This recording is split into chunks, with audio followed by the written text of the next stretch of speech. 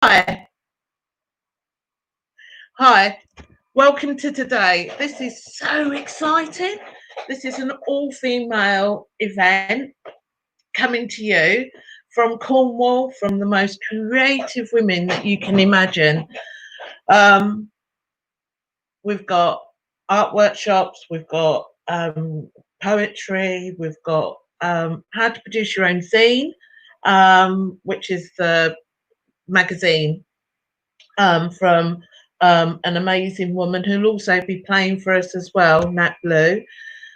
We've got a cooking workshop with some traditional Jamaican saltfish and ackee, so I'm really looking forward to that. And lots more other stuff. So I want to introduce you to our, and this is going to be quite amazing, and I'm so looking forward to this. Heard a bit in the sound check, sounded really good. So if you can put virtual hands together for Angeline, Dawn, Morrison.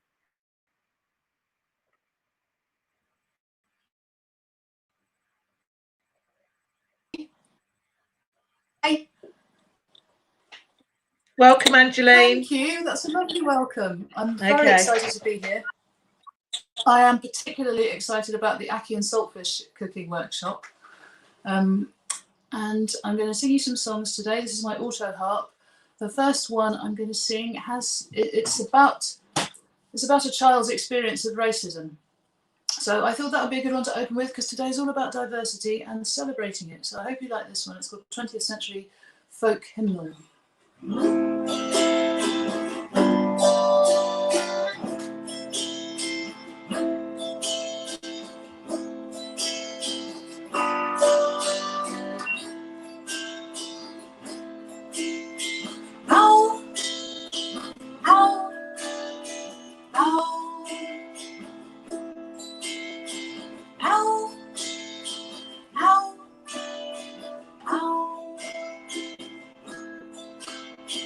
Barefoot in your garden, looking under stones, will you hide me? Echoes in my head won't leave me alone. Ow, ow, ow. Oh, we are not one of us, not like one of us, never be one of us, don't belong here. It's not natural, your politicians, neither fish nor fowl. The water of beauty.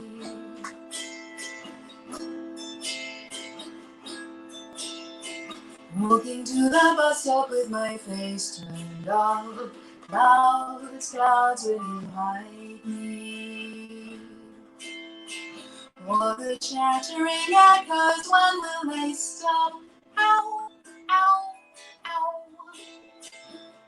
Oh, you're not one of us, not like one of us, never be one of us, don't belong here. It's not natural, you're all religions, neither fish nor fowl. The water of beauty.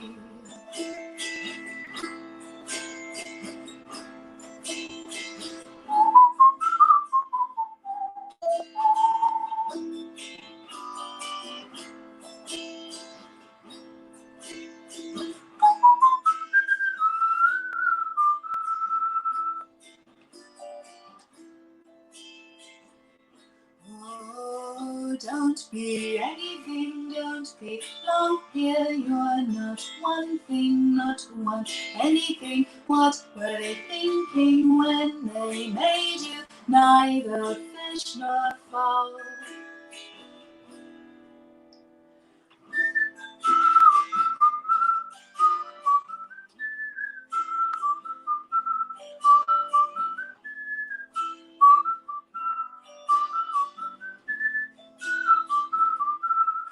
Water of beauty, the water of beauty.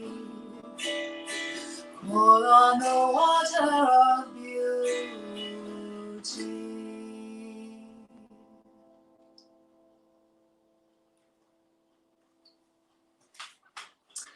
Thank you. I'm imagining I got a lovely round of applause for that. Thank you very much. This next song is, it's not exactly new, but I haven't recorded it yet. It's called A Quiver in the Heart. I like to think this is a little bit Phil Spector.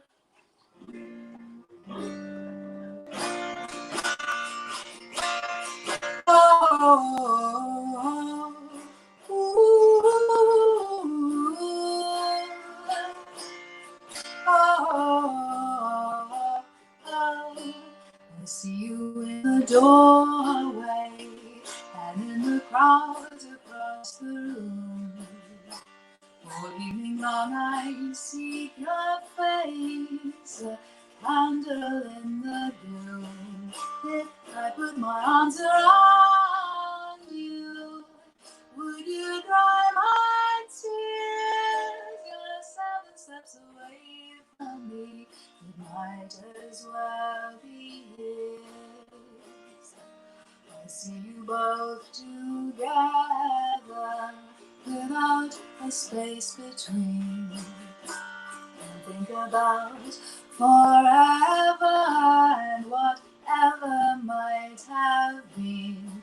If I put my arms around you, would you change your mind? You're 7 steps away from me, and I am left behind. I walk past you smiling, disguise my tears, breathing, keep breathing, disguise my tears.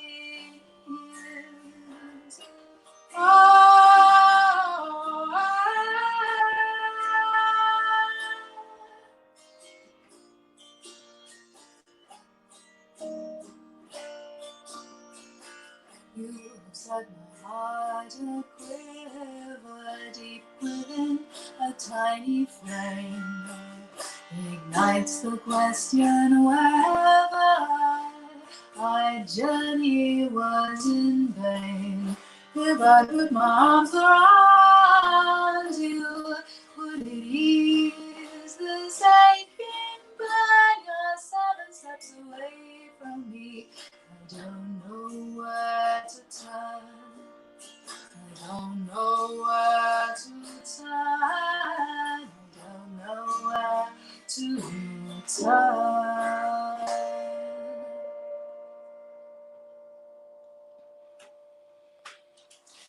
There's a quiver in the heart. Thank you very much. This next one is called Hold Me. It's going to be my new single. It's for anyone who has ever been in the situation where you love somebody and you try to please them, and it is entirely impossible to please them, whatever you do. They're just unpleasable. Perhaps you've known someone like that. So this song is for you.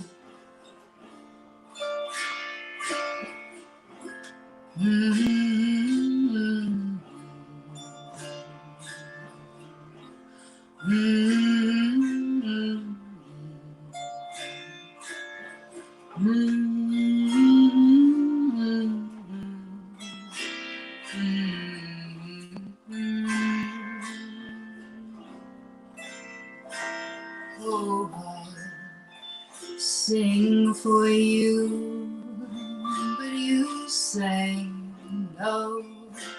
I'm singing no, 'cause I belong out. You mustn't make a show, so I paint my closed up mouth a shade of blonde. Knock your door, you are numb. You shut the door again in my face. I am a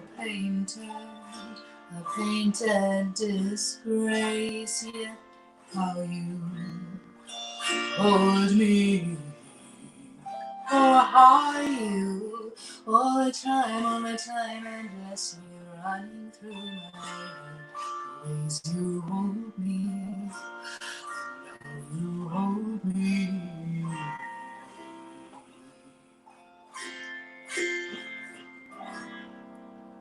I know I'll write for you some lines of verse, a loving pulse, gathering from black words,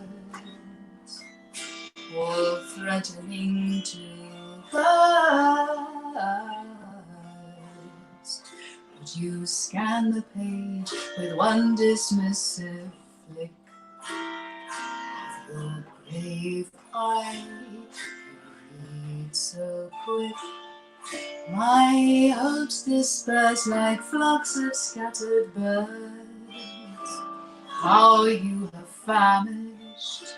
famished my words, yet how carefully you insist you love me more than they could ever love me. I can't perceive a grain of kindness in each time you rise to leave. I feel relieved, yet how you hold me. Oh, how you, all the time, endlessly running through my head. The ways you hold me, how you hold me. Oh, how you hold me back. The ways you hold me, how you hold me.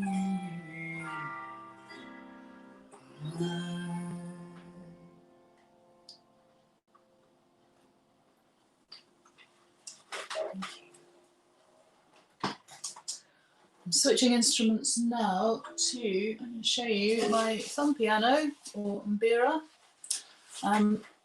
This is hopefully going to be my next Bandcamp single. It's called Clouds Never Move, about a childhood memory.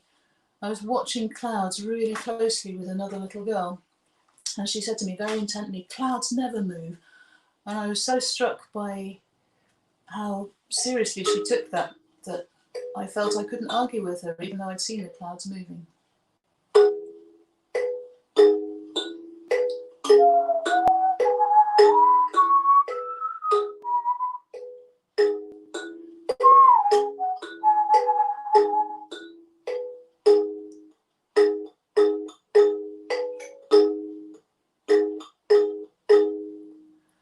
She said the clouds never ever move. Come watch a while, she said, and I will have no need to rule.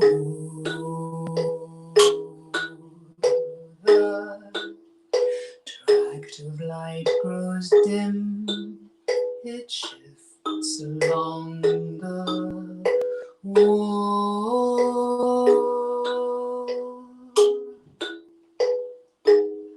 The clouds, they move for me, but somehow I can't say it. Oh, Helen.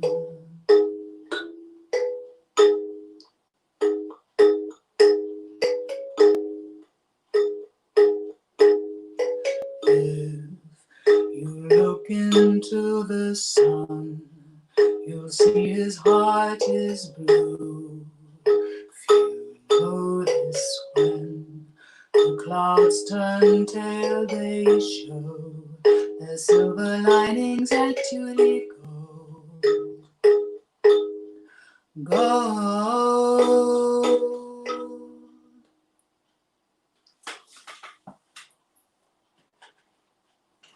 Thank you.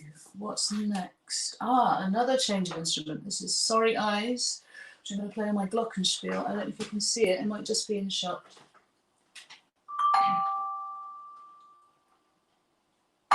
You warm my soul, little Feels so cold in the middle, warm my soul.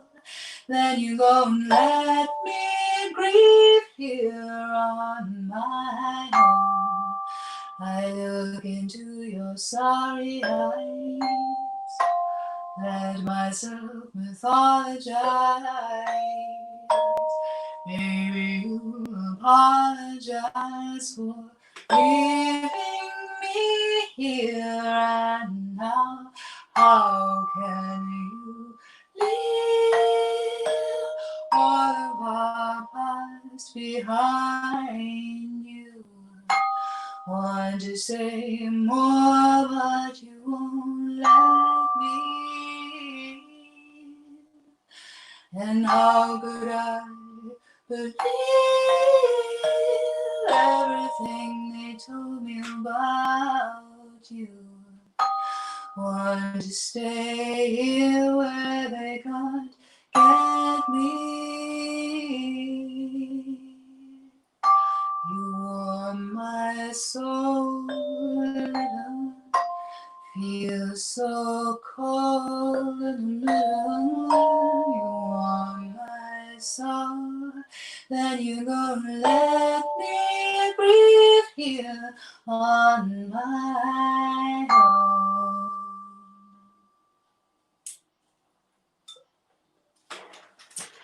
Thank you. And whilst I'm changing instruments, here is Loathsome Food.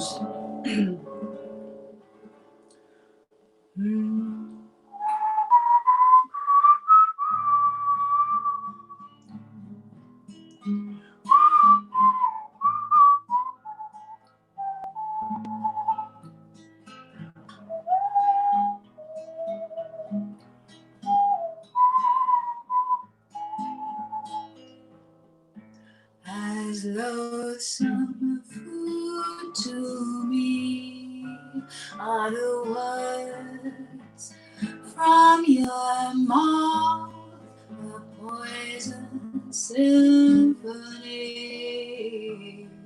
The words from your mouth in every way. I loved you, but now you come near, trying to hear words from my mouth. Come closer and you'll see you will never escape this vile cacophony. You have to create now every nerve in my body is weary and sore, trying to ignore words from your mouth, your tainted tongue. I fear the most. I fear the slow crouching dance of a hard ghost. I fear your fingertips. I fear that I can't resist. And fear is an emptiness that I host. Wise words fall from the wise like a bountiful plate. The foolish soon despise what they cannot eat. See how my soul is famished. My spirit is gone and I am undone by words from your mouth, my spirit is gone, and I am undone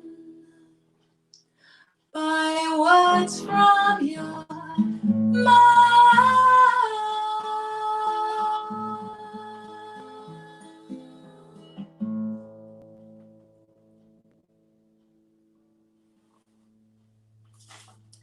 Thank you. There is a little bit more. I'm going to come back to my auto harp now, but I'm going to play it in a different position for this one, which is Hours of Sunlight. I recently discovered the joy of playing with feathers. It's an old Kentucky mountain method, which is used for the mountain dulcimer traditionally, but I really loved using it to play my auto harp. It's softer than a pick, and it just has, there's a lovely feeling playing with a feather, so I hope you will enjoy this. This is my newest song, Hours of Sunlight. Here we go.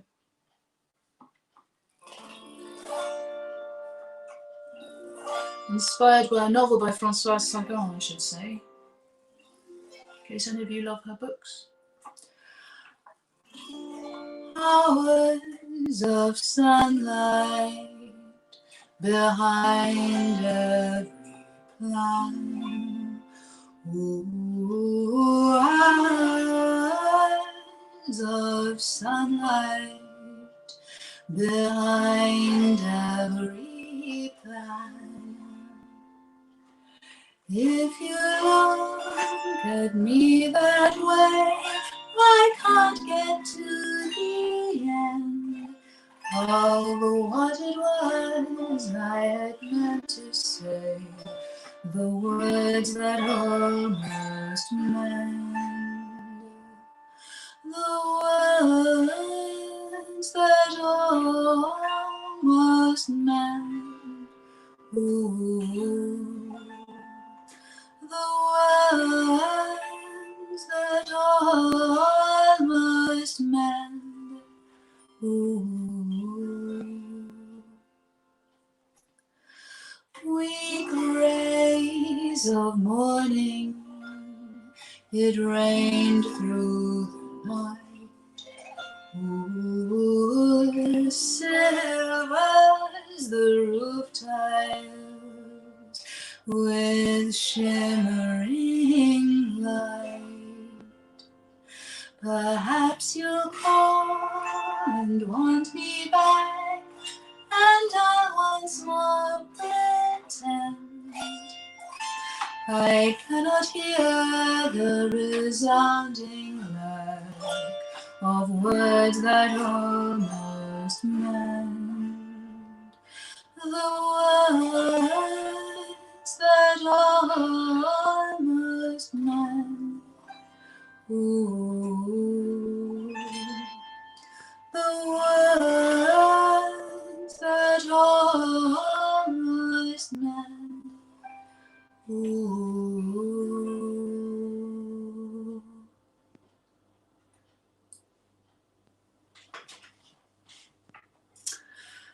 Thank you. And this next one is called The Birds of the Air.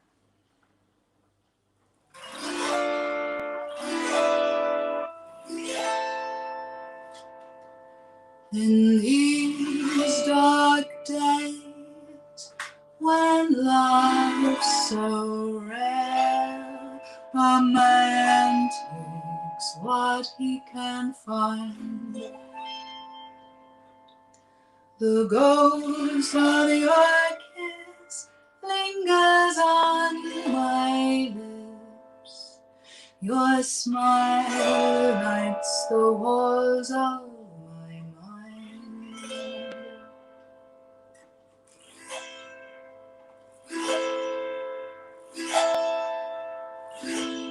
Your smile is a healing balm around my twisted heart. Oh, darling Johnny, the ghost of your memory tears my soul apart, and the wind and the waves cry, Johnny. and the sky and the sea and the birds of the air cry Johnny. We'd lie in the grass and you would call me your sweetheart. Come to me, darling Johnny. Your strength was my shield and your love was my rampart. And the wind and the waves cry Johnny. And the sky and the sea and the birds of the air cry Johnny. In these dark days when love's so rare, a man takes what he can find. The ghost of your kiss lingers on my lips.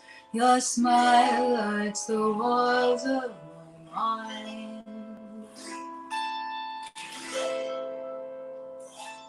There is not a flower in the far forest that compares to Johnny. Now I lie alone with an arrow through my breast, and the wind and the waves cry Johnny. And the sky and the sea and the birds of the air cry Johnny. And the sky and the sea and the birds of the air cry Johnny.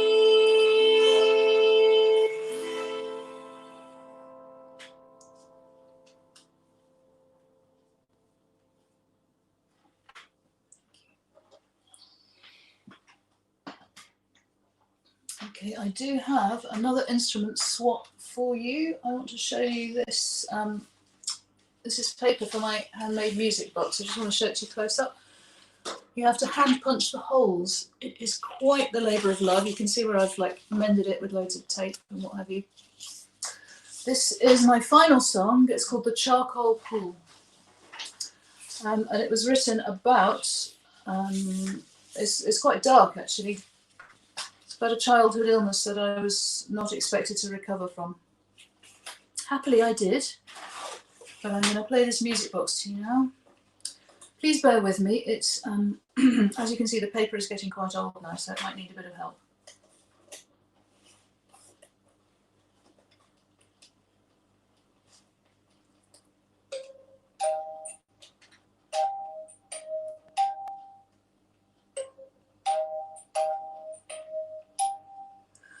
All that summer my dreams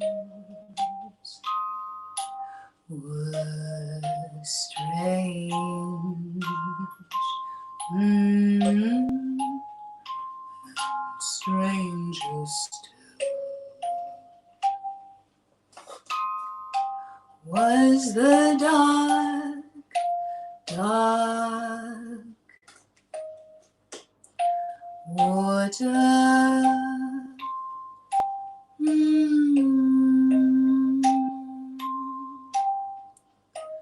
Oh, that summer my dreams were storms, ooh, churned by a drum in the dark, dark water.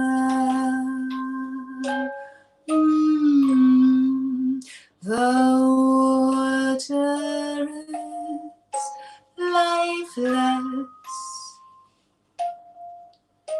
and the water is simmering with life. Who lurks in its dark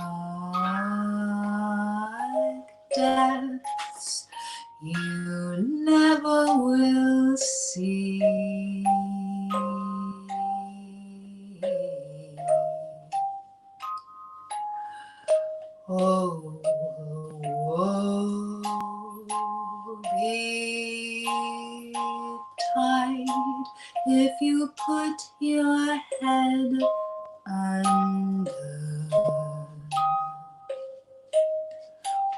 I've been told not to go down, but the blackness and depths call me down. Oh, I've been told not to go down, but the blackness and depths call me down. But the blackness and depths call me down.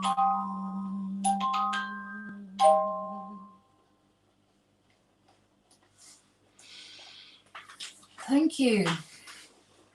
And that's all from me, Angeline Morrison. I hope you've enjoyed it. And thank you so much.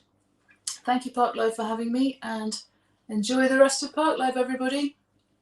Bye.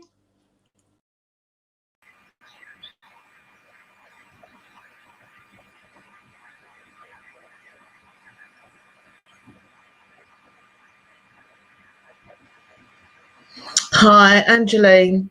That was absolutely beautiful, absolutely gorgeous.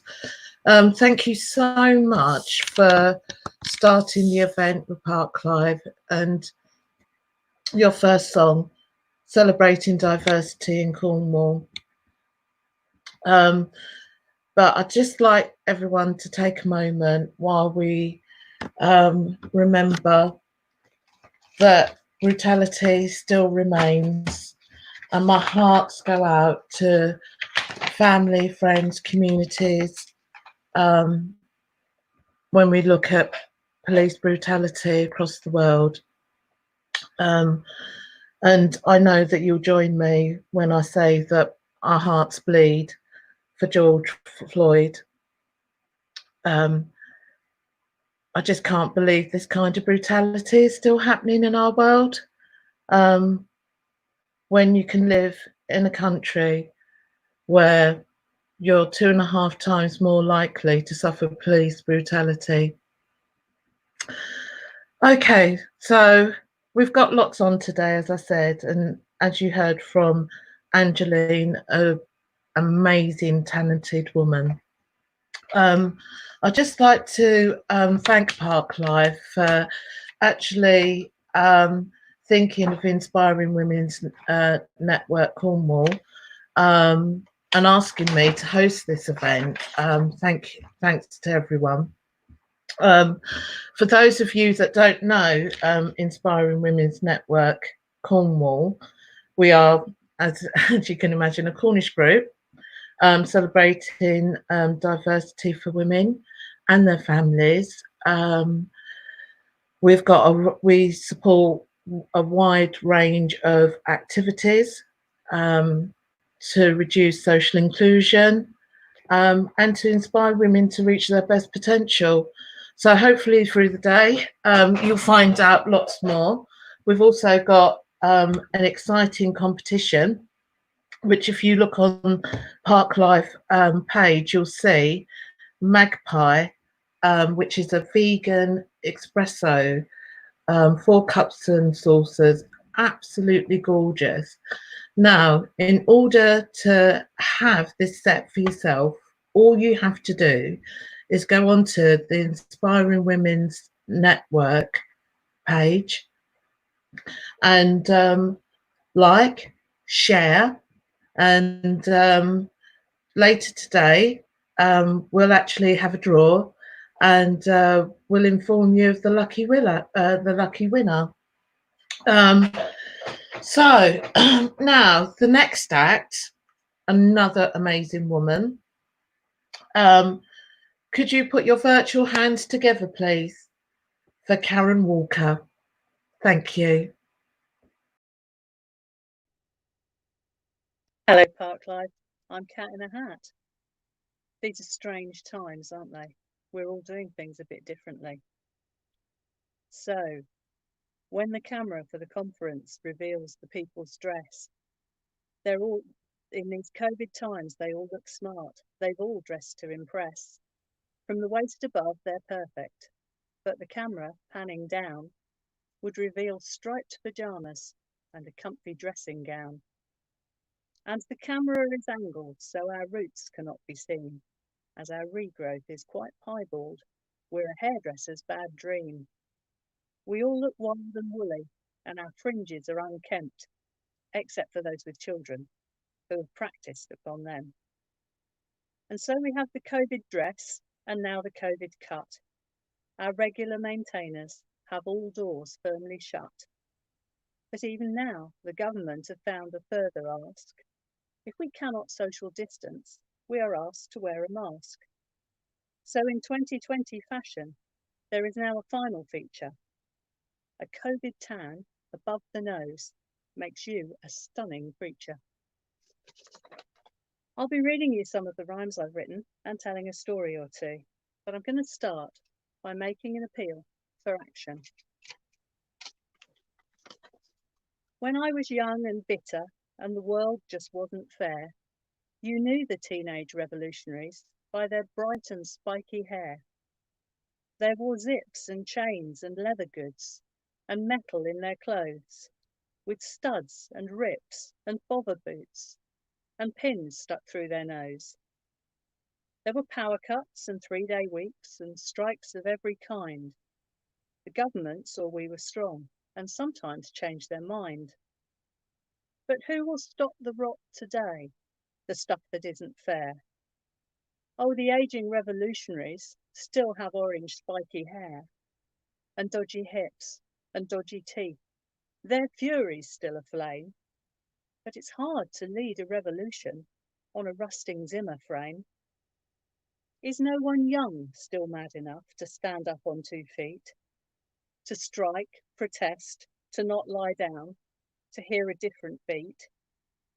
For the times are still a-changing, and the rich still at the top, and the gap is getting wider between have and have it not. And the politics of selfish greed and language of despite, of scrounger, skiver, cheat and chav, are based on I'm all right. And the world will not grow fairer because you signed an e-petition. A virtual act's exactly that. It changes no position. So leave your screens, you idle teens, and spike your orange hair. Come out and change this rotten world and try to make it fair. You know, there wasn't a lot of cash around, so quite often I used to write rhymes for the family, Mother's Day, things like that. Something like this. Some birthday cards make jokes and nasty cracks about your age, but you won't find them here, although you search on every page. Some birthday cards remind you of the quickly passing time, or contain an age reminder in each and every line. But when women reach a certain age, they like the cards that say, like this one, Mum, we love you. Have a really happy day. Or, a wrinkly, a crinkly, you may be feeling old, but you can lose a year or two, if I may make so bold. The saying has it, you're as old as how you feel, that's true. But where I learned it, they said it's not how you feel, but who. Anyway, I have to say, your secret you should sell. For in spite of all the years and kids, you're wearing rather well. And time has flown, and once again, it seems it's time to say, best wishes for the year to come, and have a lovely day. Sometimes the poems helped us decide what gifts we might provide. What shall we get for Mother, comes the oft-repeated cry. She has another birthday, and the time is rushing by. Her shelves are full of ornaments, her wardrobe stuffed with clothes. Don't even mention teddy bears, there's quite enough of those. Jewellery's quite awkward. Precious gemstones leave her cold. She has never been the kind of mum with jingly blingy gold. So we'll go and visit Mother, and we'll keep her company. We won't add to the things she has. We'll give her, you and me, a pleasant meal, some talking, and the chance for us to say, face to face, dear Mother, have a wonderful birthday. It wasn't all about Mum. Sometimes my dad got a look in too. It doesn't seem to happen that we get the chance to chat, except about the weather and boring things like that. We don't speak of what matters, or of what we feel inside. It seems to me that feelings are just things we have to hide. So I've sent this card to tell you, just in case you didn't know, that I very much respect you, though it doesn't always show. And I thank you for the things you've done for me throughout my life. And I know that I have sometimes been the cause of stress and strife. So though I hope you know already, and I hope you feel it too, I've written to be sure you know, dear Dad, I do love you. And then there were the rhymes that revealed a little bit more about my mother. In Teignmouth, a lady named Jill had a house at the top of the hill, with great views out to sea, but between you and me, crossing her road was a thrill. Every place that she needed to go was located in town down below, but her legs were unsteady, so when she was ready, she called up a taxi to go. Her children all lived far away, but they called her especially to say, while we do not live near and can't often be here, we wish you a happy birthday. One child said, come out for lunch. Another sent flowers, a bunch. The third one said, fish is a good supper dish, but who's paying is always the crunch. But however the bill ends up paid, it's good wishes that we want conveyed. For many more meetings to bring birthday greetings, you leave other mums in the shade. As she got older, Mum got a bit unsteady on her feet, once memorably being returned home by an ambulance after she'd fallen and hit her head on the pavement whilst out. This was how I've memorised that for her.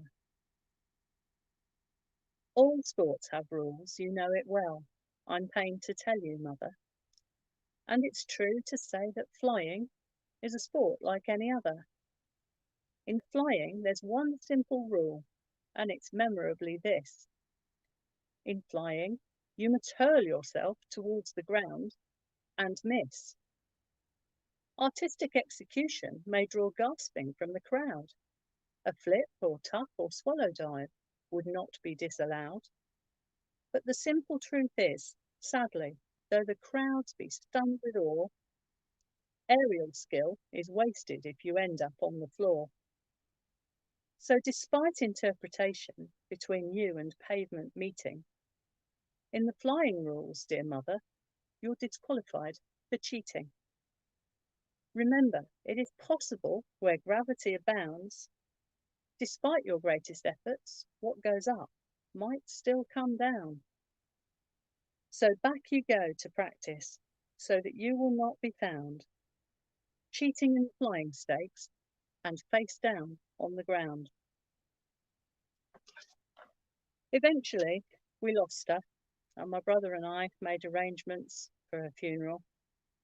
And 2 days before it was due to be held, the vicar contacted us and said, who's writing the eulogy?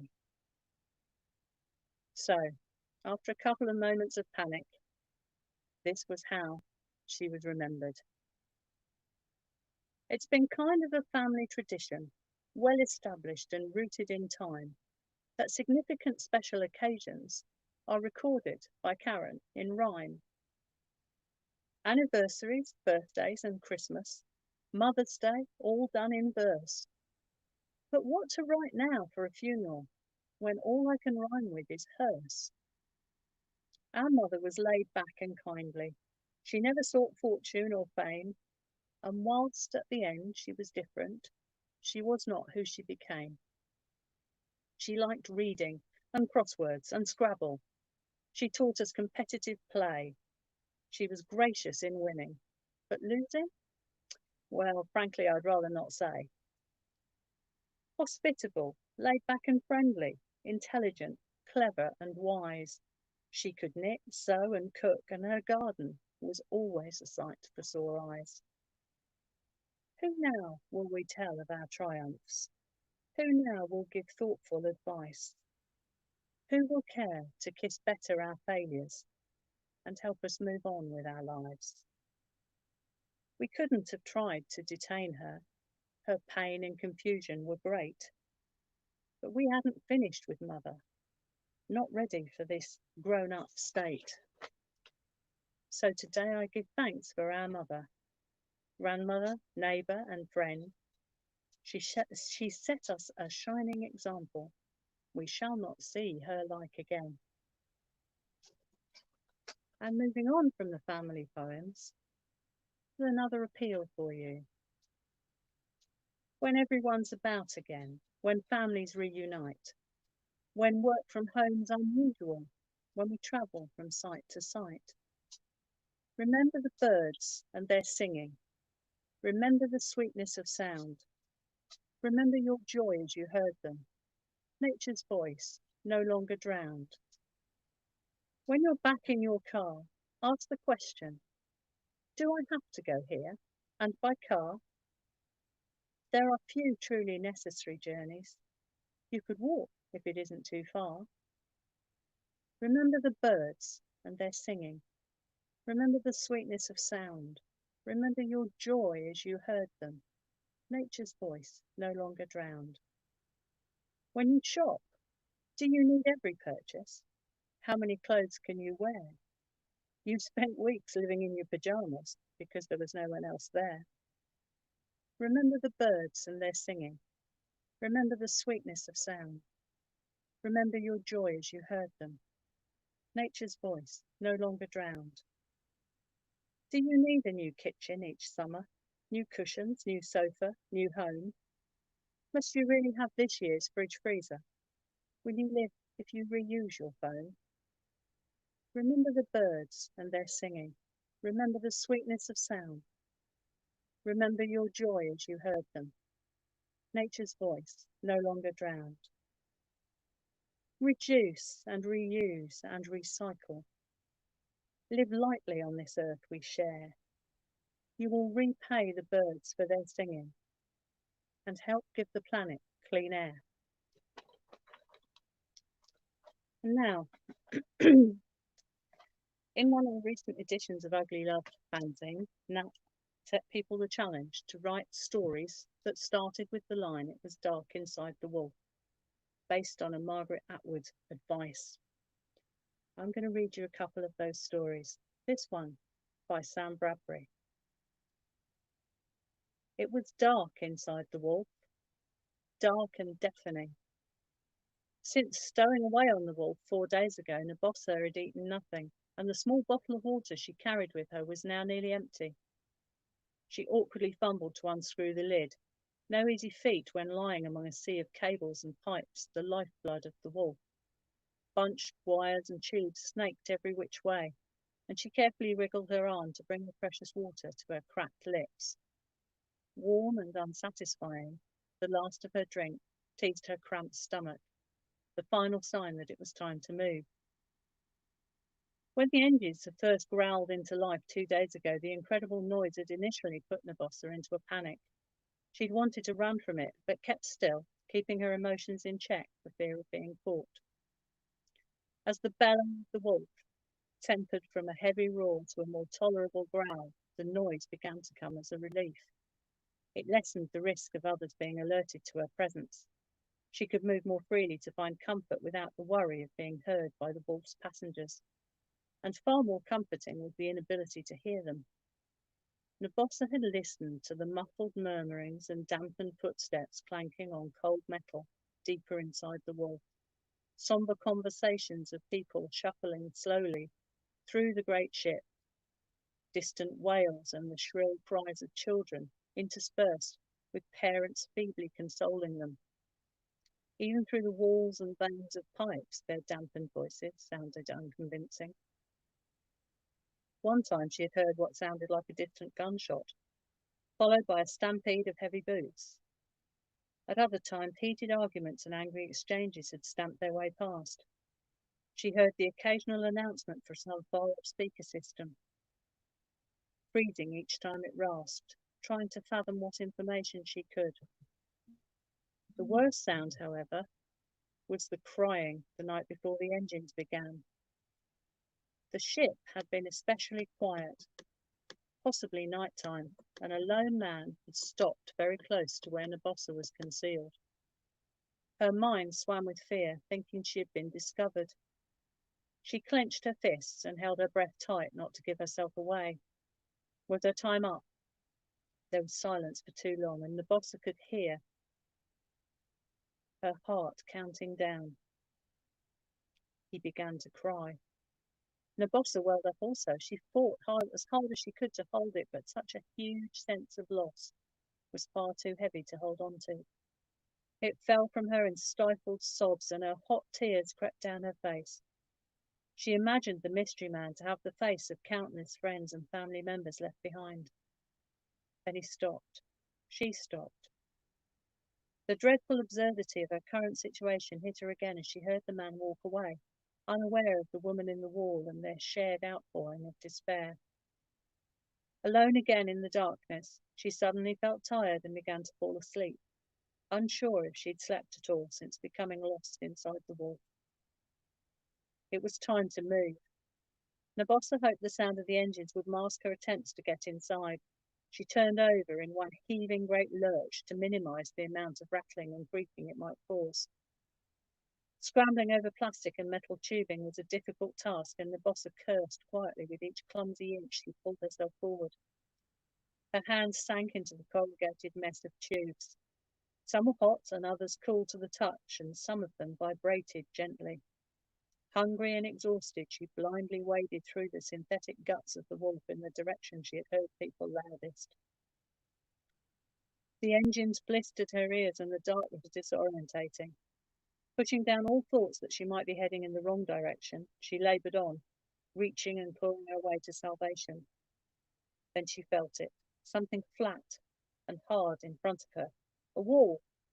She excitedly felt around with her fingers for a way out, but to no avail. The metal wall was cool and perfectly flat, with no flaws or signs of a way through. She clambered along it, feeling all the while, hoping for a way in. Gasping, she felt the indent of some kind of panel. She pushed it with determination and saw a snowflake of hope, a small pinprick of light reaching from a corner. She continued to push as the light spread from a piercing jewel to a glowing beam. With one final effort, she brought her hands down hard on the panel and continued to fall forward. Blinded by dazzling blue, she tumbled and landed hard on her shoulder. The shock rang along her body and she rolled onto her back, catching her breath with her eyes crushed tight. Deeper in the wolf, she'd escaped, born into a new world. Wearily, Nabossa rose to her feet. The long corridor she had escaped to was narrow and plain. Identical doors at either end shared the colour of the cloudy grey walls and the blue spotlights overhead reflected in the grated floor. The wall panel that had been her escape hatch lay at her feet. As she hauled it back into place, she took one last look into the black that had been her prison for so many days.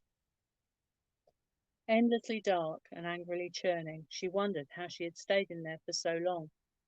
She shivered as the panel slid lightly into place, reducing the engine noise to a gentle, distant purr. Walking to one of the corridors was tricky, her legs not used to holding her weight as she tripped and dragged her body along. When a few feet away, the door slid open automatically, revealing a dimly lit theatre. She stepped in. To see, the light was coming from a great window that spread the entire height and width of the wall ahead. Nabossa did not look around the room. Her eyes were fixed on the marble sphere hanging in the dusted blanket of stars outside. Its white and blue, dappled glow bathed her and the rest of the room in a sapphire melancholy. Earth, destitute and dying, Scars of deep ebony and scarlet began to vein their way across it like spider legs. Wisps of cloud faded in waning ribbons into nothing, and the boss's blue face began to turn a shade of dull mauve. Gradually the red crawled over the earth and consumed all other colour. Pitiful sparkles of light glistened across its surface in dying waves, and the red began to lose its hue also, until all that remained was a dull, ashy husk, a skeletal orb buried in the abyss. And using the same title, but with a completely different view, this was Louisa Street's story. It was dark inside the wolf, but that darkness was nothing compared to the profound darkness beyond the wolf. In here, the panel lights at least enabled me to see what I was doing, where I was placing my fingers. Out there, I wouldn't be able to see my hand in front of my face. Not that it would matter. The pressure would crush my skull long before I had the chance to bring my hand level with my eyes. The radio crackled, pulling me from my reverie. "Grandma to Wolf, come in," a tinny voice calls through the vast empty ocean. "Wolf here," I respond. "We're done, heading home." "See you on deck," I say, forcing a cheeriness into my voice that doesn't reflect how I feel inside. The deep dives scare something primeval within me, but I know once I'm back on the main ship I'll feel much better. It's odd how much easier it is to be above the water, although often at night I find myself thinking about the vast depths beneath me and experience that same thrill of terror I feel now. Slowly I turn the wolf around. The small submersible is not much larger inside than a polo, whereas the whole machine is more like a camper van, more of the bulk of which is designed to keep the out there away from the in here. The journey back to Red Riding Hood will take about 30 minutes, but going back always feels quicker. There's less unknown, less for my brain to frantically try to process. I'm alone in the wolf today. It's not uncommon, but usually there's someone who wants to come along for the ride. Some scientist who wants to take pictures of the strange creatures of the deep, eerily illuminated in the wolf's floodlights. People seem to think the deep ocean is full of neon creatures that wouldn't look out of place at a rave, but it's a false impression. They may luminesce, but without artificial lights to see them, we'd only see tiny specks of light. Many creatures are totally transparent, others are grey or murky brown, but when we shine our bright white light on them, we see each organ reflecting a slightly different light back to us. I don't need the lights to return to Red Riding Hood. The exploration part of the mission is over. I have my samples and observations. The computer will guide me back, so I decide to revel in the existential dread the deep ocean offers and turn the lights out. There is a hum, and still the gentle lights of the panel within the wolf. But now, more than ever, I am aware of the darkness beyond me. There's a bump, or more of a quiver in the motion of the wolf. I'm not worried. The ocean current at this depth can pull against my desired direction, but the wolf's engines are powerful enough to go against them. Turbulence. There's another bump. This one feels less like the wolf is butting up against a contrary flow of water and more like something is butting up against the side of the sub. It's fine. Water can feel hard sometimes. If you fell from a height of more than 500 meters, you'd know how hard it would feel as your bones broke on impact. The faster you're moving when you hit it, the harder it'll feel. I check the dial. The wolf is moving at a stately 17 knots, about 20 miles an hour. That's not so fast. There's another bump. This time it feels deliberate. I hesitate, not sure whether I really want to see what's out there, but if there is a creature at this depth who wants to make friends, it will likely be highly sensitive to light, and therefore switching my lights on full beam will probably scare it off. Hopefully scare it off. Or possibly make it angry. My finger hovers over the switch, but the scientist in me takes over and I flick a few more of the controls first. Whatever is out there, whatever is causing this now almost rhythmic drumming on the hull, is something I want to record. Once I'm recording, I flick the lights on. Before me is the most massive giant squid I have ever seen. It's larger than the sub by several degrees of magnitude. Its tentacles are frozen mid-caress as the lights flare. It recoils, each tentacle sliding off the wolf and making further drumming sounds. It forms into a torpedo shape and has left before my eyes have even fully adjusted to the light. It didn't speed off, though. It wasn't afraid. It was almost like it just had no interest in being observed. My heart is pounding. I bring up a few moments of footage on the display. Although only a matter of seconds, this will be a significant proportion of the extant footage of giant squid available in the world. My heart soars. The fear and dread that had enveloped me have lifted, and instead my mind is filled with the faces of the crew aboard Red. The radio chat from this trip was totally mundane, so no one will be expecting anything as magnificent as this. I view the few seconds of footage again and smile. It takes me a few moments more to notice the bead of water that has formed on my windscreen. I reach forward. My hand hovers just above the droplet. It's surely just condensation.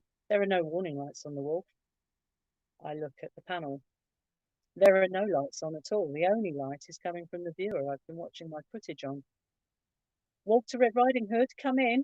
I call to the radio, a sense of panic gripping my lungs and making my voice come out at a higher pitch than usual. There's no answer. No static. Nothing. I'm talking into a dead radio. Wolf to Grandma. Come in, Grandma.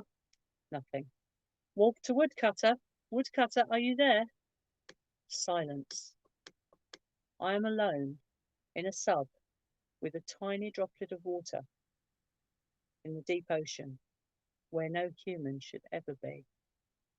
A crackle comes through the radio, an unintelligible voice. Hello, I shout into the radio, abandoning protocol.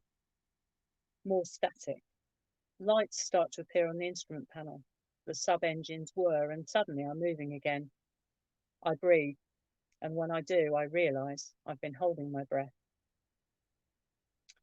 The wolf is travelling faster now, 25 knots, as though it is keen to return to Red Riding Hood, as keen as I am. This sub is cursed, that's why no one wanted to come down with me today. This isn't the first time strange things have happened aboard, but I'm a scientist, so of course I laughed off people's warning. The reason for the curse was what got me. How could I possibly take them seriously when they claimed the reason it was cursed was because of a children's story from hundreds of years ago? It's the name of the sub that's the problem, one colleague had said, one who I had thought was rational. I've been avoiding him since this conversation, because I assumed he was losing his grip on reality. He had been at sea a long time. After all, close to 2 years on the Red Riding Hood without ever returning to shore. The wolf, he said, looking at me expectantly. Exasperated by my blank expression, he'd elaborated. The wolf doesn't end up inside Red Riding Hood. She ends up inside the wolf. Grandma, the woodcutter, and Red Riding Hood should be the subs. The wolf should be the name of the ship. Absurd. It was totally absurd.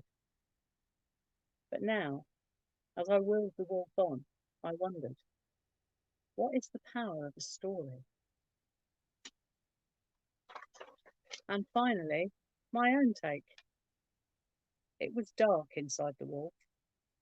Dark and close and warm, crammed with tiny wolfy puppies waiting to be born. And they dreamed inside the wolf, though in the dark they couldn't see. They dreamed of meat and blood and sunlight, and they dreamed of running free.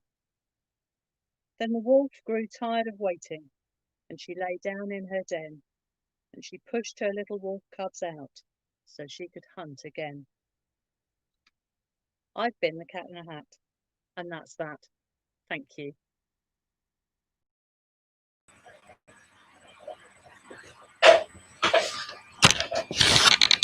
That was really enthralling. I was hanging on to every word there. Really makes me want to put some pen to paper. Actually, I was just thinking in terms of what you were saying about how things have changed and the birds singing and that we can hear them. And, you know, I really do appreciate that this has been a really difficult time for a lot of people. And it does make you think about family, the the ones that you can't be with, but also the ones that you've lost. And your poem about your mother was really poignant, really touching. So I was thinking around COVID, it's been a really strange and unusual time, hasn't it? You know, who could have expected that we'd have lockdowns, not able to buy hand sanitizers, toilet roll, shelves being cleared. But, you know, it has been quite a time for reflection, thinking about what's important, what's not important, really sort of getting down to the basics. And here's a good time to sort of mention mental health. I know a lot of people have struggled. I work for an organisation called We Are With You that supports people with alcohol and substance abuse. And I know that this will be a difficult time for many, but reach out. There are people there to help you. And, you know, if you are suffering, you know, pick up the phone. Inspiring Women's Network, we know what it's like to be socially excluded. It can happen to the best of us, whether we're at home looking after children, maybe stuck in a job that we don't like, maybe here, and maybe English isn't your first language. There's all sorts of reasons why you may be socially isolated. But reaching out, connecting with women is a brilliant way to join in your local community, which is why at Inspiring Women's Network we have all kinds of things that that you can join in on. A real diverse range of workshops, from arts and crafts to we've even had courses where we've facilitated English as a second language. We have cooking workshops. I know that we're going to join the beautiful Siobhan Armstrong, who also has a company called Olive May. And but there's all ranges of stuff. So remember, go and have a look at the website, like us, share us, and you too could have a vegan espresso cup set. Who knew that you could get vegan cups? Amazing.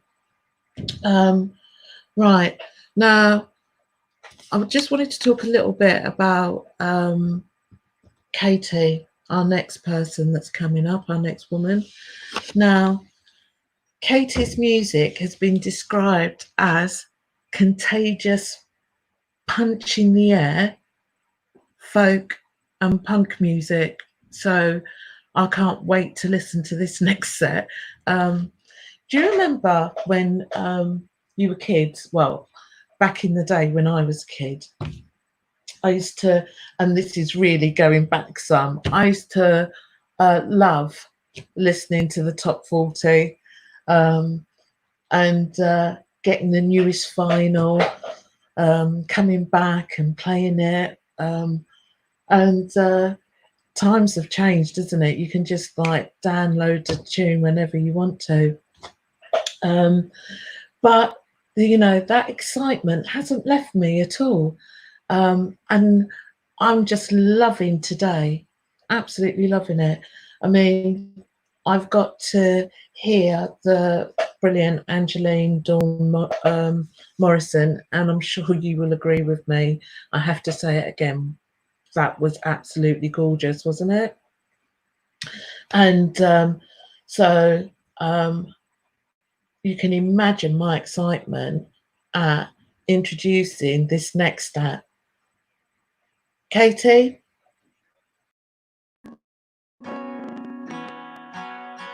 Hey, thanks so much for having me. Thanks for the introduction there, Caroline. That was lovely. Yep, my name's Katy MF. I'm going to start with a slightly older song. It's called Leaving for the Last Time.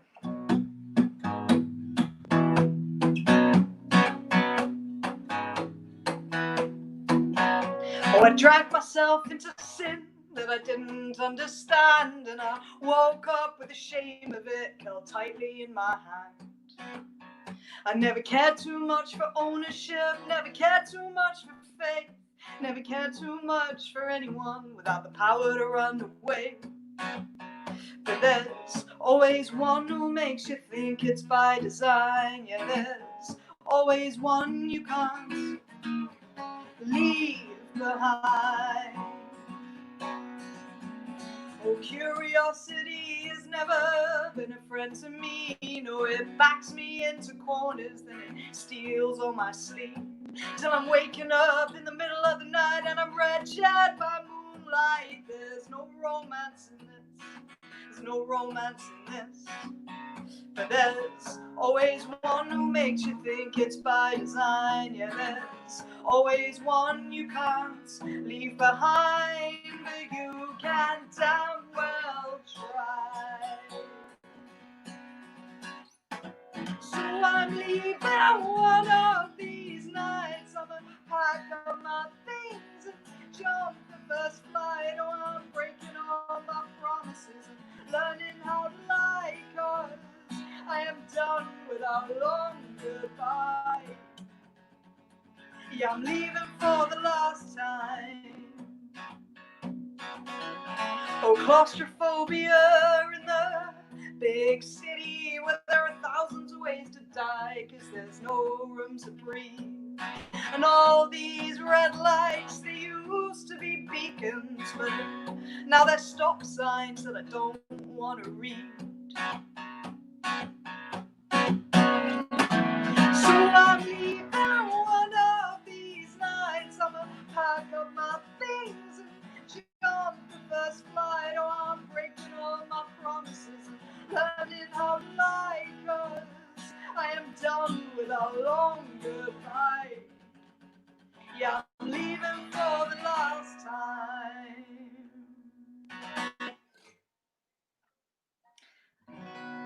Cool. This next one is about 86 seconds long. It's called Kiss Me Again. Well, it could have been the whiskey and it could have been the gin. It could have been that nasty, dingy bar that we were in. It could have been the cold, yeah, it could have been the rain. It could have been the things that I can't remember saying. It could have been easier, 'cause now all I'm thinking is how, what, why, where, and when. But I'm gonna turn my brain off for a little while and say, oh, won't you kiss me again?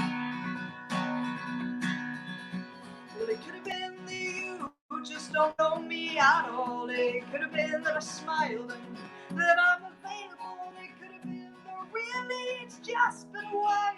Or it could have been something altogether better this time. Yeah, it could have been a lot. We were both pretty drunk, but if it was a dream, I did not want to wake up. Well, it could have been easier, 'cause now all I'm thinking is how, what, why, where, and when. But I'm gonna turn my brain off for a little while and say, oh, won't you kiss me again?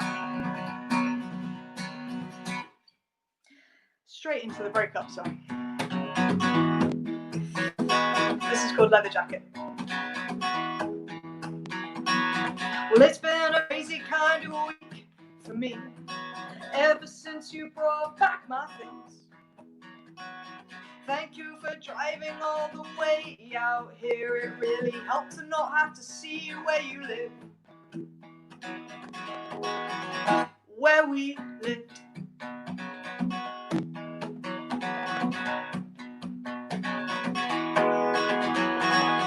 Well, I think you got all the stuff that I missed.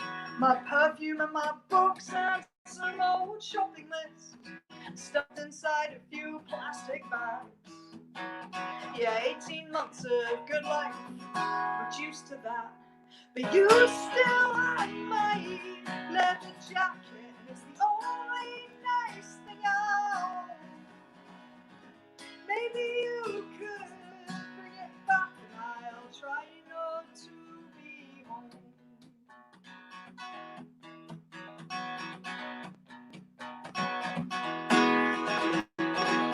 Well, I sold my car, so I'm on a homeward train, staring at a photo to someone else's face. And my best friend keeps asking me, he won't shut up about all the people I could meet now.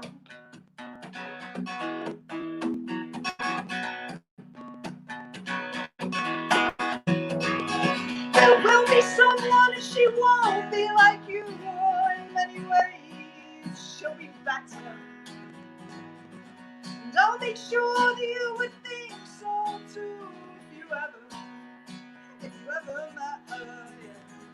But you still have my leather jacket, and it's the only nice thing I own. Maybe you bring it back, and I'll try not to be home. Yeah, you still have my leather jacket, and it's the only expensive thing I own. Maybe you try not to be home. Oh, looks like we might be a little glitchy. Come on, StreamYard. Help me out. Sorry, anyone who's getting a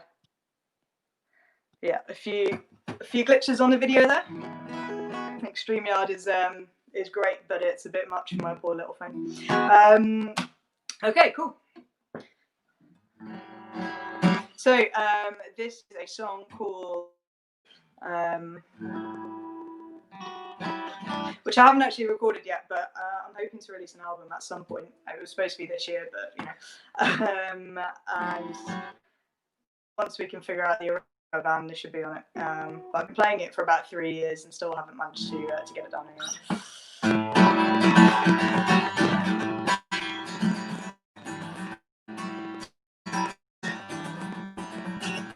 You're all so brave once upon a time. Consequence free and even life. We'll leave by anything called time. Everything else would work itself out. Alright. And you sit in my room with the Sunday night blues, and we talk about the ways we hope. You don't hide everything, figured out just fine, but I think it helps to know if you want to know. So what's to become of us? A gentle decline with minimal fuss. Well, that's not for me anymore. That's not the dream I had when we were 17. Lonely and busy making plans. There's one thing life has taught me, it's how little choice we have.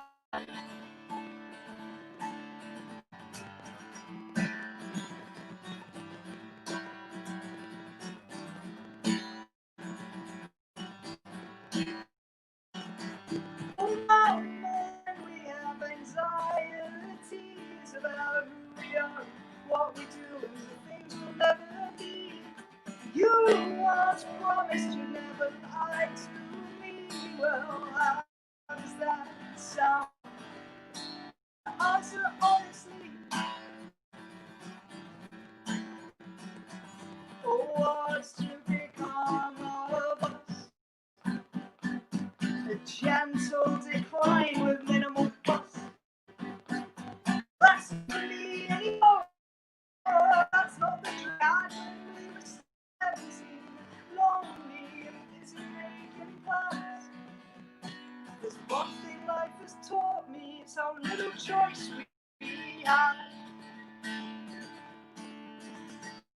So I your mother's in school. You're married to a rich man now, your baby's on the way. You can send them to a good school and don't worry every day that they'll ever amount to anything except a fit for the next photo frame.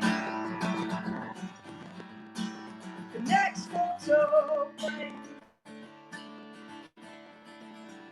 So what's to become of us before we crawl into useless piles of dust? Well, I had such high hopes for these girls I used to know when I was 17 and dreaming of the places we would go. One thing love taught me is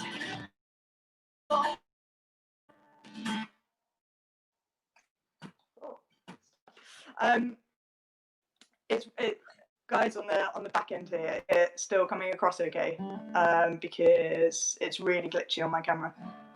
Just want to make sure that I'll crack on anyway. But whoa, horse. Given the nature of this broadcast, I was asked not to swear, which is actually quite difficult. I realise that I don't have too many songs that aren't sweary. So this is going to be a slightly curtailed set. That I don't inadvertently swear. So yeah, I've got 2 left. It's probably about 6 minutes worth, just for sound people. This is what I'm going to do though. Sometimes people kind of explain what songs are about and things. I think that's awesome.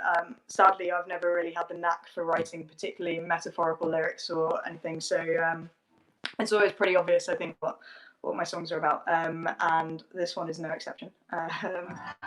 It's called Until Tomorrow, and it's basically just about feeling a bit sad.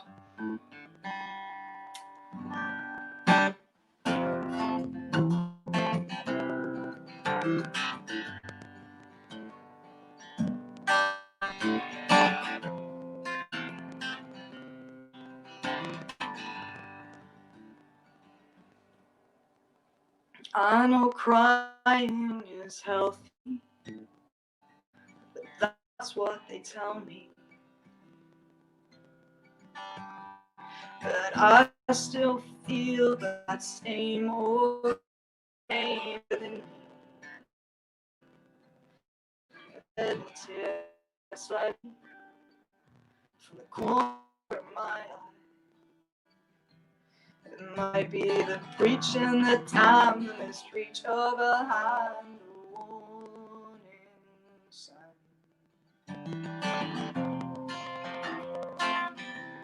A warning sign.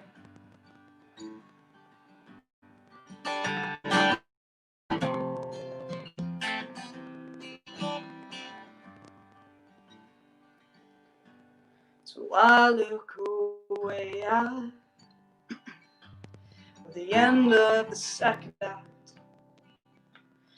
I study the cracks in the focus on my breathing and hide the fact that I just want to cry out everything I am. I'm up in the corner and scream for us all and just be sad. Just be sad. Just let me be sad until tomorrow. Just let me be sad until tomorrow. Just let me be sad until tomorrow. Just let me be sad. Just let me be sad until tomorrow. Just let me be sad until tomorrow. Just let me be sad until tomorrow. Just let me be sad.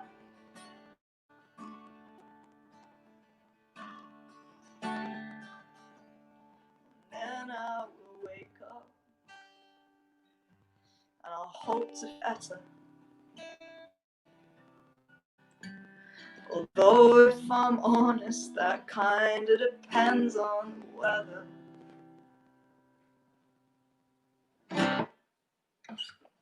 That's that one. Oh, so second song, yeah. So this is my last song. Thank you again, everyone, for having me. It's been really cool. Sorry if it has been a bit glitchy on your end as well. Yeah, this is a song I wrote about, again, feeling a bit sad, and things that help me out when I don't feel great. And one of those is the community that builds up around and kind of live punk music in particular, certainly in London. And it's just a really inclusive collective scene, and you know, you can kind of walk into a room and you'll leave with friends. That is something I've been really missing in lockdown, and because music venues obviously can't operate at the moment, you know, there's a real fear that when we come out the other side of this, there won't be many left, and that scene will have nowhere to go. And I find that quite worrying. So the Music Venue Trust are doing some awesome work, trying to keep places afloat so that we can all go back and play and hearts out and dance and do all the things. So any fundraisers for your local venues at any point, please give them a couple of quid if you can.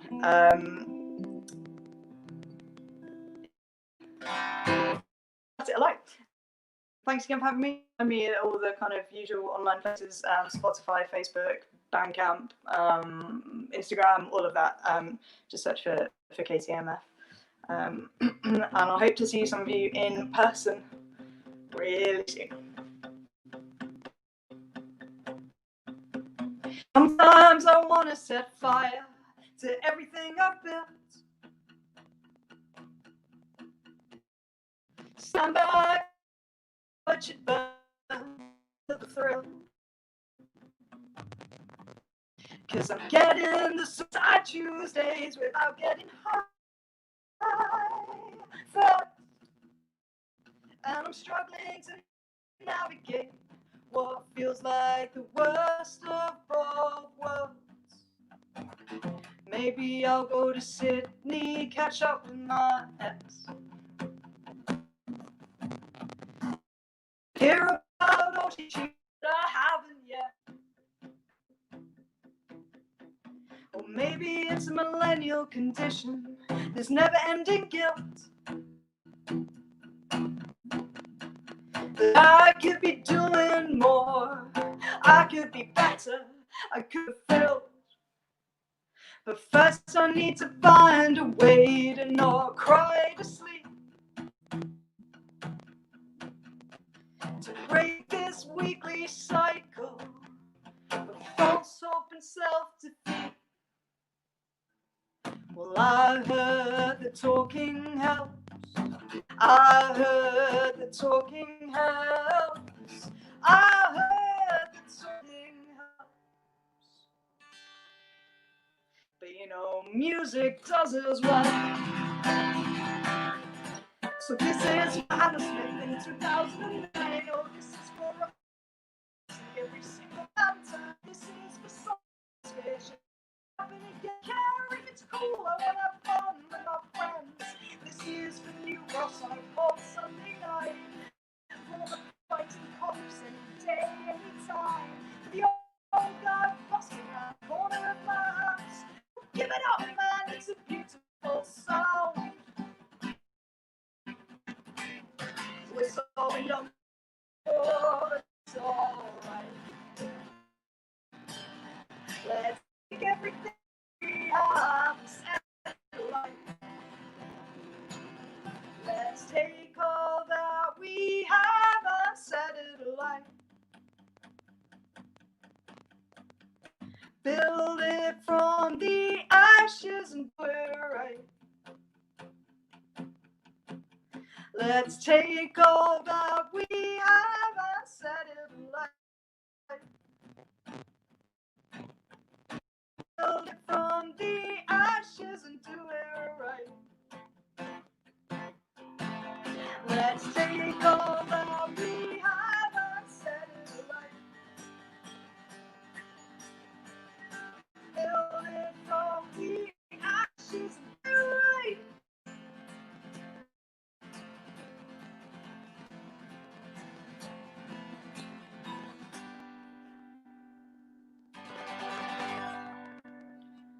Well, this is for the songs that have broken and healed me.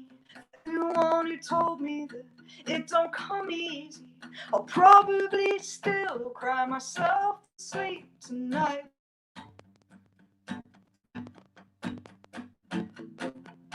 In the morning, I'll set it alight. And that's me out. Thank you again for having me. And yeah, hopefully see you soon.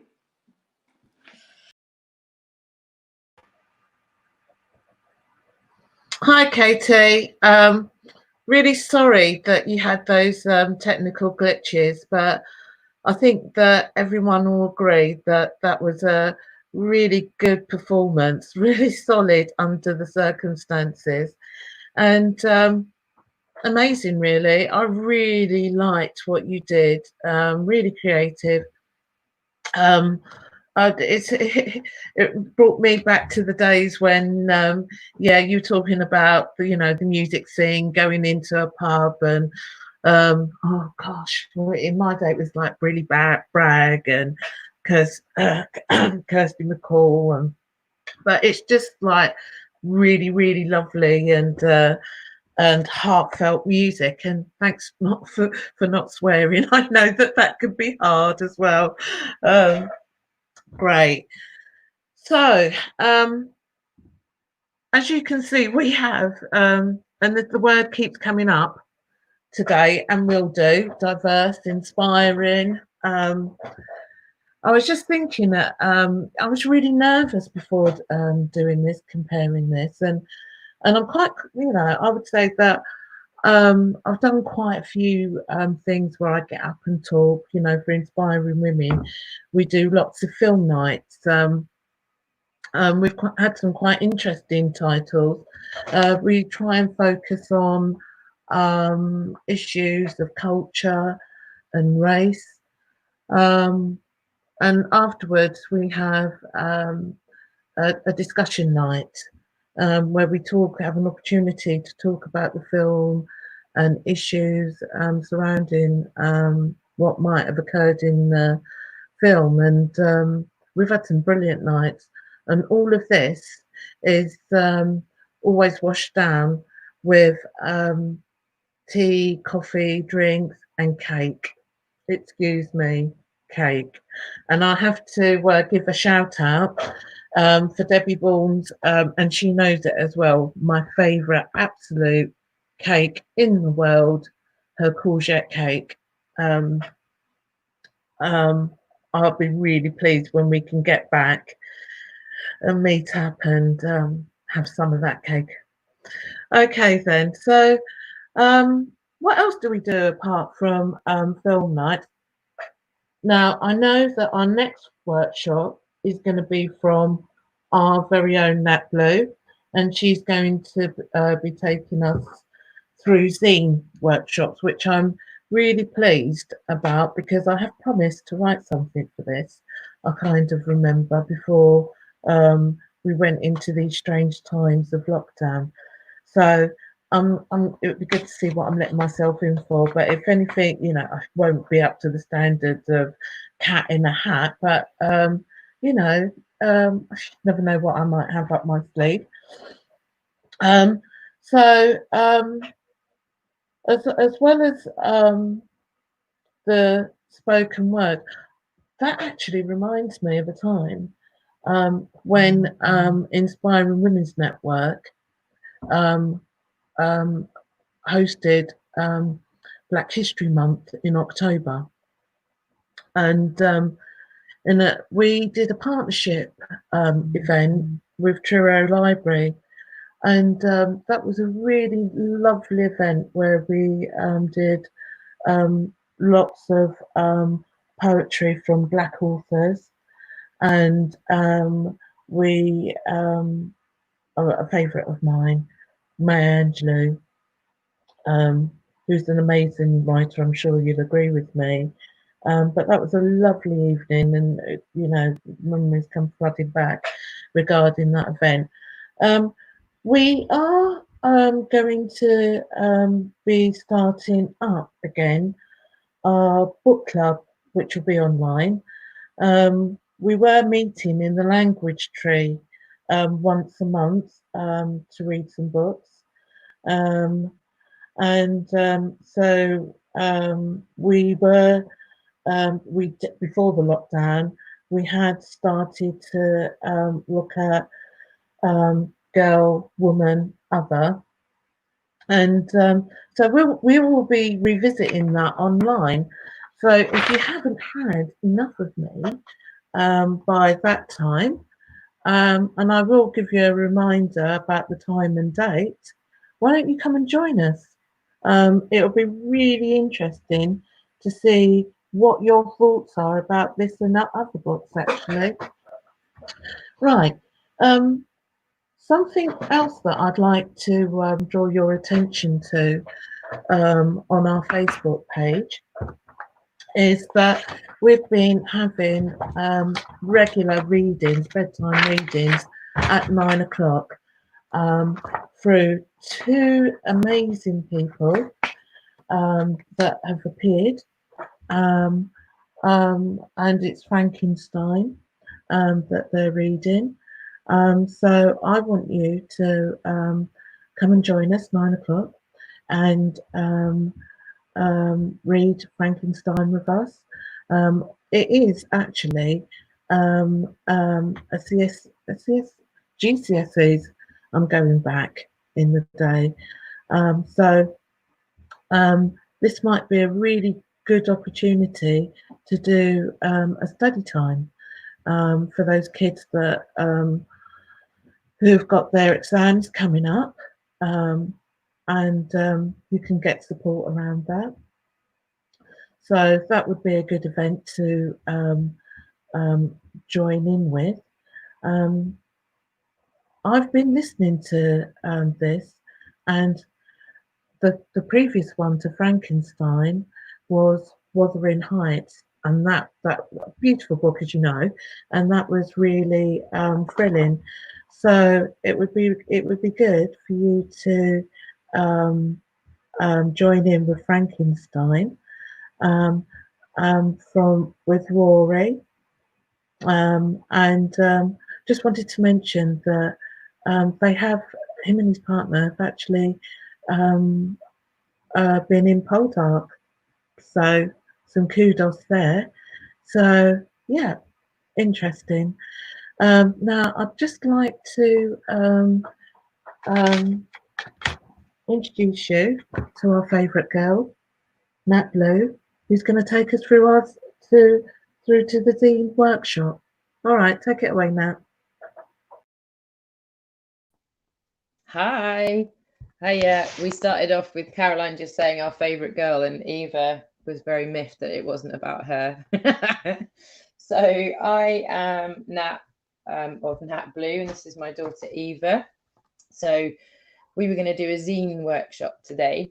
So I've been writing a zine since 2012 when Eva was in my tummy, because being a musician and going out a lot, I didn't get a chance to go out once I was pregnant, and I sort of felt like I'd lost my identity a little bit. And so I decided to start writing. I never felt like I was particularly good at writing at school. Was never particularly like top of the class or anything. And then I decided that I wanted to just do it. So I decided I was going to write one zine and then that would be it. But I'm on to issue 8.5 now. So I try and do about 1 or 2 a year. Do you mind, Eva? She's mental. So what is a zine? A zine is a magazine that you make yourself, basically.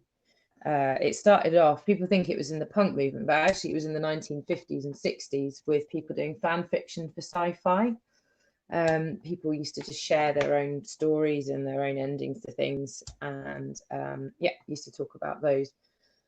So, and then in the 80s, 70s, 80s, the sort of punk movement it was very DIY orientated. They decided to do their own magazines to step outside the mainstream media and to talk about the bands that weren't going to be in the papers.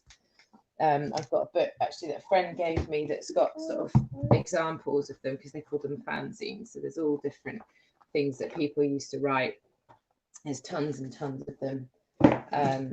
And so, yeah, so basically it's a zine or a magazine about whatever you want. And there's something really comforting in that, and being able to do whatever you want with them. And why should you do one? Well, I think because if you're creative, there's often not a way to put your stuff. Like you draw a picture, or you write a poem, and then you put it in your drawer, and it vanishes. Do you mind, madam? You said creative, and that's it. And Eve is creative as well. So we both do things, and it's nice to be able to have a place that we can put our things.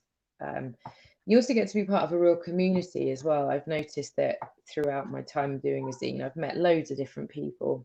You know, I've got friends in Manchester that write zines, and, you know, we share things and we review each other's stuff, and you get to interview bands as well. I think being in a band, I'm the one begging for gigs and trying to get stuff done. Whereas if you're doing a zine, it's often the other way around, people that want to be reviewed. And I've met some amazing people. I got to interview Steve Moriarty from the Gits, which was a real highlight, and Jennifer Finch from L7, which I still can't really believe that happened. So this is an easy way to make a zine. Well, let's do some examples first. So I write a zine called Ugly Love. And that started off with that one in 2012. And then it was very much sort of cut and paste in the old fashioned way that people used to do. And now I'm getting a little bit better at making them a bit more thorough. So this one is very, very thick, and it goes on. And I did an issue 8.5. So this is the one that Karen very kindly read in her poetry session, which is about every poem starts with, or story starts with, it was dark inside the wolf. And I got everyone to write a story of their own interpretation. You want to do yours? Okay. So Eva's one terrified me because she's 7, and this is what she came up with. It was dark inside the wolf. It was dark inside the night. It was midnight. The howling wolf needed a feast. He was hungry. He came across a little girl. She was dressed in a black coat. She had a face like a skeleton, and the wolf thought she looked tasty. He tried to get near, but she picked up a pistol and said, "I can tell when you're trying to eat me. If you eat me, I'll be spiny, and I'll make sure that I shoot you. But I know somebody who you could eat. She lives down the lane, and she looks like this. She's fat, so she'll be tasty, and she's got yellow curly hair. So don't eat me, I'll shoot you." Right, so there's a basic format, 2 basic formats for zines. So you can just get A4 paper and fold it in half. You can do it that way, or there's a slightly cuter way to do it if you want to do a little mini zine like this size.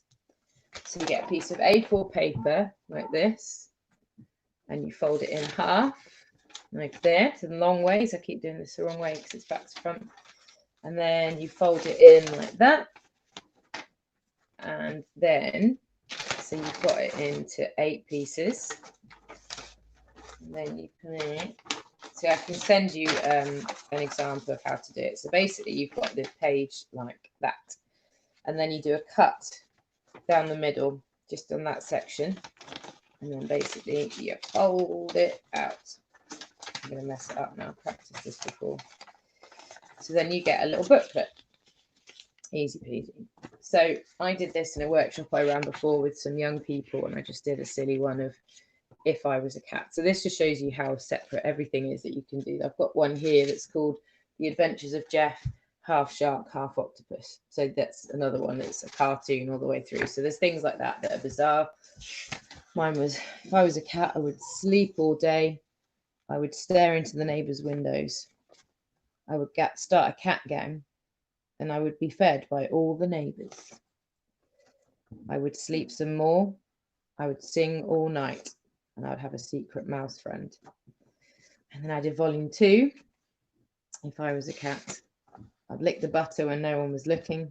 I'd scratch the back of the new sofa. This is a picture of a cat purring, and as you walk towards them, they run away. This is no way, sucker. Always put my butt in front of the camera, which happens a lot now when I have my meetings from home. during this time, so I'm doing online meetings, and the cat is never more interested in the laptop than. And she also scratches sofas. Yeah, she does. She does most of these things. Always jump claws first, especially if you're sleeping. Always take my time, and leave poo in the pump. So you can do them from that sort of thing. It's just silly. It can be ones about dinosaurs or monsters. So Eva, while we've been sitting here, has started her own one. She's massively into the Beano at the minute, so she's going to do her own Beano cartoon or magazine. So she started. Do you want to show? Can I show them what you've done so far? So she's been reading a Beano magazine. Okay. So this is what she's done so far. It's got a catapult because there's the menace uses them a lot. And tomatoes, I don't know if you can see, because they always fire because Minnie the Minx always fires tomatoes at people. Inside, might be easier. It's got the numbskulls. I don't know if you've heard of them, but they're like things and they live inside Ed's head. And this is a drawing of them. This is brainy. Wait, what?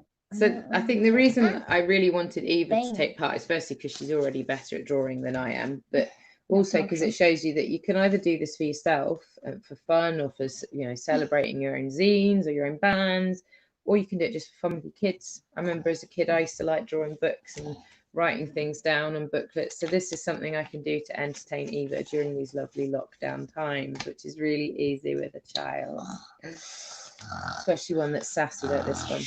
Excuse me, do you know? So what I've done while I've been getting ready for this is just as an example of one of the old-fashioned type of zines that you get. I bought some trashy magazines like Cosmopolitan and stuff, and I go through them and just try and find pictures or words or phrases that interest me, that stick out, and then I cut them out and I add them for the zine. So I noticed in the one that I was looking at, it was lots of how-tos on everything and how to be perfect, basically. So I've cut bits out and I've just started as an example. So do you need new trend? How to self-love? And then an advert about treating yourself to this month's essentials. And I wonder if they really are essential in these current times. And it's about being the next person, and being lonely, and she needs to cut the cord, otherwise she'll try and struggle to find Mr. Right. So this is nowhere near finished, but you can just do it as a collage. That's the thing. It doesn't have to be anything intense. It can just be for fun. So I would encourage anyone to do it. Eva, don't do that. I would encourage anyone to start a zine, do the things that are fun for you, and just write about anything. So what I will do again is I'll maybe read you some of the things from that. So while you're doing your zine and you're writing, I can show you some of mine. So this is Ugly Love, and it is about feminism, it's about music, it's about film, it's about comedy and pictures and poems and everything that I want it to be, basically. So I could read you a little story from mine if you like. So this one is something I wrote, and I think I'm going to read this because it's relevant to what I'm talking about with the zine, which is that just do it attitude. And that's what the punk movement inspired me with, was you just do it. It doesn't matter if you're the best or not, you can just try, and that being there and having a go is the important thing. So this is a letter I wrote in my mind to a teacher I had at school. So, dear Mr. Eswood, when I was in year 8, you were my art teacher, and in one particular lesson we had to do some sketching in pencil, and I drew a picture of my hands. My mum is an artist, and I've never been talented like her, but I was really pleased with this drawing and was excited when I had to bring it up to your desk. But when I got there, you rubbed it out and drew over it to show me what I could have done differently, and I was crushed. Even though I was about 12, I remember thinking, well, that cements things for me. I'm rubbish at art, and there's no point in thinking otherwise. At school in general, I was average to maybe slightly above average. I did okay. I did really well in some subjects and average in others, and terribly in some, chemistry and maths. I'm looking at you. The problem is, in the school that I went to, if you were likely to get the best grades or you had a chance of not passing anything, then you were very interesting to the teachers. If not, you were background noise. So I was in the latter group. This was always especially evident in art or creative lessons. I was not considered an artist or musician. Music especially intimidated me. It seemed to be for people that could do scales on the clarinet and play classical music. Meanwhile, I had perfected my playing recorder through my nose and playing chopsticks on the keyboard. In English, I did fairly well, but there were a couple of people in my class that were spectacular. So there was no Dangerous Minds type moment where a teacher in a backwards baseball cap, straight leg jeans and a leather jacket sat down on a chair backwards and told me, "You really got something, kid, you're special," followed by a montage of me recording and writing and drawing, and finally it would show me older and winning an Emmy. That definitely didn't happen for me. Not that you would think of it to look at me now, but my best subject in school was PE. I was good at running and judo and pretty much anything I could put my hand to, so I focused on that. I did that religiously until I had a car accident when I was 15, and that changed everything for me. Although I love music, I've always written poems and diaries and in my diaries and stories, but I never once considered myself creative. I think I've carried that with me even now, in the latter part of my 30s. People ask me about the fact that I play in bands, play guitar and sing, but when I'm called a musician, I painfully cringe and withdraw, as it feels like it's not a description that I deserve. People talk to me about the band artwork on t-shirts and album sleeves, and I say, yeah, but that's different. I didn't draw them, I just made them look nice. People talk about my lyrics, and I tell them they're just something that popped into my head, etc., etc. But this weekend, I was at a gig in Wales where my band was playing, and while I was setting up the merch table, I took this picture.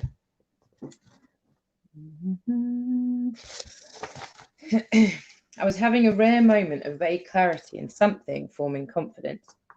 On the table was a 7-inch vinyl and CDs of 3 different bands that I've been in, 2 of which have now been sold out. There are patches, also sold out, that I designed, and there are necklaces that I made, 2 issues of my zine that I write, and I'm working on issue 8 now. There were t-shirts that I designed too, and I was setting them all up, and it occurred to me that this was never predicted. I did all of this stuff despite you, Mr. Eswood. You were probably a nice man who had a brief error of judgment, but it was damaging to my sensitive and creative mind. I may not be the most proficient guitar player or the most prolific songwriter. I'm definitely not able to draw or paint, and I struggle with dissecting complicated literature. But do you know what? I'm beginning to think that it doesn't matter, because it's never stopped me from doing all of the things that I've mentioned. I genuinely know that there are people that listen to my music in faraway countries. There's even one person with the title of one of my songs tattooed onto her leg, and people have bought things I've made or written with t-shirts with my band's name on them. It's still a bit of a surprise to me, but I managed all this without ever being put into a category where I could be measured on my ability to draw a perfect hand. What the punk and riot girl scene, and getting older, has taught me is that beauty, ugliness, laughter really is in the eye of the beholder. My area of the music world is small and niche. Not everyone, many people like it, but some people really do. It's nice if other people like things. It's nice to spend time to become the best you can possibly be at an instrument, and it's nice to have a master's in creative writing.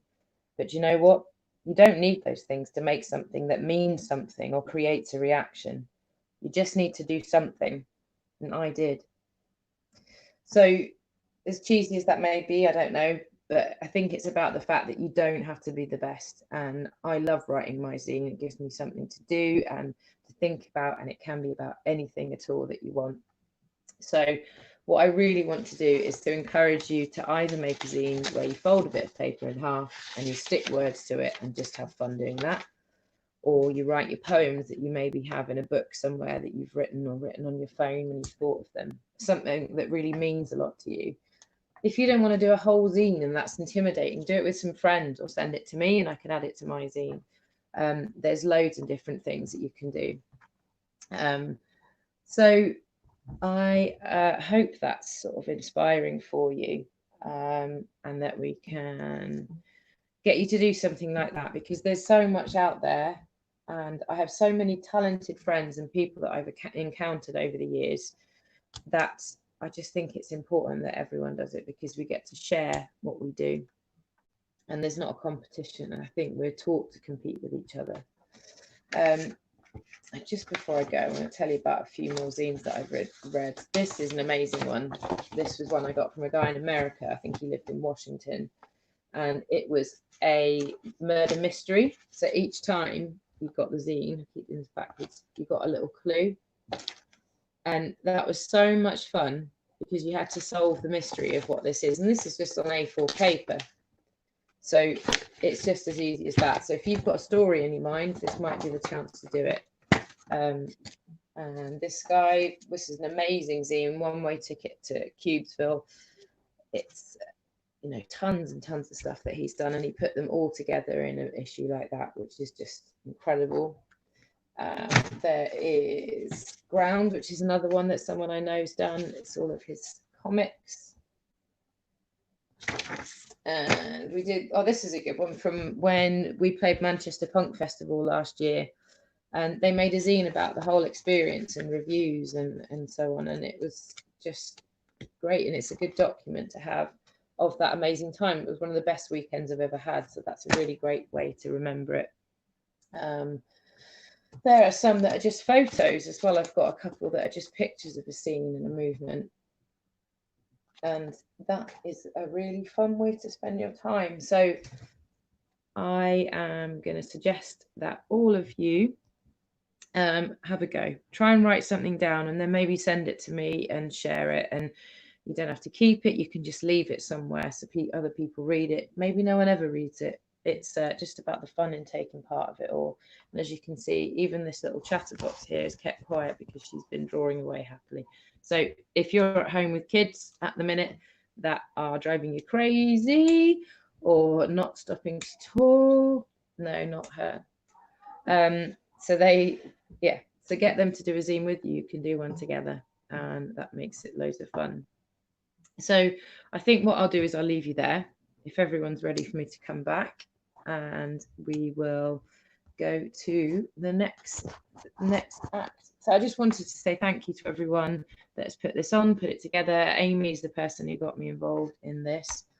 And I don't think I quite knew what I was signing up for, but it's been loads of fun seeing women together as a group, getting involved in everything and being able to do it.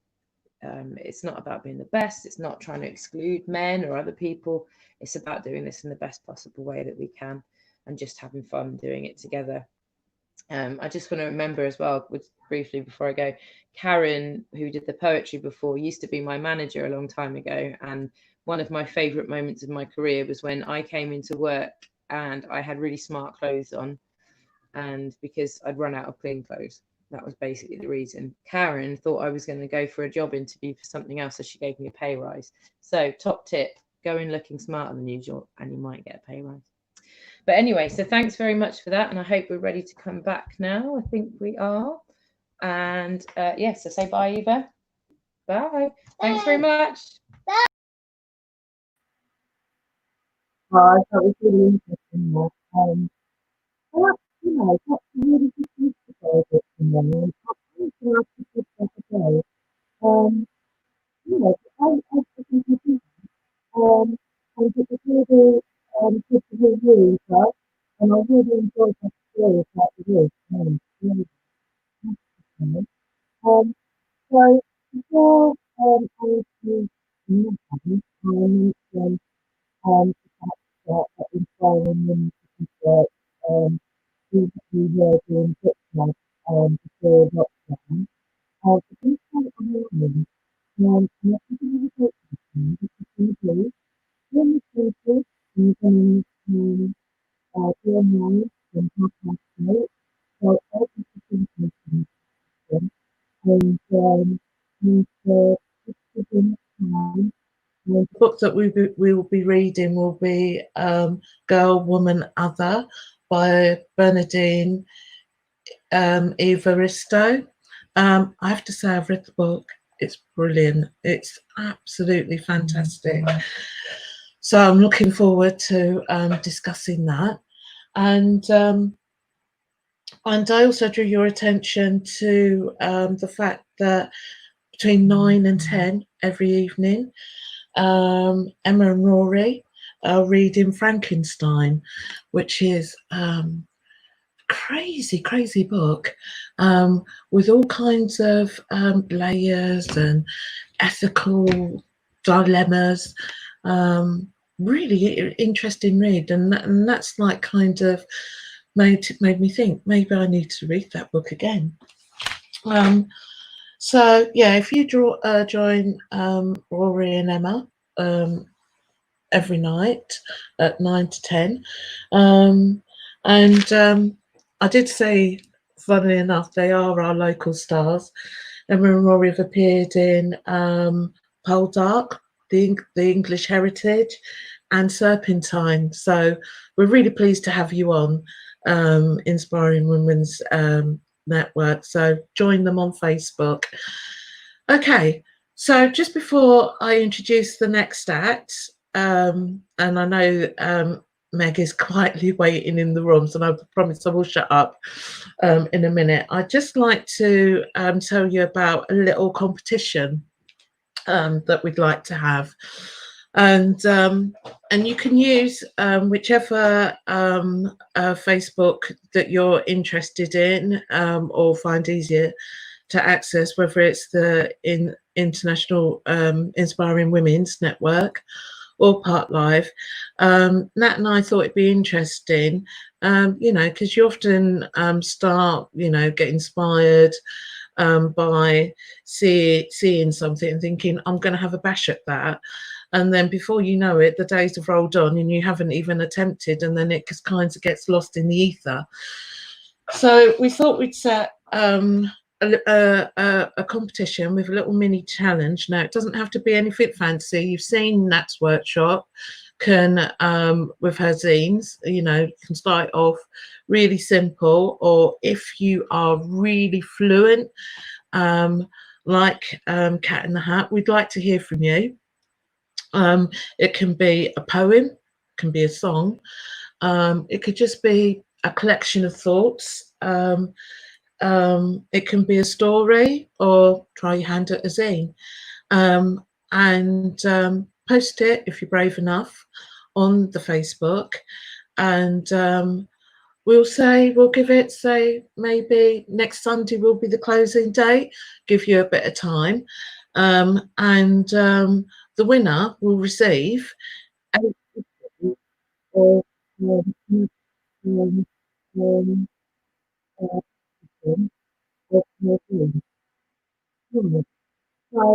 you've got quite a bit to do here. You know, come on, just do. You know, you can do it. Okay, then. So I'd like to introduce our next person. Yeah, are you ready? Yeah, I'll leave you next to you. Thank you.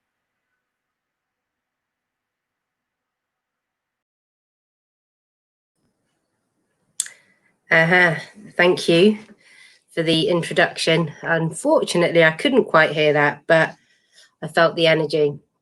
Very bizarre performing at home. I like to do it, but normally it's where you've got your mates over and maybe you've got a bit tiddly and you're excited and you're like, oh, hear this, listen to this new poem, what do you think? Or someone gets the guitar out.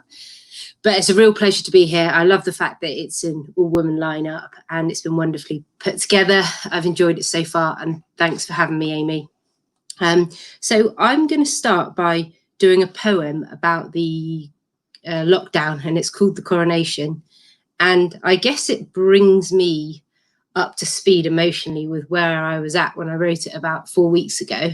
And I don't think I've changed how I feel about everything. So I'm in exactly the same situation now. We all are. Things have changed. But I guess it just gives an insight to my latest piece of writing. And if you like it, it's called The Coronation on YouTube. All right, cool. And I'm Megan Chapman, aka MCMC Spoken, and I'm with you for the next half an hour. And it's a real pleasure to be here. The Coronation. Ironic, whilst in social isolation, the first time I felt connected to my nation. I'm feeling both the yin and yang, so much blaming and shaming, and it's in our culture, social handlers provide its backing.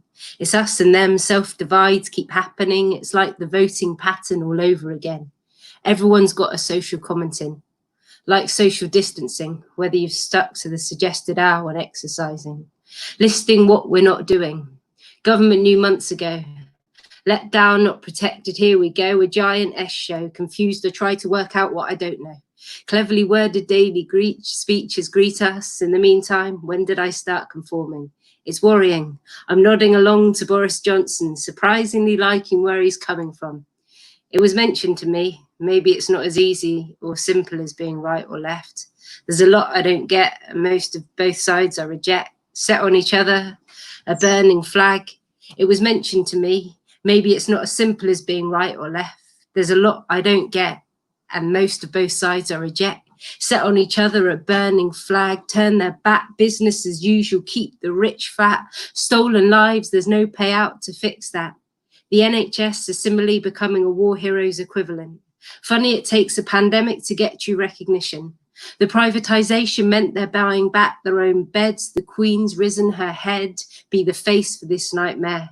Historically, after the Welsh mining disaster, she wasn't there. She flew down too late, delaying the death stare, embedded on our currency, arguably still bringing it in. On a personal note, I connect with our sovereign. And I loved her offerings of words. She is living history to me. Empathy, I imagine her internal sufferings and difficulties. Ring-fence puppetry in an unreachable kingdom.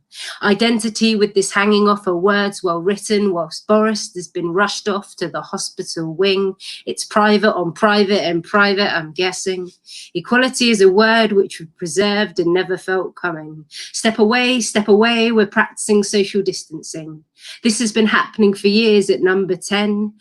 We've had boxes around us and certification long before the pandemic stepped in. Communities at last finding hubs of power. We've got you, family, friends, I've clocked you, stranger. And before, this would have never happened. Connection, different parts of a chained anchor. Never found it easier to say thank you. My community in unity, around the globe, speaking more open and fluently. Loosely exposing the best and worst when hurt. Grief will always do this, a familiar feeling stirs. I found myself reminded, having cited those unreachable words. Pink and blue skies doesn't suit the mood. Why is the weather always beautiful for funerals?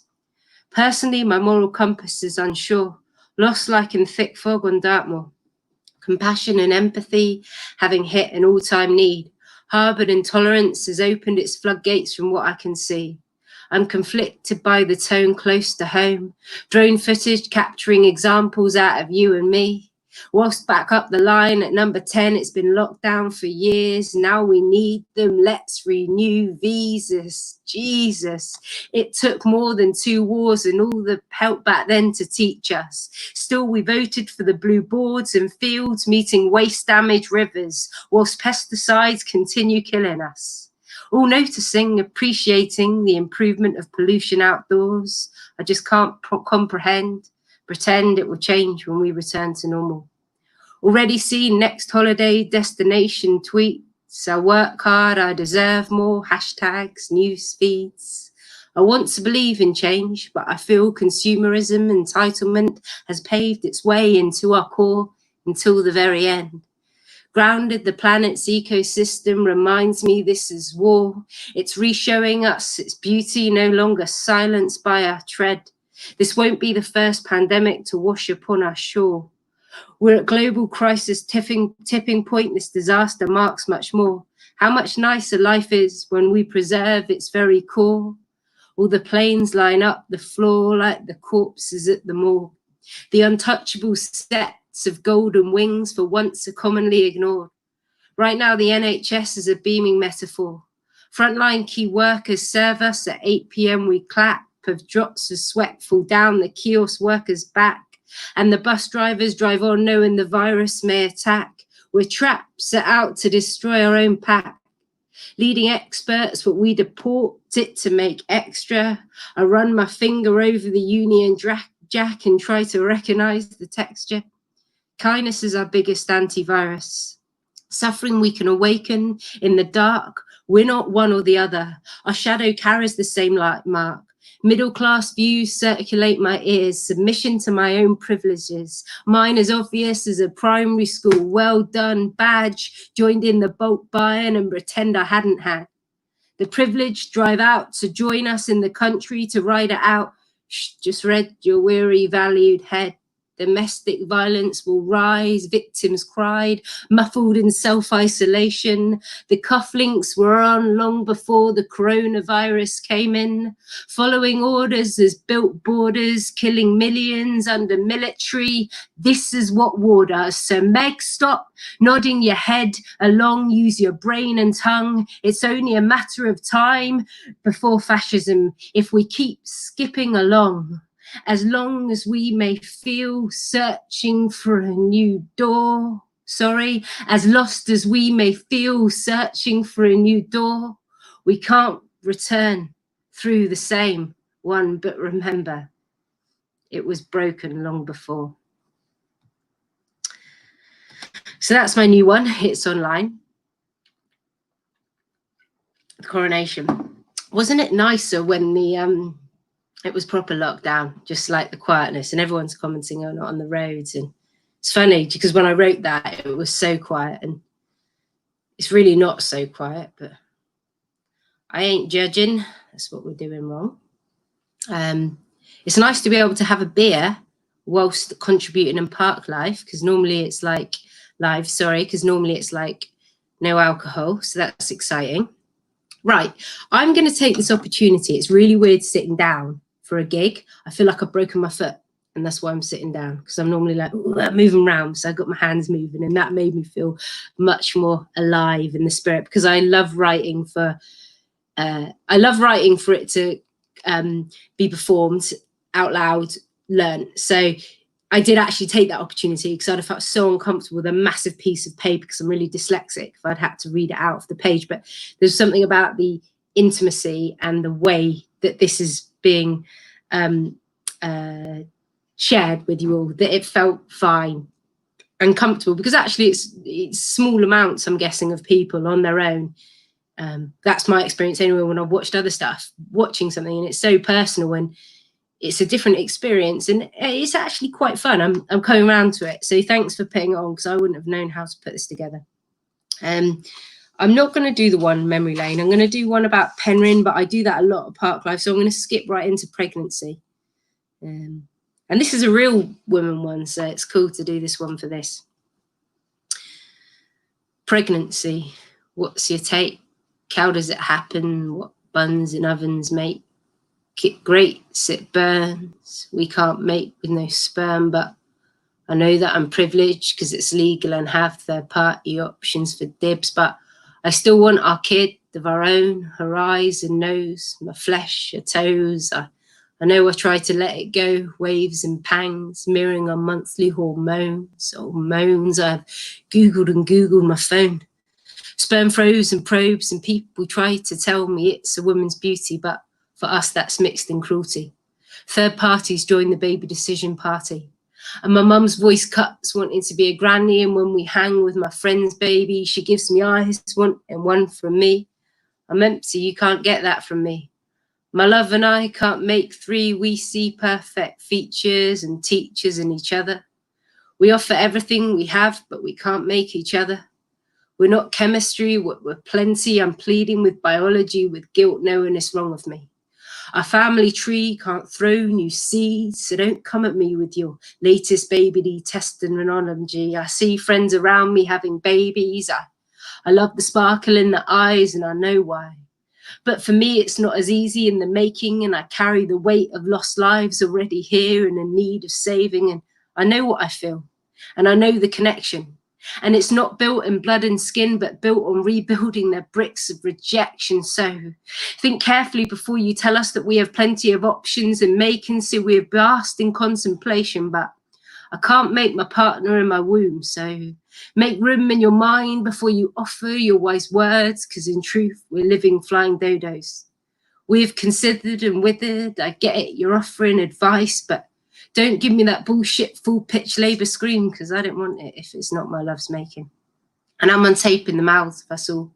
This message is written to be shared, offering to break down every wall. We don't have the same choice, I hope, in giving us a voice. We can rejoice in what love we feel and share. Words of advice stick as my vice. There's plenty ways of pulling up the family chair. Out there in today's terms, we have burnt away communities. So maybe not being able to conform will bring its unity. Fluently speaking, our future's looking for meaning. Stones are being overturned and pockets burned. So please don't offer me too much pity when you quickly tell us the latest way to try and have our baby. Thanks. Cool. So where to go from here? I think I could slow it down and give it more of the home experience. I'm also really, really keen to try out a new poem that I've never read before, because as I say, it feels like this really nice, intimate setting where I feel comfortable doing that.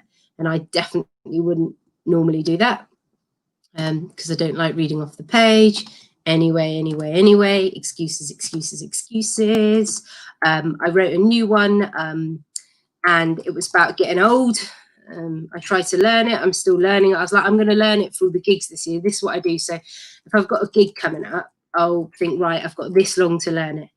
And then I didn't, because obviously, yeah, I didn't have any gigs coming up. But now I've got a gig and I haven't learned it, but it's at home. So I'm going to read it. Just waiting for it to load real time. Just while I'm doing that, this is my book. They're a £5. I can post them or deliver them if you like it, or you like what you're hearing. MCMC spoken. Okay.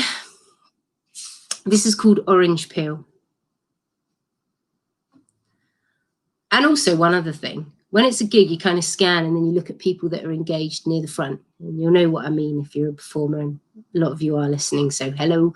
But when you're doing it at home, it's like I'm scanning, so my eyes probably look weird, really weird and crazed. And I've said that to make myself feel better, so sorry about that. But it kind of helps to have a focus on the page. So I'm focused now. And this is called Orange Peel, and it's never been read live before, apart from to a couple of random friends. Here we go. I didn't know how I'd feel getting older. Now I know, like a half-peeled orange. When talking to a 23-year-old feels foreign, when history interests me, inquisitive in our sovereign. Maybe it's a protective fact for me. If history interests me, surely I won't be forgotten. A legacy well-trodden. Self-indulgency in big portions a problem. Outside myself, I join bits of self on the as the conveyor belt. Help. How can life be this obvious that we're killing ourselves? I deeply inhale. Humans' greed has always been our fail. My lazy me means that I visage that the boat has set sail. Whilst I'm on this planet, I intend to dance around it. Remind all those that I reach to tread lightly, leave it how they found it. Whilst knowing that's not enough. In truth, I bluff, never give enough. I hear the carbon footprints for flying, vegan values. Our overpopulated planet, wealth for an elite flu. Political madness, border control, pure sadness. It's 2019, we're knowingly going backwards. When I fondly talk about my time, reminds me I'm heading up the age line. Age is a privilege, still it's complicated and weighted. Seeing with no meaning unanswered, stories are powerful when a message is shared. So much news, fake truths, it's all over our face. Everyone is reachable. Only a scroll away, which doesn't make it meaningful. Connection change within my decade. Politics is the new religion, so in most I turn away. Society's weight wrapped around my shoulder, trying to peel it off, but it sticks and I'm no longer. Soft skin itching to see the world. I'm slightly soft and slightly going off. Adjusting to milestones, bought a home, the child factors, a private contractor, a personal journey yet so public facing, like the British Bake Off, egg likeness, watching mine go off. Settling, nesting and reinventing. Myself, age 12, this former path resailed, creating, making sense of self-stealth. I've got this, contradicts, I'm bad for my health. Choices no longer voiceless whilst giving the best of me away. In a pressure cooker, 9 to 5, best hours, years bleak and grey. Self-reminder, thankful I enjoy my working day, still waving myself away. Slightly rusting, adjusting, insecure to my core for an onlooker.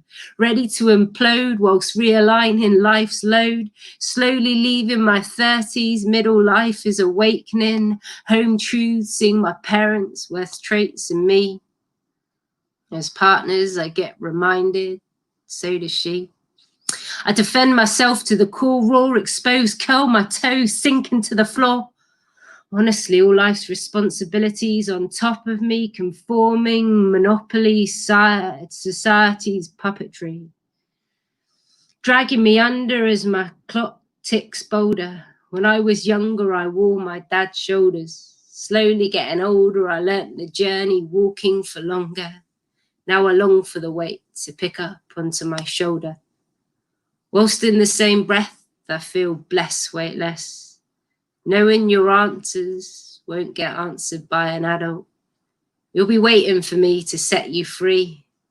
Freedom comes at the cost of everything, so to be young with the freedom to dream, I will help with all that I am and honour what you've seen. You'll be ready to fly, looking up at the sky, asking why, and I, with clipped wings, fitting society's system, reply. You try to enjoy this time and move aside from boredom, because you will lose everything for your cost of freedom. Charles. I can feel a little clap. It's a nice one, this. Sea Fury. Has anyone else's alcohol take gone up? Mine hasn't. You can take what you want from that. Surf was good this morning. Ooh, and then it landed on sea poem. This was a BBC one, yeah. Get a bit of work off the back of that and a bit of credibility, and every poet needs that, because there's such amazing poetry, art in the world. And I always think this, and what makes it good, and when do you get found, or do you want to be found? And are you 200 years old and as in gone, and then you get found in, what does that mean and stuff, and what's success? And I'm coming to it in my own way, what that means for me.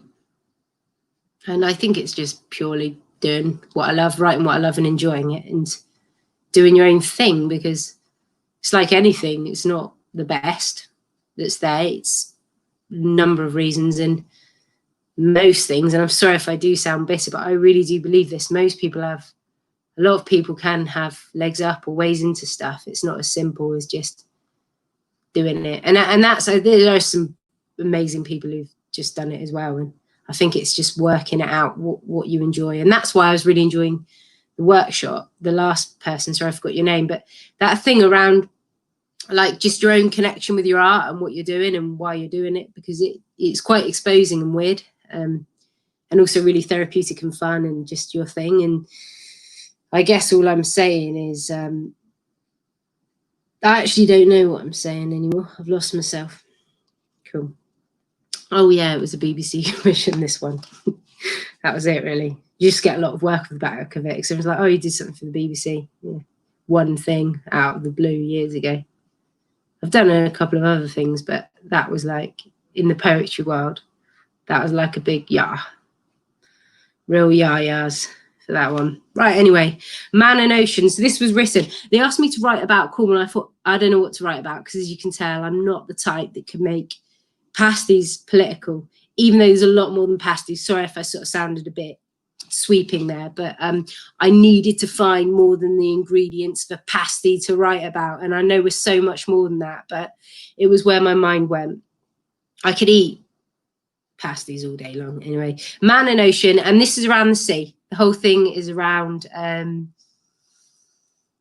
the sea. It's all about metaphors. And I thought, yeah, I can do that. And it's called Man and Ocean. You can take the sea away from me, but you can't take me out of the sea. Time stops over Falmouth docks, flickering first light, dancing blues and pure whites. No sunlight projection, no 3G, no B-she. As free as black-back gulls, hovering weightless above holes. The water meets fresh paint, slapping the breeze, feeds sheets, withering, the metal sings. No car keys, no screen reads, no news feeds, no answer, no need, no buffering, no suffering, no nothings. The wind's answering the presence in word letters, every essence sit like sand particles, so small yet partible. Timeless in a mind, less full dropping, tide lines, whirlpool, the odd message bottled in, watertight and floating, absorbed in waves and sun rays in the Cornish shores of today. In the unknown of tomorrow, Mother Nature comes and goes, let it comb and moan, paves the way, spitting sea foam, let my drone outlive the drones, apps and phones, keep your picture. This Cornish scape's too wild, too beautiful to fixture. Let sea salt crystallize, tongue ties, untie your ties, unify. We have more in common than divides, one sky, one tide, a forever changing tide line, traced before and after our times. In a time of such depth and fear, tears and uncertainty steered by the beasts which we can never tame. Ocean and man, I feel, are one of the same. So I say, raise up your Cornish flagon. You can't rein in, so at times I choose to drink with the dragon. That's that. Right, I think I've got time for a couple more. Give me a ping on the screen if otherwise. There's little people working behind the scenes. Not little people, very intelligent, wonderful women. Some that I very recently when I asked them a million questions about today. Death. That's the next one. This is another one that's in the book. If you want it, it's a $5, hit me up. MCMC Spoken on Facebook. I've got a page. You can inbox me or follow me on social medias. And if you want to do that anyway, but equally, if you want a book, I can drop and deliver. I'm not desperate or anything, but I've told you about my name and that a few times. £5. Right, anyway, here we go. The next one's called Death, and it's another one that I've never done live before. Oh, death, you crept in again so silently. Swept out of our depths, you violently. Still us forever silence your beating black wings. Never miss a beat, your wicked fate stings. The eye numbs the heart, steals those dearest from whom we should never be apart. The horse and cart drags across a blue day, leaving no trail as another beauty is slain, taken to a place we can't visit or stay. We pray in whatever way we do. I'm begging this time, I'm pleading with you. Stop it, drop it. Don't creep in again. Don't take what we love, our nearest. How dare you help yourself again? Left like a broken stem or a silenced hem or a fire dimmed, you've taken the final breath of oxygen and it's never enough for you. You never give in. I'd chase you out of every corner. I'd fight this battle, but you just haunt her. Why shut the door on us today? Wait, give us more time. Fate is a cruel impurity. Leaving those left bereft inflicts the ultimate cruelty. I say, let us all go at once in hands and confidence. Let all our days be filled with all those we have chosen. Don't take the hands of angels, leaving our grips left frozen. Stop, just stop. I'll meet you on the track. Go wrestle, you demon. I promise you that. You catch another so easily. So why let the air leave she? Wasn't meant to join all the others you've taken, the fallen, forever fallen. Stop with your callings. You take the best too early and spare none willingly. You swoop with such unfairness and leave so easily. You take what's not yours, I beg you, go easy. You don't need any more, but you're heartless in just predictably.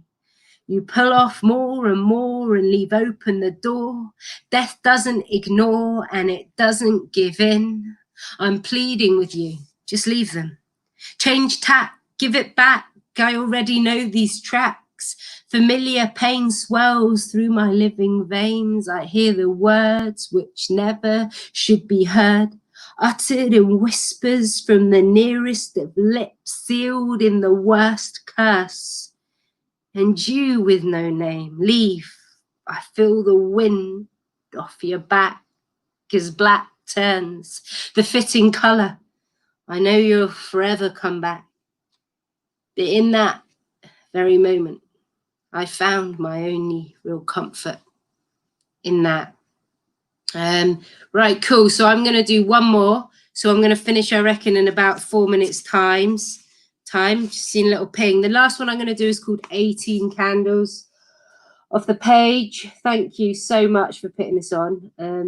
I'll do the perm and then stop, as I normally do after a gig, and kind of just leave and run away and try and find another beer. Thanks a lot, and I'm really looking forward to hearing some more this afternoon. Beautiful weather, and I hope you're all well out there. And this is why I do it. So without you, I wouldn't write. So I really am thankful for every set of ears, and it's really kind of you. So please go away and have a look at some videos. MCMC Spoken, aka Megan Chapman. Do lots of gigging workshops. If you're interested in booking me or you just want to have a shout, buy a book, give me some love, not give me some love, tell me how rubbish it was. Don't want to hear it. I don't like criticism, even though I should. Right, 18 Candles. Okay, here we go. It's about 3.5 minutes, and then I will get off that stage, the online stage. Right, cool. 18 Candles. Back then, just didn't know I wouldn't win the battle. I couldn't handle being a handful, so I'd fly off the handle, knowing freedom round the corner on those 18 candles. The walls, the system, live within my family condition, see? Back then, just didn't know I wouldn't win the battle. I couldn't handle being a handful, so I'd fly off the handle, knowing freedom round the corner on those 18 candles. The walls, the system, live within my family conditioning. On the bottom of the pile, they write a file on you. Send you on parenting courses, watch your every move. On the top, it's denial. Look at what Jimmy Savile could do is true. The more you have, the more you can screw. Your opposition, power is power, it's a system. So when they've written my title, I go outside the lines. Primary school taught me that, trying to shape my inner mind. Trying to write letters in between lines with a dyslexic mind. It took me time to find these rhymes.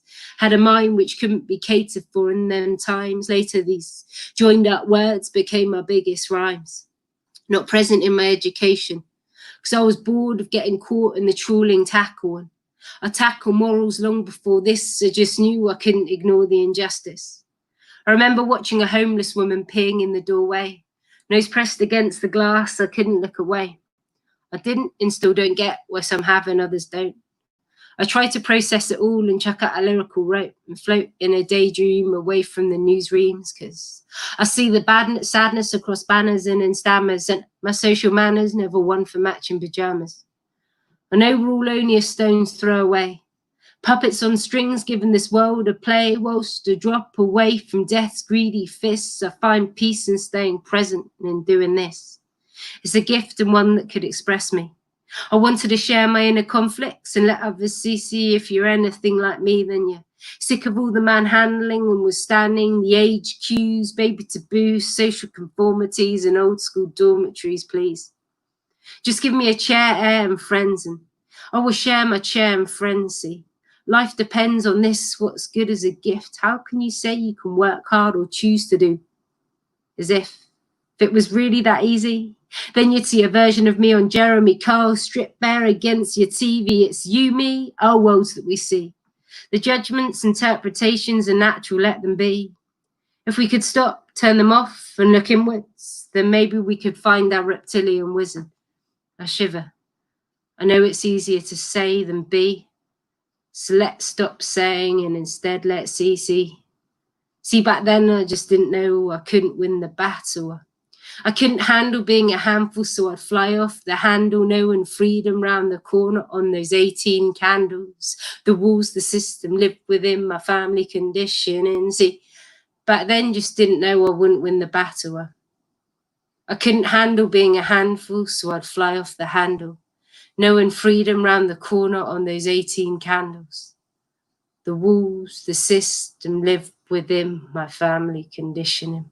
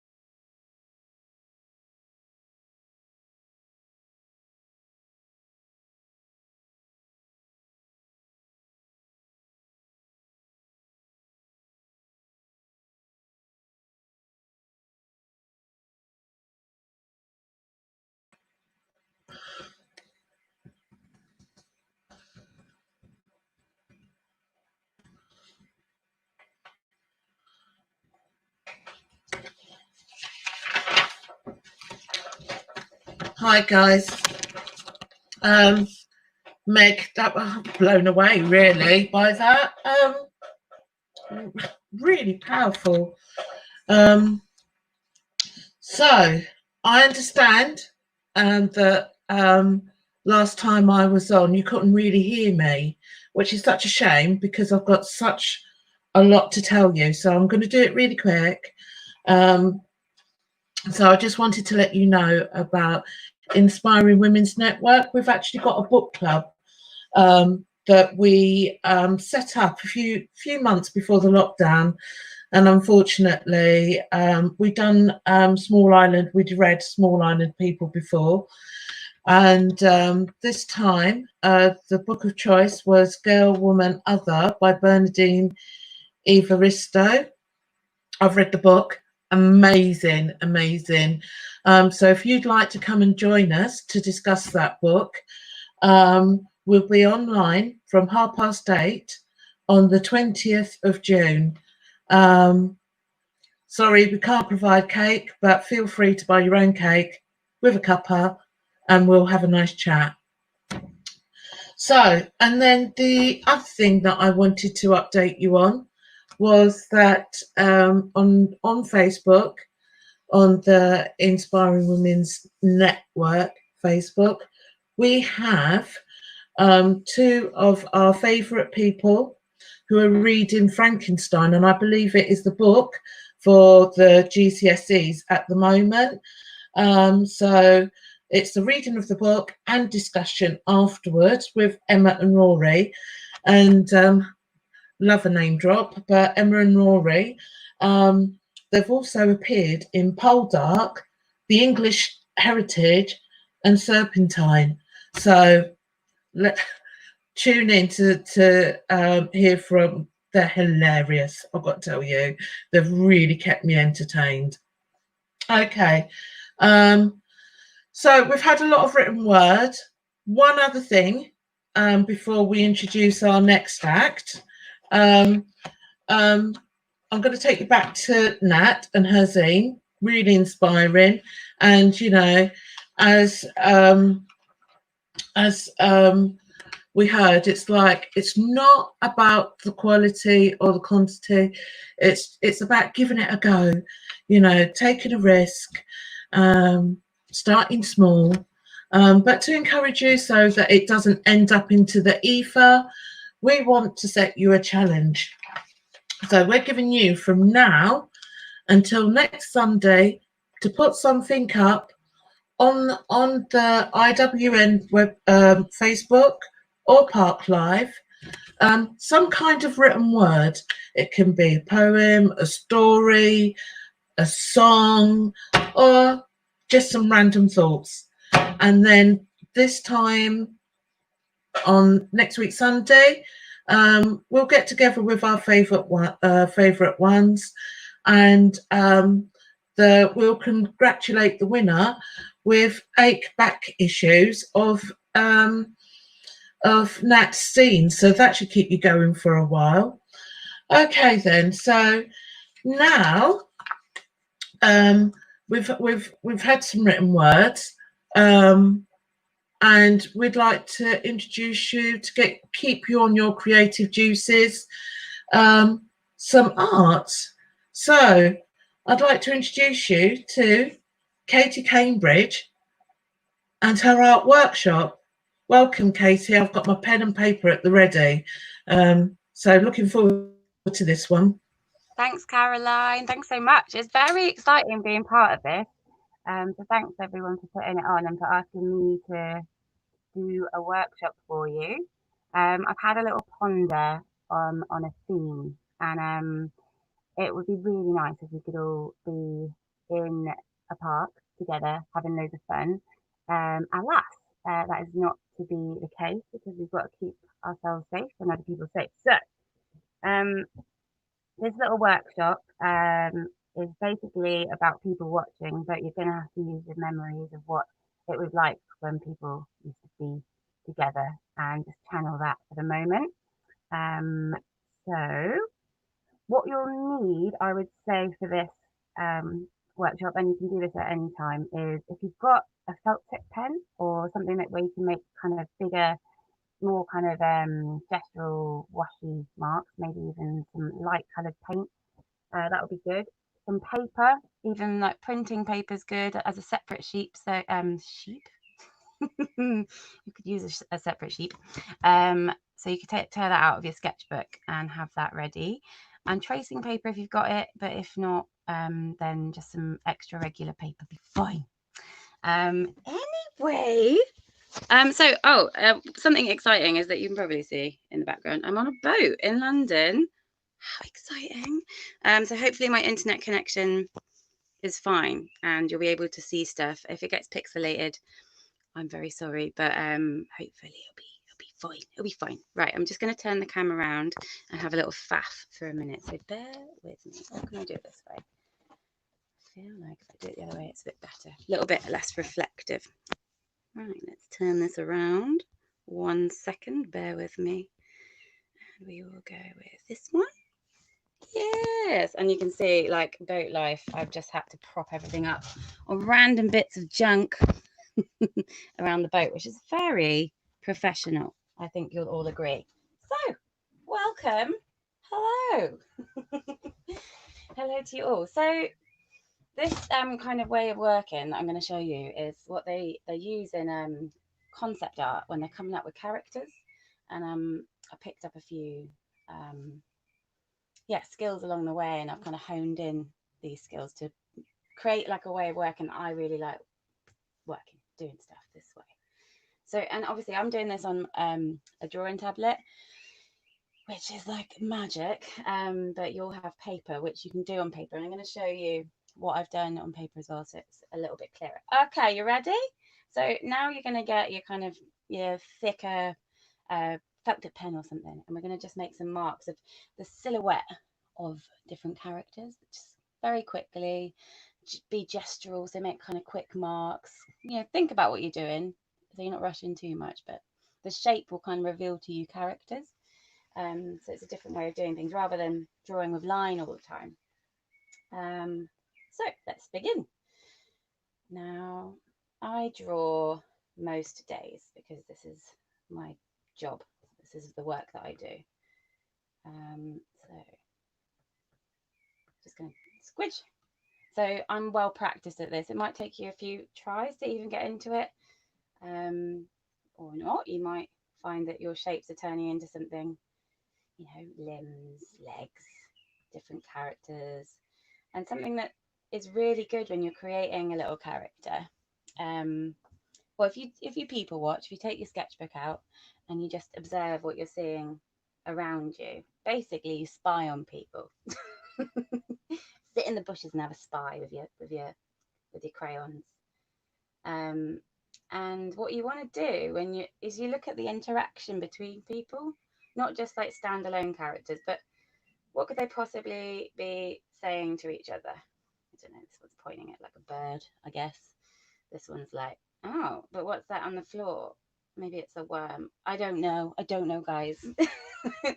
But you kind of want to like build a bit of a story about that. And I'm just going to check that this is, yeah, good. We're able to see stuff, hopefully. So if I go a bit quiet, it's because I'm trying to concentrate just a smidge. And maybe we'll have someone. I'm going to use a rubber. So this is another thing. Handy tip. If you don't like something, change it. You know, you can try hard to kind of get it working the way you want it. But if you know in your gut it isn't working, then change it. So just be brave. It doesn't have to be perfect. Don't have to be precious about this at all with any of your art. As like the guys have said before, being a creative human, it's a real special thing, but it's just about doing stuff and like having a go and not thinking it needs to be perfect, otherwise you'll never get anything done because you'll be worried about it not looking right. Just play, have fun. So, and that also applies to life as well as drawing. If it's you know, if you've tried to make it work and like you've tried your best and it's not working, you can change things in your drawing and in your life. Wisdom, guys, very much wisdom. Okay, so I'm finding that I'm not enjoying these characters as much. So, but I'm going to keep them for like, I like this little guy. I like him. But what I'm feeling like is that I want to start afresh. But I'll keep these guys. I'm just going to use the scissors kind of to cut this out of this paper and put it on a different layer.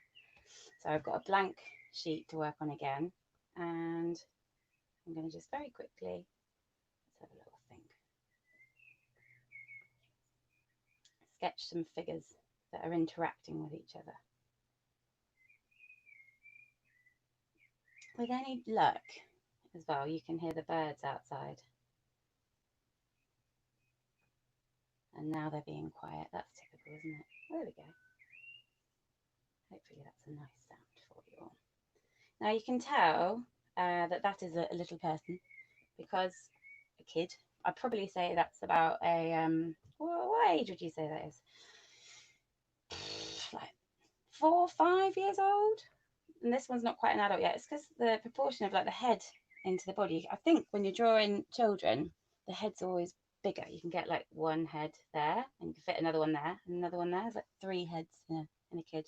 When you do an adult, if that doesn't make sense, I just mean the measurement, the size of the head. Let's do an adult now. Their torso is a lot longer from their shoulders down to their hips, and their legs are super long as well. Can't remember the exact thing, but if you if you look it up, you can work out the proportions of the human body, and it's good to know those. Even if you're drawing cartoons, it's good to know what things are supposed to look like in real life, because it helps you to be able to draw things that make a little bit more sense. Okay, this is great. This is great. I feel like this is a family unit at Parklive back in the day where we could play and frolic. Oh, I miss frolicking. Don't know about you guys. But I don't also, I mean, this is probably the same for a lot of us. I really have enjoyed my my lockdown time, and I know that's like quite a privileged thing. Not everyone's been that lucky, and there's been a lot of illness and sadness. But the good stuff that's come out of this whole corona craziness is quite special. I know one of you was saying about it being so quiet. It's been amazing, and I'm kind of near the M25 here, and I've not heard anything for like weeks and weeks and weeks, and only recently it started back up again. You can hear like a low roar. I like to pretend it's the sea. I like to pretend I'm back in Falmouth. This is looking good. Excellent, excellent. There's a leg. I feel like you've got a, oh, rubber. Change it if you don't like it. Change it. Be brave. It's fine. Right, little hand arm situation. I feel like you need to have like some kiddo here that's like, I want to go over there. What's that? Let me see that. I mean, this is a busy family unit, guys. I think she's not really phased, is she? She's like, whatever, just do whatever. But they're out in the park having a great time. Parklive vibes. Music's blaring. You got some spoken word stuff going on. You got workshops. Grass is green. Birds. Beautiful. Bunting. Very important. Gotta love the bunting. Anyway, I am distracted. So if you've done it on paper, let me just show you what you might have produced. Something like that. See if you can see it. See if you can see the screen. You can. Something like that. Okay. Bit dark. But so if you have drawn on paper and you don't have any tracing paper to go over the top, what you'll do, now you have to ask the grown-up in your house if there is one around, like, because the windows probably are theirs. It's always good to ask first. But take your paper and tape it, ask first, tape it to a window where the sunlight's outside, and then get another piece of paper and put it over the top and tape that up as well. And you'll see that it's very much like using tracing paper. So now I'll show you on my iPad gizmo. I'm gonna add another bit of paper. It's not really paper, is it? But we'll pretend. On top. So there's another layer on top. And I'm going to choose a darker colour and a thin pencil or something, or a pen, just, you know, anything that you like writing with maybe. What would be really nice is if you ever used ink and a quill. That's a nice texture. I'm just going to use a pencil brush here, and I'm going to draw little lines over. Can we see? I'm just going to check that you can see, otherwise it'll be a bit pointless. I'll try not to get in the way. Maybe if I move you this way slightly. Is that better? I mean, you could be telling me yay or nay, and I wouldn't really be able to hear you, but, you know, try shout real loud from Cornwall. I might hear you. Okay, so magic gizmo. So I'm just, because I've been doing this for a long time, I know how I like to make marks, but again, like, you just play and don't be a perfectionist ever, just have fun with it. Like, that's a cheaty way of doing hands, but you find your groove and it's all right. I learned that by doing life drawing and, you know, drawing real people. There are little tips as you go along of finding ways of doing things that make a little bit more sense. Even, you know, in cartoons, they often have like the, what's that hand of like that? I mean, it's cool. Just do you find your groove. Lovely job. I often have to look at my own hands and be like, oh, how does it look if I were to hold another person's hand? Maybe a bit like that. Don't know.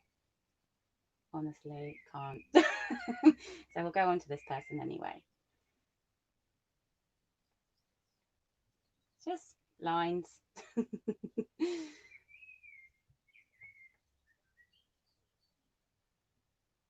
Oh, I see. She's missing a bit of a shoulder here, so I'm going to go back and just take that back.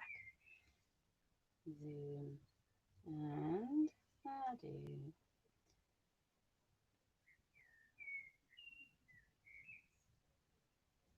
Just going to check on the old. Oh, time. There we go. I think we're doing all right for time. Weird hands, guys. Weird hands. Okay, that'll do. That'll do. Don't know if I wanted to have a hat or not.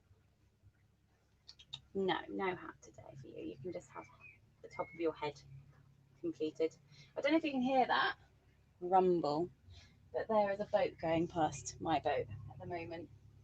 And sometimes if they go really fast, which is still slow for narrow boats, things fall off things in the boat. So you haven't fallen off yet, which means it went at an okay speed. Quite into drawing braids at the minute. Let's give her a little smile.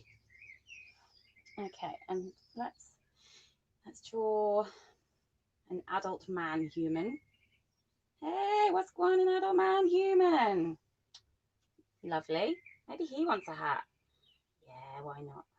Maybe he's not got much hair on the top of his head, so he needs to keep it protected from the sun. Yes, I think that's the case. And also, maybe he's got a beard, guys. I mean, what do you think? Should we have a look? Let's see. It's beautiful. It's great. We're going to stick with it. I like it. His hat's hilarious. Okay, good. This is going great. I basically talk to myself like this when I'm drawing anyway. So it's kind of like, yeah, it helps if you're feeling a little bit lonely. I haven't been feeling too lonely. I mean, I'm sure all of us are like missing our families and friends that we can't see. But it's been all right. It's been all right. I get moments where I miss my mum and all that jazz, like I'm sure the rest of us do. But it is okay. It's for the greater good. And yeah, all right. It's nice to have a bit of a break anyway. So what I'm doing here is I figured you can add things to your drawings that add a bit of like, I mean, this is not a briefcase because you're at park, so let's give them a bit of a weird hamper situation. With a baguette, who doesn't love a baguette? I mean, and some sandwiches in there, maybe some nice juices. Don't know. We'll move on from that. But, you know, think about what you would take to a picnic in the park. I would definitely have a pasty. I miss pasties. I make my own. Does anybody else make their own pasties? I actually got a recipe. I was in Penryn School years ago. I was doing a bit of work experience there. And it's right next to, I don't know, it used to be, next to Rose. There are other pasty places as well, but it was next to a factory. And I went in there and I was like, hello, so I'm teaching the kids like how to, it's going to be like a healthy food, like delicious food thing. But I was like, I'm going to teach them how to make pasties and they're going to stuff them with like paper. We're going to do it in clay. So you can't really eat these pasties, break your teeth. But this lady came in, she was called a master crimper, I believe. And she taught me how to crimp a pasty. It's legitimately happened. So, I mean, it's like I haven't got a Cornish grandmother. I mean, I'd love to, but the Cornish won't let me in. Like, you have to have been like 20 million generations of Cornish before you're actually allowed, which is fair enough. Maybe my next life. But yeah, like an actual amazing master crimper. taught me how to do that. Makes me really happy. So 100% there'll be pasties in there. Now I need to zoom in quite a lot so I can get a bit more control over this situation. And then you've got this tiny human that's like, nah, I want to go over there. It's really exciting over there. See a balloon or something. I love balloons. Doesn't want to be going this way. It's undoubtedly going to be boring this way, is what he's thinking. Give me that. Now, I used to work with kids, tiny kids as well. Some of you may know. Now, that's looking good. I think Dad needs a bit more like hair there, whatever. And so I can recall hanging out with those kids, and they were hilarious. So often when I'm drawing the tiny people, why is this pen not working? Thank you. Then when I kind of think back to the memories of what it was like being around the tiny people that were just insane and amazing and like full of energy and exhausting. But amazing, but exhausting. Okay, so that's finished. And if you'd done that on tracing paper on your window, you will have something. Here's what I made earlier. It looks like that with a little bit of this over the top, kind of. So now what you can do underneath those two layers is you can start adding your colours and things to make it quite you know, add like whatever colours you want to use, whatever textures. You can use crayons, you can use charcoal, you can use paints, you can like do collage, you can do whatever to make their clothes up and their skin and the basket and the grass and whatever. You get to choose whatever you want to do. So I'm gonna just paint very quickly some little outfits on them, and I'm going to be a bit like rushy because I am aware of time, and time is, I'm over by 2 minutes. So if anyone could just send me a WhatsApp and tell me if that's okay, then I'll carry on. If not, then I will wind it down. But basically, this little workshop is to show you that, you know, you can be slapdash, you can people watch. People watching is amazing. If you want to get into drawing as a job, like you can do it. It's amazing. Or like just a hobby or something you love doing. Of course you can do it. Anyone can do this. It doesn't have to be like a Renaissance style painting. You just do you, and whatever you find fun, that's where the joy is. You just like make it happen. And it's taken a few years for me to get to that point. Orange, okay, this is going to be a bit garish. That can be your skirt. And so this would go underneath like your line drawing. So it's sandwiched in between your initial drawing and the line drawing. This is the bit in between, and you can play around with it. If if you're doing a collage, oh, that's exciting, because you could just change it loads. Try and do is get this relatively finished before I sign off. And it is going to be super rough, guys, because I am aware I don't want to eat up into anyone else's time on here. So we're very nearly done. It's looking gorgeous. I think you'll all agree. And the next person that's coming up, I believe it's Nat Blue. And she is an incredible musician. She hates being called that. I did watch yours. A very kind-hearted human who makes music happen, and I am just utterly in awe and very proud because she is my friend. What is that? Okay, fine. You can be a blondie.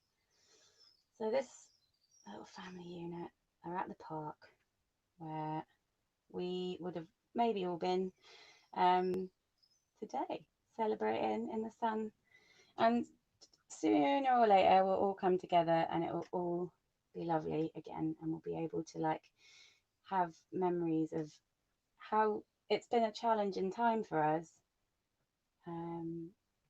but it's probably made a lot of us realise what's actually really important in our little lives. And yeah, I for one, just loving my friends and my family, dogs, definitely dogs. I see a lot of dogs on the towpath, and also my free time, and how important that is to like make sure I have some me time. Okay, so that's that, I think, for now. I guess I suppose I should say, I'm going to turn the camera around so you can see me again. And ready? Voila! So I should say before I go, and I will go, that I do commissions and portraits and all sorts of arty things. So if anyone's looking for anything to be done, or any collaborations, I know there's some writing going on, and there's talk of Cat in the Hat. I love Dr. Seuss. So anything like that, I'm game. So I shall bid you all fairly well, and thank you so much for having moi ramble at you for like ages. I don't know how to sign out. But yeah, thanks for having me. And hopefully if you've done any of these arts, we'd love to see them, so feel free to share them. And yeah, just keep being creative, keep being amazing. Don't be precious, and just keep practicing. Lots of different ways of doing things, lots of different ways of doing art and being creative. It doesn't always have to be the way someone else does it. It has to come from you, just through play and exploration and making weird marks. So yeah, thank you. How?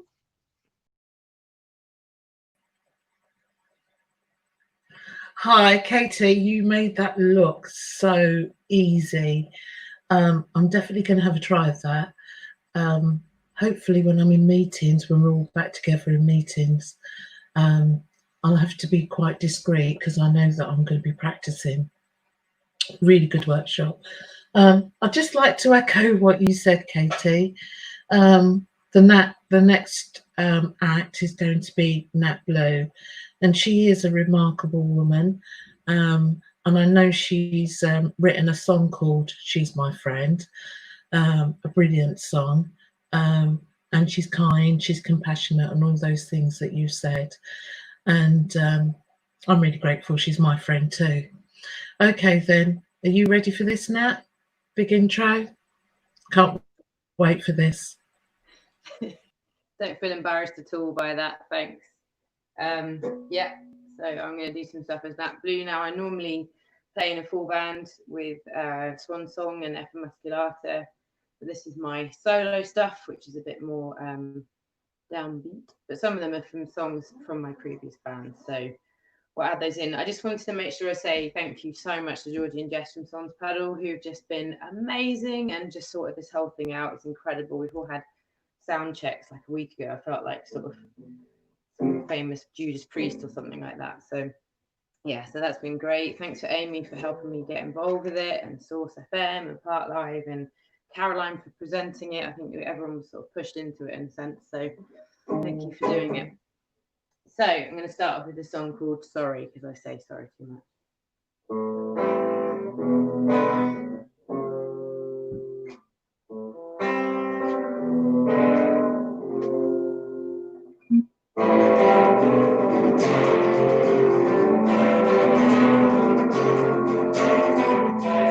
Sorry, because I'm always not that clear. Excuse me, my white flag is slow. I'm sorry that I'm making read my mind. The signals of my next breath. And I know I'm difficult to get close to. The barriers are big and thick, and I won't let you through. And I will tell you I'm fine, and I just might be. And I will tell you I'm pissed off, and I can't explain why I'm sad. Pull down the sky, burn down my bed.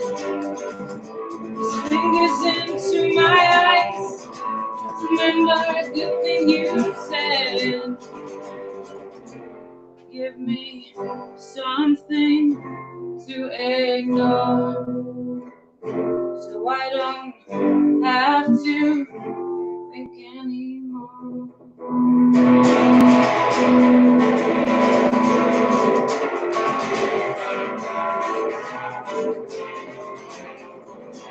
Sorry that people did things to me that mean you get it right. Sorry that I still let them hurt me to the detriment of us. This jealous girl, it's not what I meant to. This jealous girl will be beaten, and it won't be redone.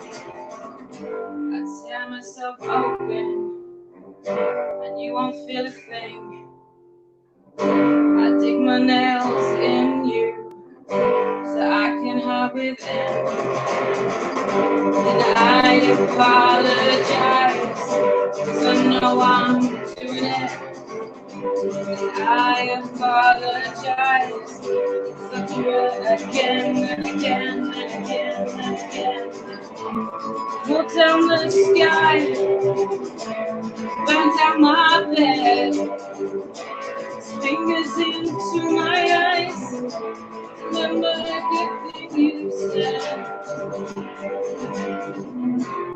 Give me something to ignore, so I don't have to think anymore.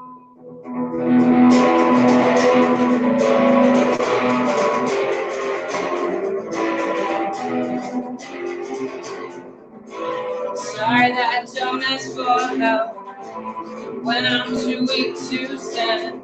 I'm sorry that I will be cross when you just don't understand. I tear myself open every time. I tear myself open, and I never learn.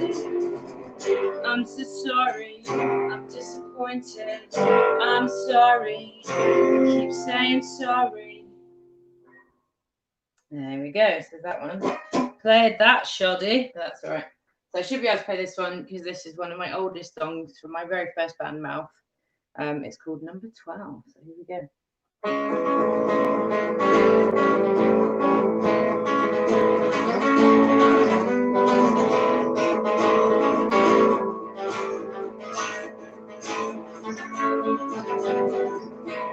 Rip my skin, start again. Where did everybody go?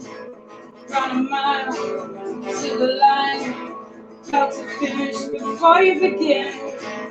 Rip my skin, start again. Where did everybody go? Run a mile to the line, about to finish before you begin.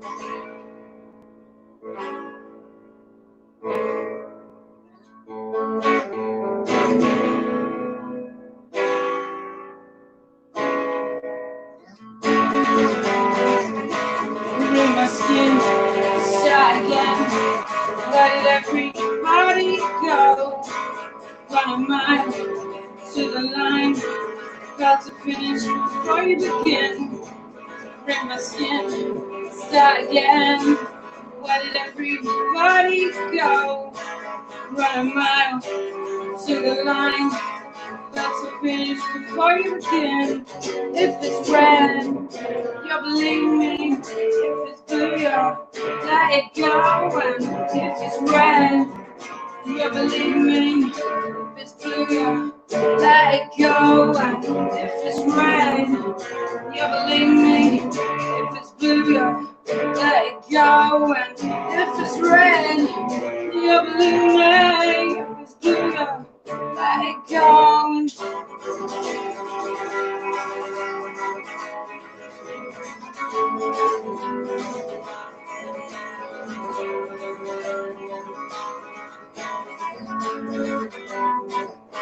I'm never done, 'cause I can't feel anymore.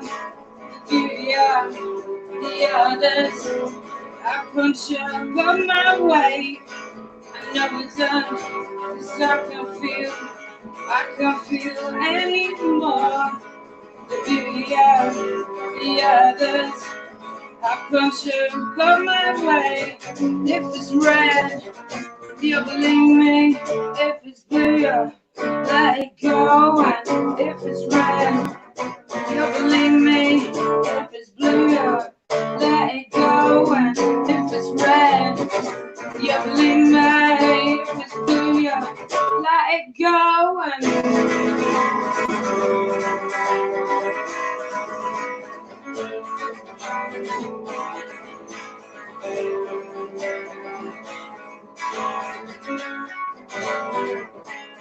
feet are on the floor. I think I'm gonna drown. Tangles down. Last of all, I think it's too late now. My feet are on the floor. I think I'm gonna drown. Tangles down. Last of all, I think it's too late now. There we go. That one. Okay, this one is what I put up online recently. It's about someone that I used to know who was very poorly with mental health, and the saddest thing was that she didn't really know how poorly she was, and to her it was all very frustrating. So this is a song about her. It's called Lucid.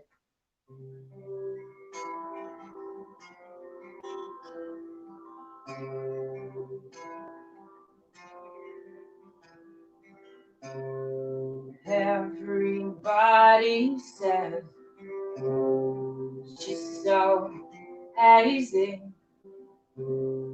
She says that she's clear. You just judge me. I'm so lucid.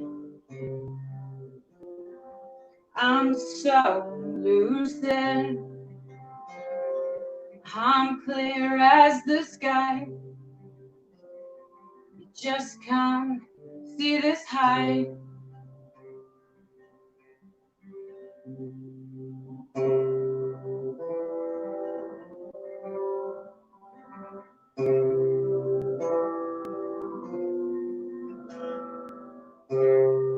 They say you should take some time. She said, sure, but I'm really fine. Don't make me feel sublime. The only one who isn't lying. I'm so lucid. I'm so lucid.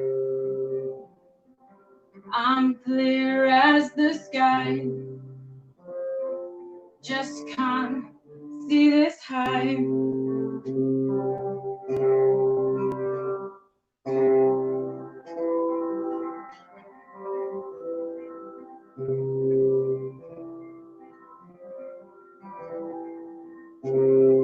She said, please don't make me feel so unsteady.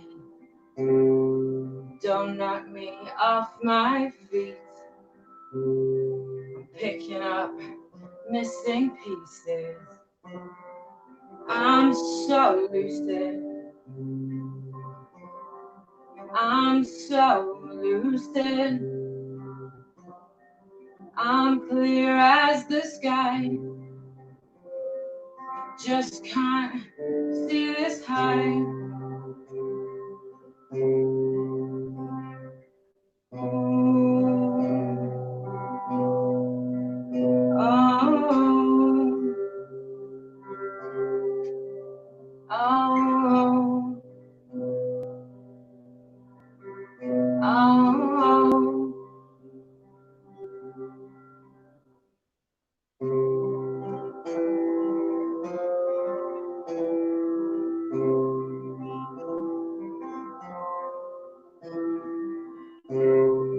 Bending over, trying to find them pieces of my broken heart.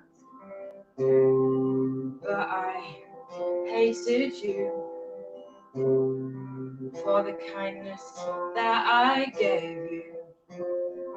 I was lucid, I was lucid. Now I'm in the sky, all alone and so high.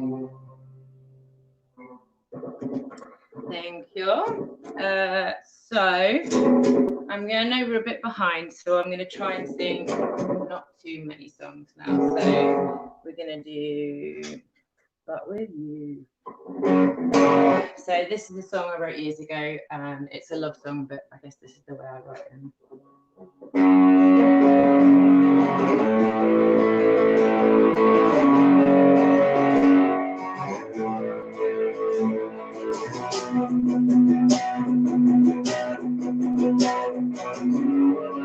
Live for, I had today, everything is not okay. But with you, that is okay.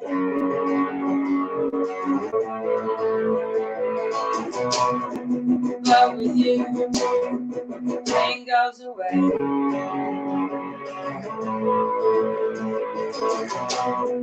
But with you, today is okay.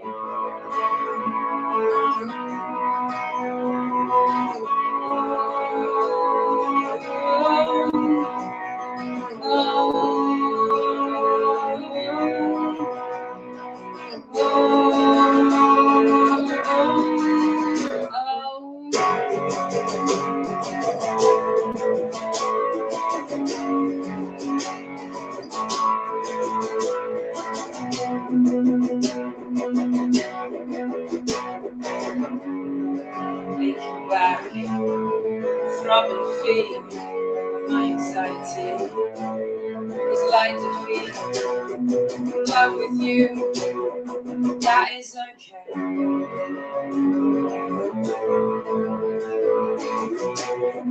But with you, pain goes away.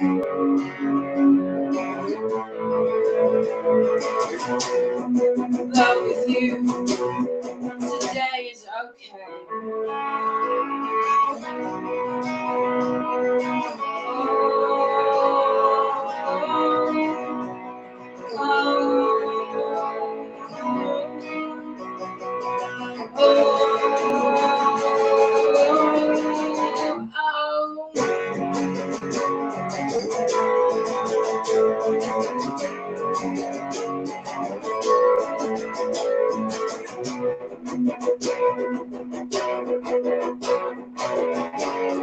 Going home, shut the door, under sheets, the world enough.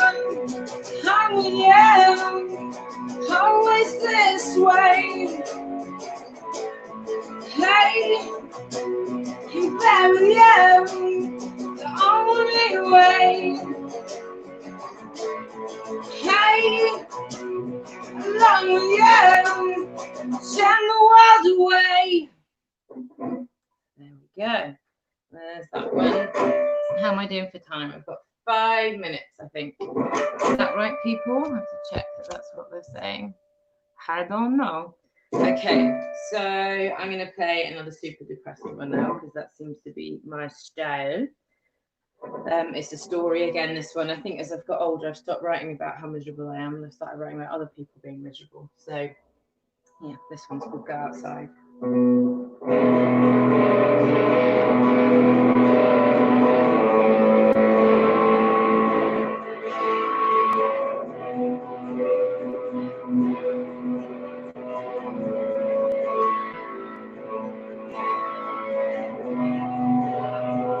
He said, let's go outside.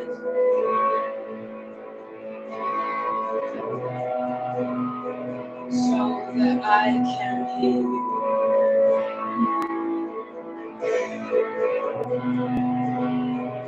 Noise just makes me tired.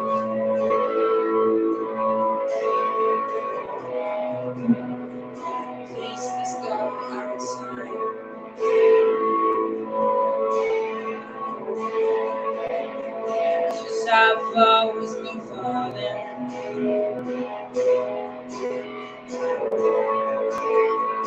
But with you it's so much fun.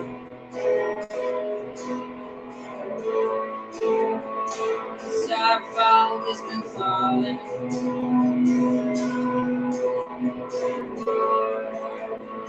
But with you it's so much fun.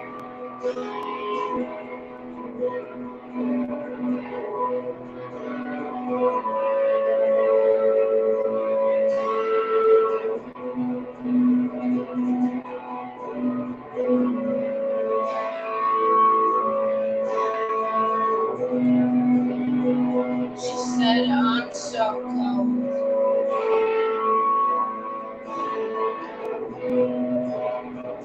Please give me your coat.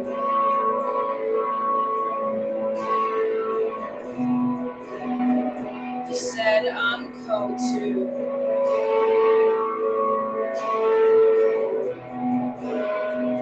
But we'll be home soon.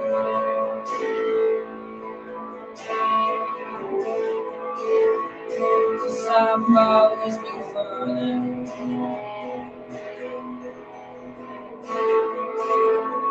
But with you it's so much fun. Cause I've always been falling.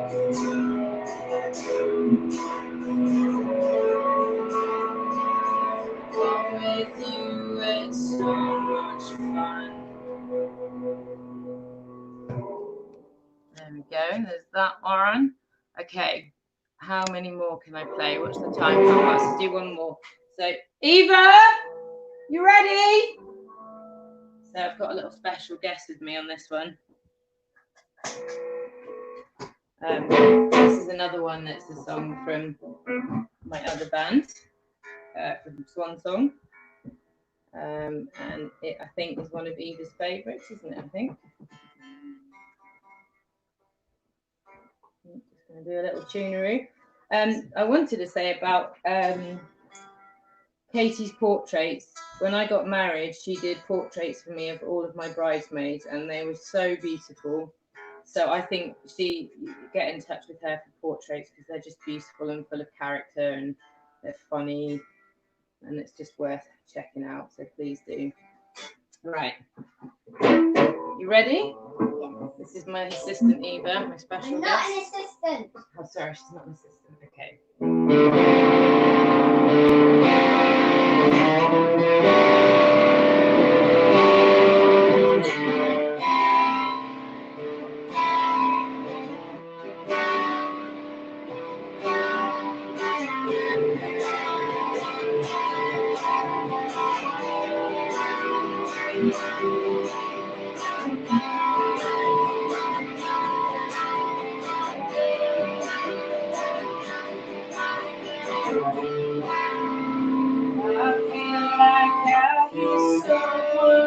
Someone calling my name.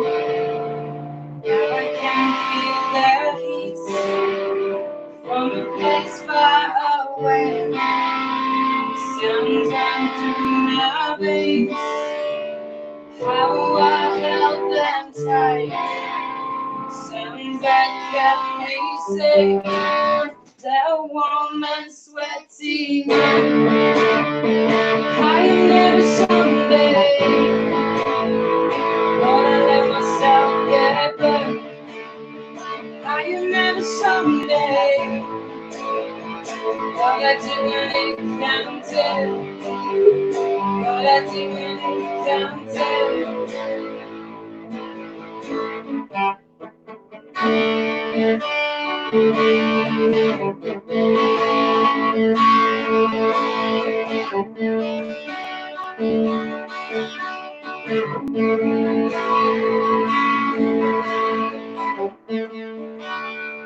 Other voices call me from concrete steps.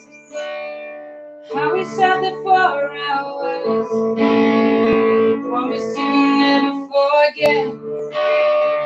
Other voices call me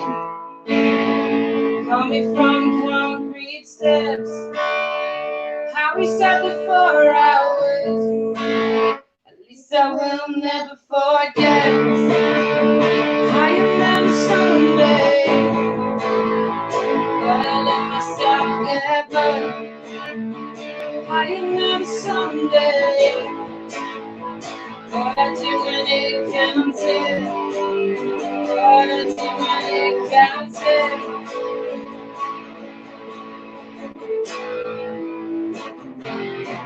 Someday, someday, yeah. Someday, yeah. Someday, yeah. Someday, yeah. Someday, yeah. Someday, yeah. I am never someday, but I let myself get burned. I am never someday, but I do when it counted. But I do when it counted. But I do when it counted. But I do when it counted.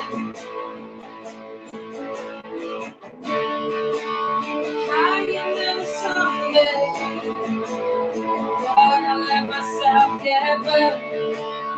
I am never someday, but I do when it counted. But I do when it counted.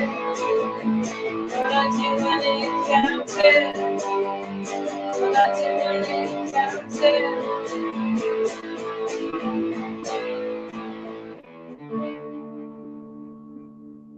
Thank you. Yes. All right. Thanks, everyone. That was me doing Nat Blue stuff. I don't do live stuff very often because I play as badly as I just did because I get nervous. But thanks, everyone, and thanks for watching. I'm also here. And Eva is also here. All right. Thank you very much. I'm singing as well. Bye. Hey. Oh, how can one person be so talented? I have to be honest though, Nat, and I don't want you to hate me for this, but I think Eva stole the show. Right, we're ready to go straight into our next act. And can we all join together with virtual claps for our next act? Ellie Jean Bramhall. Hi.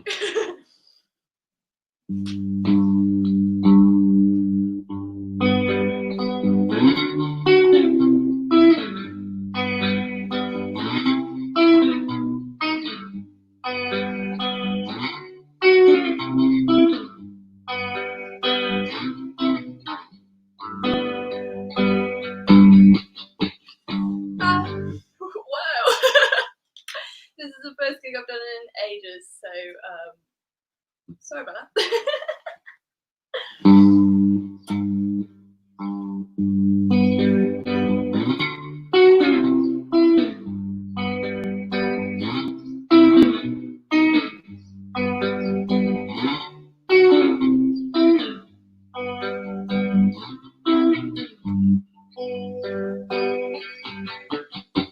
Stuck outside in April showers, wet hair dripping in my eyes. I want to be home with you, darling. Dry me off and constrain tight.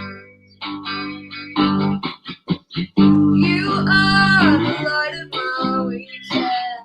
I am miserable Monday, sipping cold tea that's long been forgotten. You might have just thrown it all away. Thrown it all away. Thrown it all away.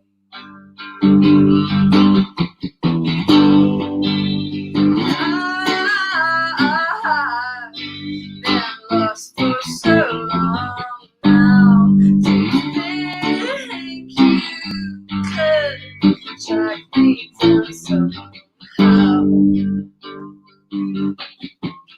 Fear is a strange thing, it grips me.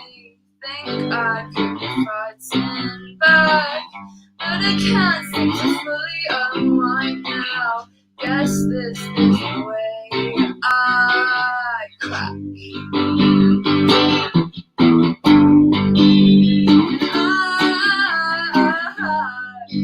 I've been lost for so long now. Do you think you could track me to somehow? I've been lost for so long now. Do you think you could track me to somehow?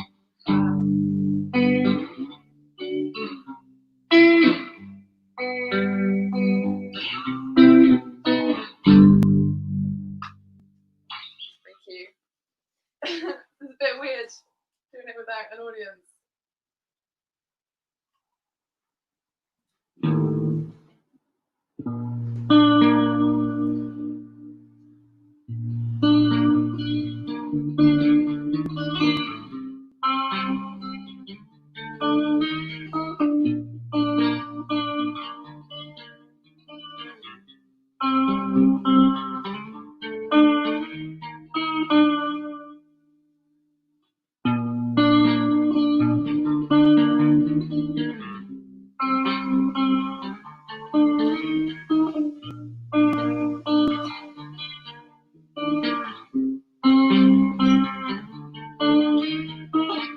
Young love ripping at the holes in my jeans, scuffing up my shoes, and I'm finding out I'm stronger than I thought.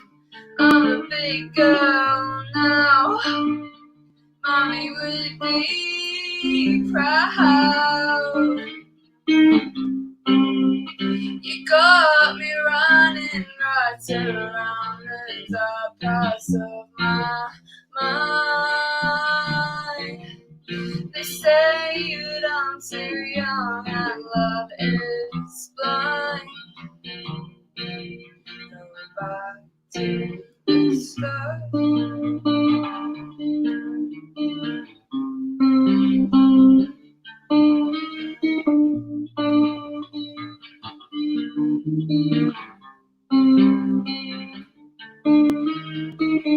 Young babe spent the summer in your room with lack of anything to do, but that just made you feel so small. Well, not anymore. You're gonna stand so tall. You got me running right around the dark parts of my mind. They say that I'm too young and love is blind. Go back to the start.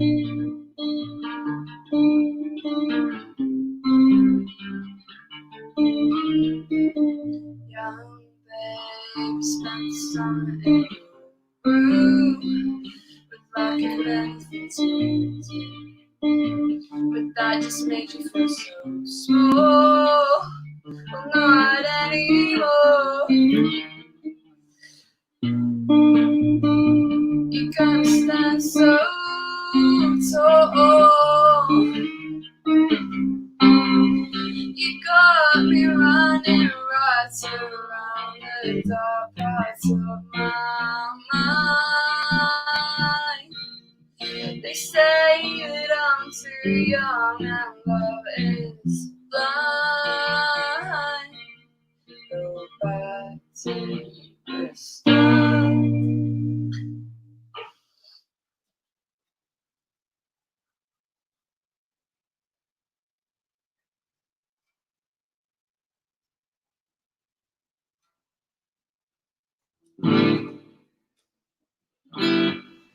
So I normally play my band. I'm Plum Junior. It's mostly known as that. So these are some of our songs. Yeah, a bit strange to be playing them in my garden rather than with everyone else.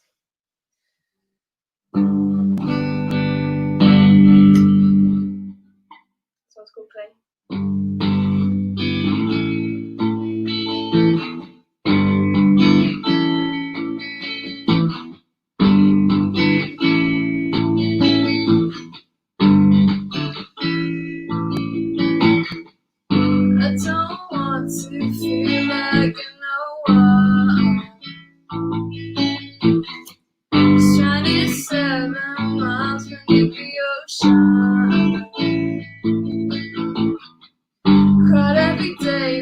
week. I'm so scared I can hardly speak about love, about anything, about you and me. You know you got me. Don't have to cling so tightly. I'm not going anywhere.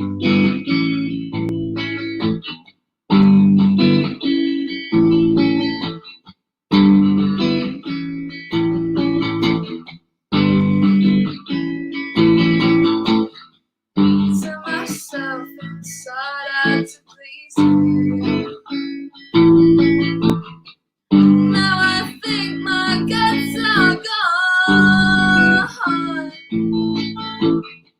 Could I stand out on my own? Do I know myself at all? You know you got me. Don't have to cling so tightly. I'm not going anywhere.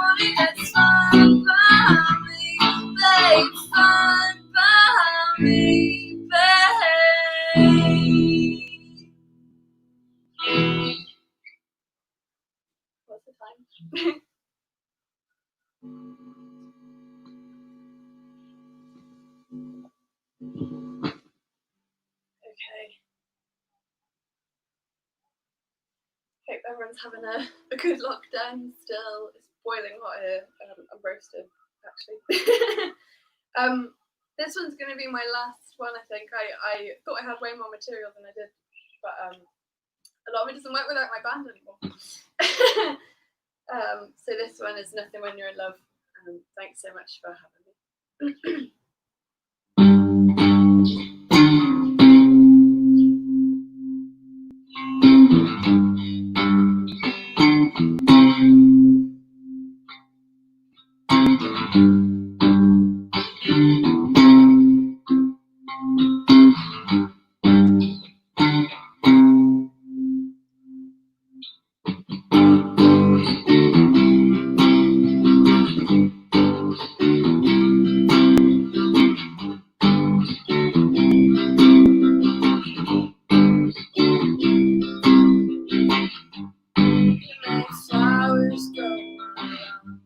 They are beautiful, but I can't.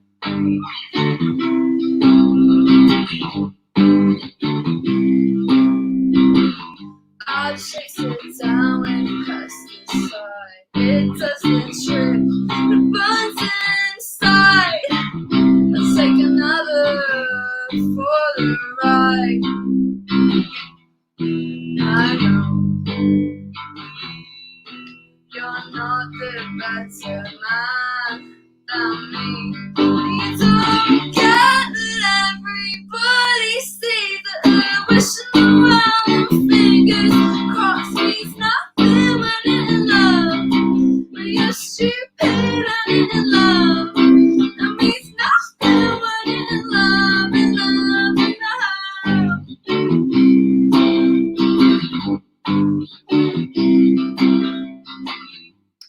Kiss my lips, fingertips. You make me sick, but I want you. I know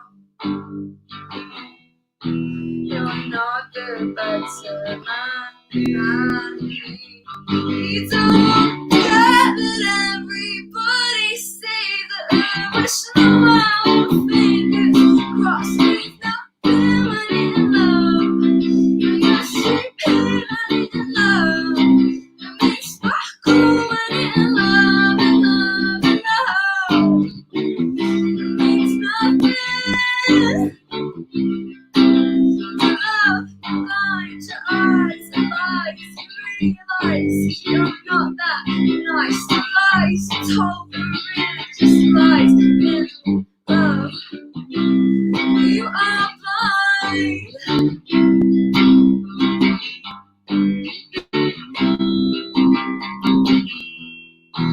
I know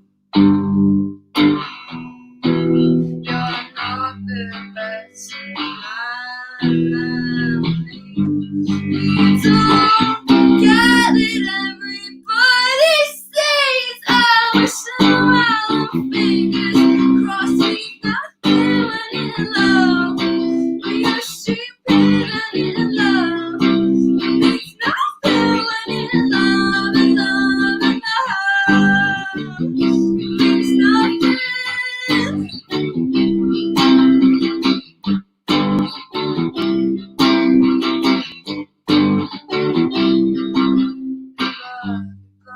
Your eyes, you realize you're not that nice. The lies you told, they were really just lies. In love, you are blind.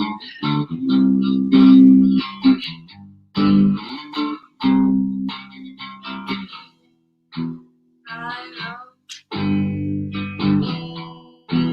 you're not the better man than me. You don't get it, everybody says I'm wishing around fingers crossed means nothing when you're in love. When you're stupid and in love, it means nothing when you're in love, in love, in love.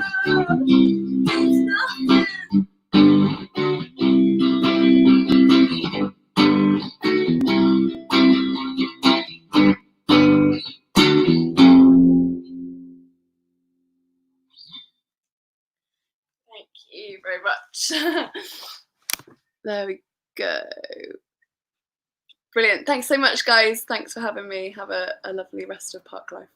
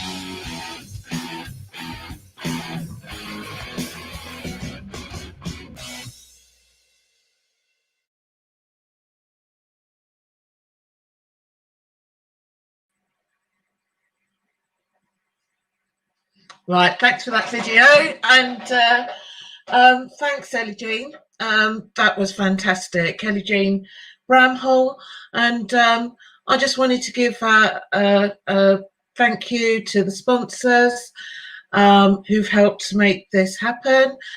A1 Appliances, Falmouth Tyres, AMATA at Falmouth University, Jubilee Wolf, and Falmouth Town. Thanks very much for your support. Now I'd like to introduce you to one of the founder members of IWN, Inspiring Women's Network, along with Noor Shakroon. The three of us, we started the community group. Siobhan started a business called Olive May. We do events where we provide catering, and at International Women's Day and Black History Month we often celebrate with food, which is a very Jamaican thing to do, of one of many cultures, but more so Jamaican because I know Siobhan's going to be doing some saltfish and ackee, which is a traditional Jamaican dish. Siobhan, I just wanted to say, if you have any extra through cooking this demo, you know I'm only 10 minutes away. We can still social distance, put it on the doorstep. I'll run over, grab the dish and leave quickly. You won't even see me. So here you go, everyone. Siobhan Armstrong, Olive May, and delivered by Inspiring Women's Network. Enjoy. Good afternoon. Thank you, Caroline. I will definitely be down to yours shortly, and I will leave the food on your doorstep. Thank you for that fantastic introduction. Yes, so yeah, my name is Siobhan Armstrong, and this is Olive May's Kitchen. We cook traditional, authentic Jamaican food. Our parents in the family, taught us how to cook, and this is basically how we cook. This is one of the easiest, simplest dishes that I could think of for today in the time slot. So it's going to be ackee and saltfish, and if I have time, I might throw in some fried dumplings as well. So what we'll do is we'll start then. Thank you very much for joining me. Okay, so I'll just wash my hands first. Give them a quick rinse.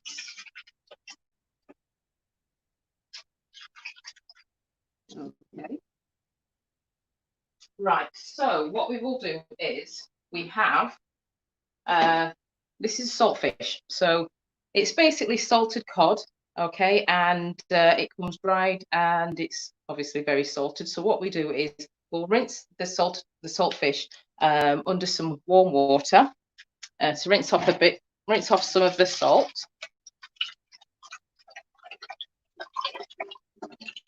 Spit that out. Get all that. Don't want too much salt on it, although it is saltfish. Don't want it too salty. Okay, and then put enough water in there. We're going to boil it up a bit. So we're going to boil that up on a high heat.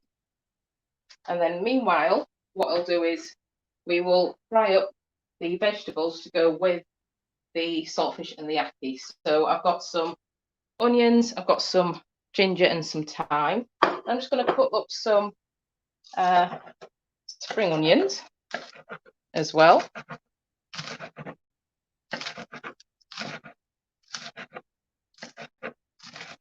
Just the green part of these spring onions.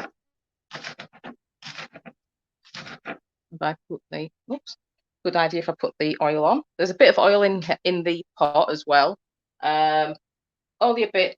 I don't tend to put a lot of oil in. It depends if you want it, how oily you want this dish, but I don't tend to have it that oily. So I only put a little bit of oil in for the vegetables because you're going to be adding the ackee and the saltfish to that shortly.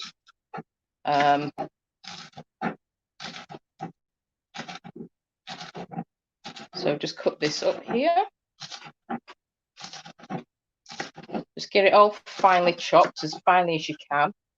What you don't want is big chunks of veg in there. Really. Get rid of that bit. Okay, let's wait for the oil to heat up. Now, you have, in ackee and saltfish, you would have Scotch bonnet. But being in Cornwall, didn't get a chance to get hold of any Scotch bonnet. I normally have to order stuff in. So I'm cheating and I'm using chili. Now, it's not the same. Not saying it's the same at all. A lot of Jamaican people are watching this will say, oh my gosh, she's using a chili. Yeah, no, it's not the same. I'm just improvising. If you do want a bit more heat in there, like what the Scotch bonnet would provide, because that is one of the hottest chilies, one of the hottest peppers, sorry, you can cheat and put in some pepper sauce. That is very, very hot. So if you do ever use the hot pepper sauce, be careful because it is extremely hot. Extremely hot. So if you don't want a lot of heat, don't use it. Okay. I keep the seeds in there. Sometimes people don't keep the seeds in there. Not sure why, as you know, that's where the heat generally comes from. But I keep the seeds in when I cook. So getting all this chopped up.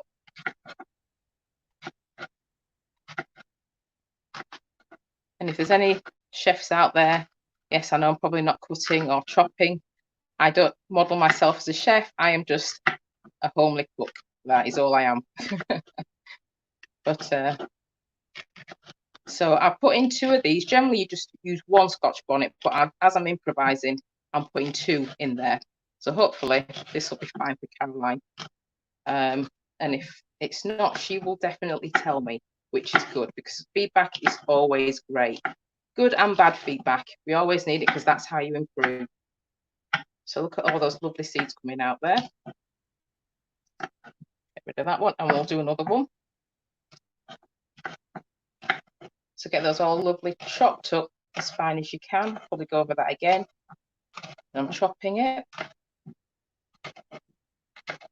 So like I said, you've got 1 whole onion, about an inch of ginger, just chopped up, and then you've got a bit of thyme as well to throw in there. And then you're going to have a clove of garlic and half a red pepper, half a green pepper as well to throw in there. I'll probably chop up a bit more.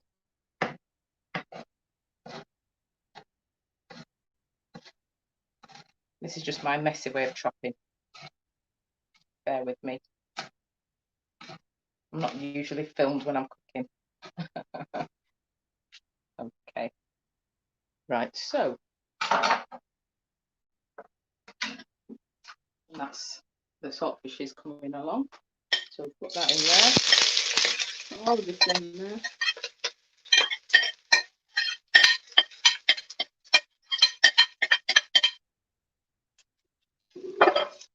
Everything there as well.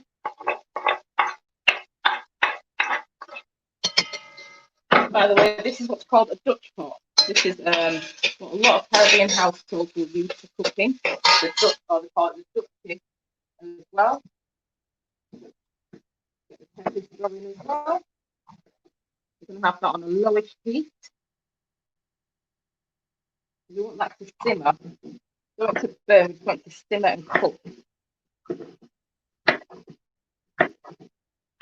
If it was smell-o-vision, you smell the lovely veg all cooking together. It's a fantastic smell.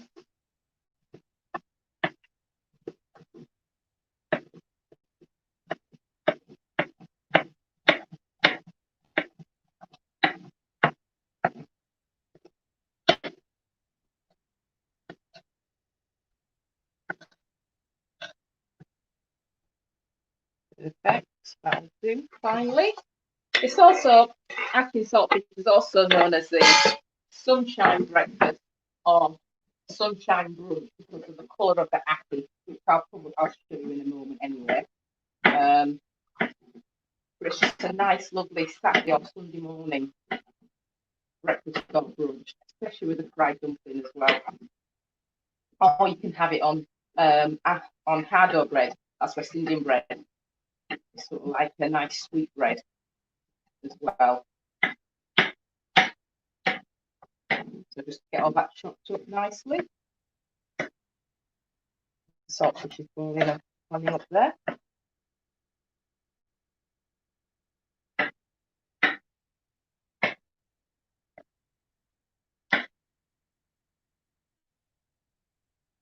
Put the pepper in. Then you've got 1 clove of garlic. I tend to crush it first and then I chop it. Maybe that's a cheats version, I don't know.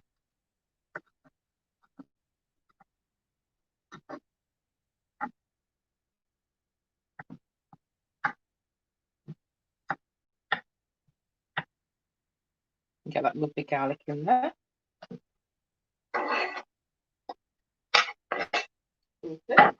Right, so give that a little mix together. Coat it, get all coated with the oils, and you want it turned down. Yeah.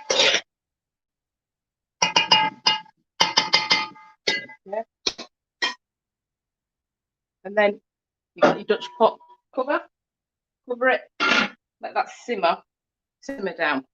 So you've got your saltfish bubbling away now, and that's running nicely. What we're going to do with it is we're going to fry it as well. So I'll set the oil going on here in this pan. Again, I don't use a lot of oil, but you know, everyone's different.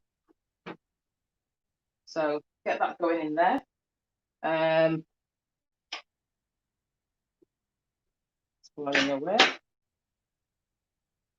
All smells lovely. It's coming on lovely. Give that bit of a stir again. Spread that out a bit. You can see all the lovely colours. It's becoming a sunshine breakfast. All the bright colours, the reds, the greens, everything. And then when you put that ackee in there, because it's yellow, it pops perfectly. Okay, so that's boiling away. We'll give that a couple more minutes. So, like I said, Olive May's Kitchen, we're based in Truro, and we've been doing food stalls in St Ives. We're hoping to get into Port Town. So if you check out our Facebook page and Instagram page, you'll see where we're going to be on what specific day and what we'll be cooking on that day as well. At the St Ives Guildhall, I'm generally there the first Thursday of the month, you know, before lockdown. So generally I'll do fried dumplings, saltfish fritters, chickpea curry, jerk chicken, that type of thing. But we generally say what we're going to cook on the day anyway. All right, so I'll take that off a minute. I'm just going to drain this. And I'm going to give it another rinse. I'm going to add it to the oil.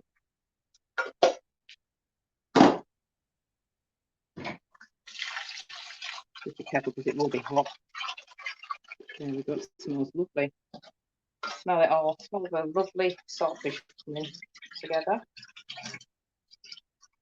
And then what you can do is fork it so that it breaks up.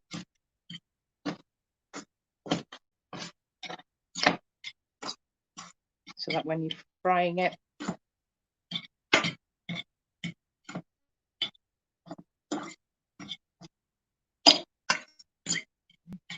there we go.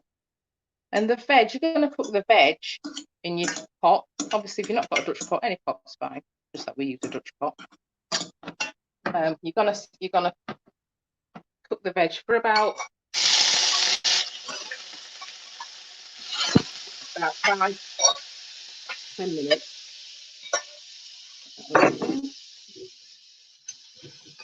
Just try that. We could just give it a flick.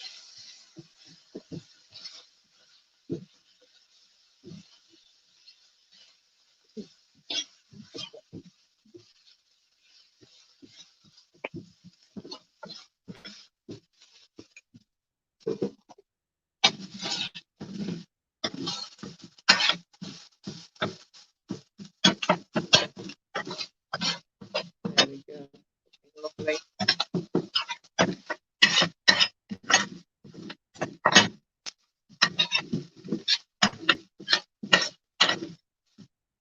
Okay.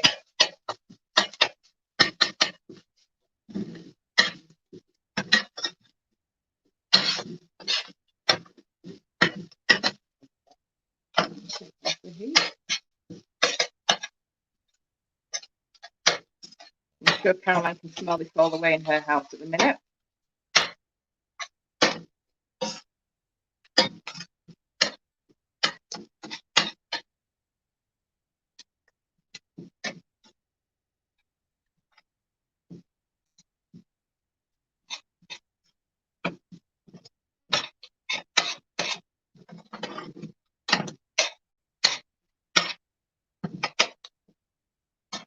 Okay, leave that there a moment.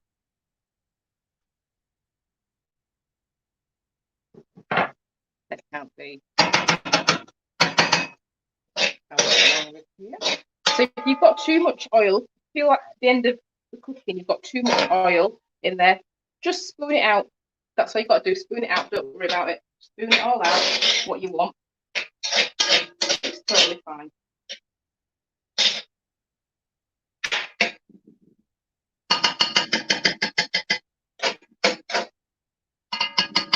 Right, so then I'm going to add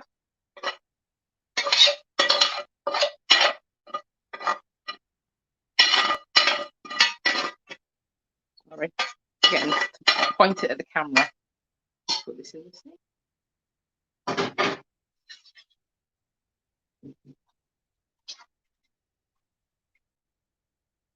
Okay, so mix that all together.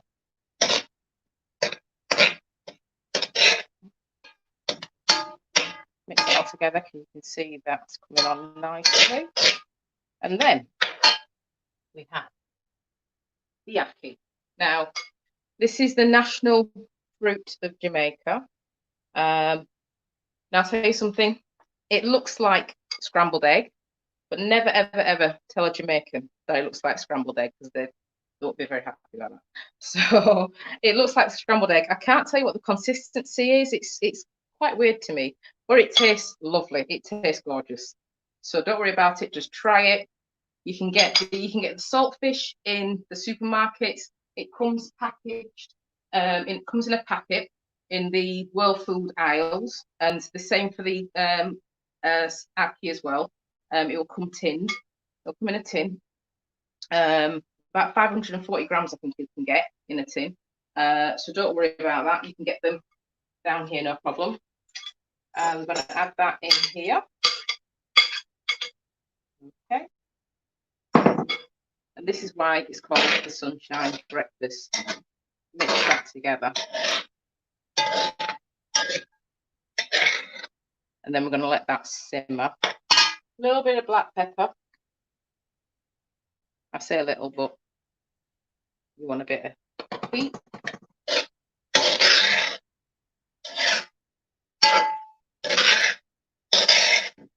And then just let that simmer down.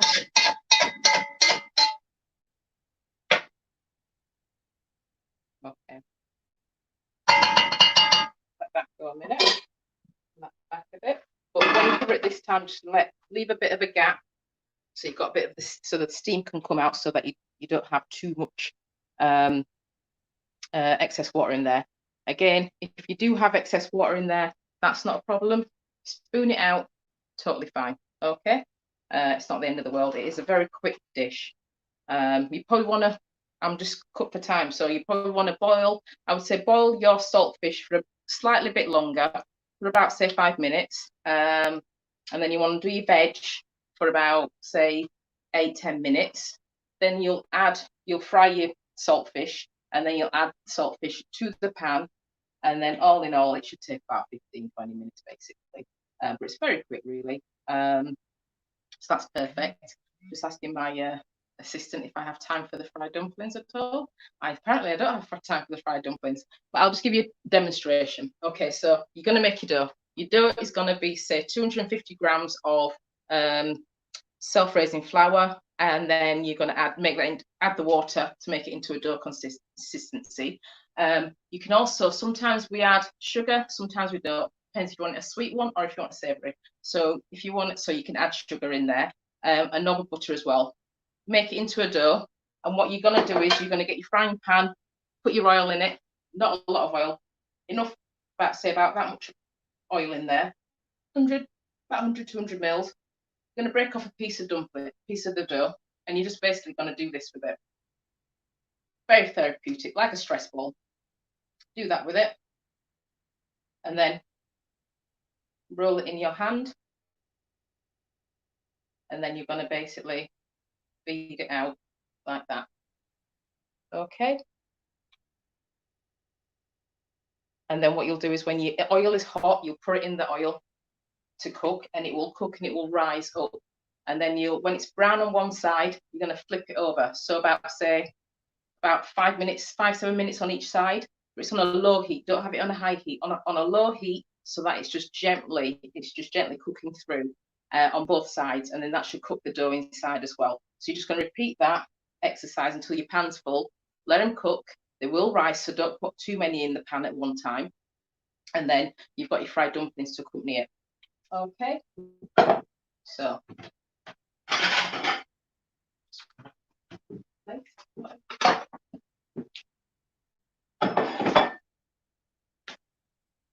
I think I'm going. That was a quick 5 minutes. I thought it would be. So here we go. So here is your ackee and saltfish.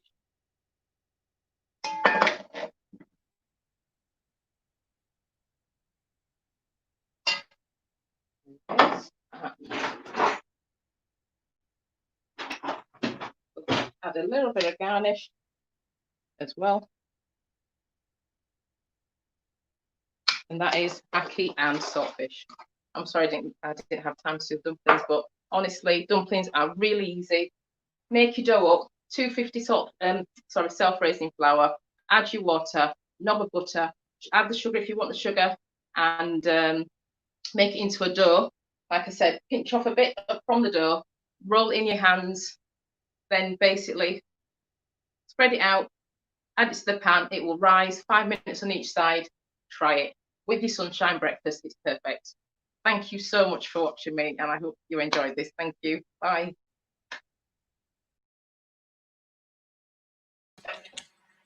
Hi. Well, Siobhan, you made me really, really hungry, and I'm going to hold you to your word, you know. You best pass around them dumplings and that saltfish, tell you. Right, okay then. Yeah, that's a really, really lovely recipe, isn't it, guys? You know, sunshine breakfast. But to be honest with you, you could eat that any time of the day.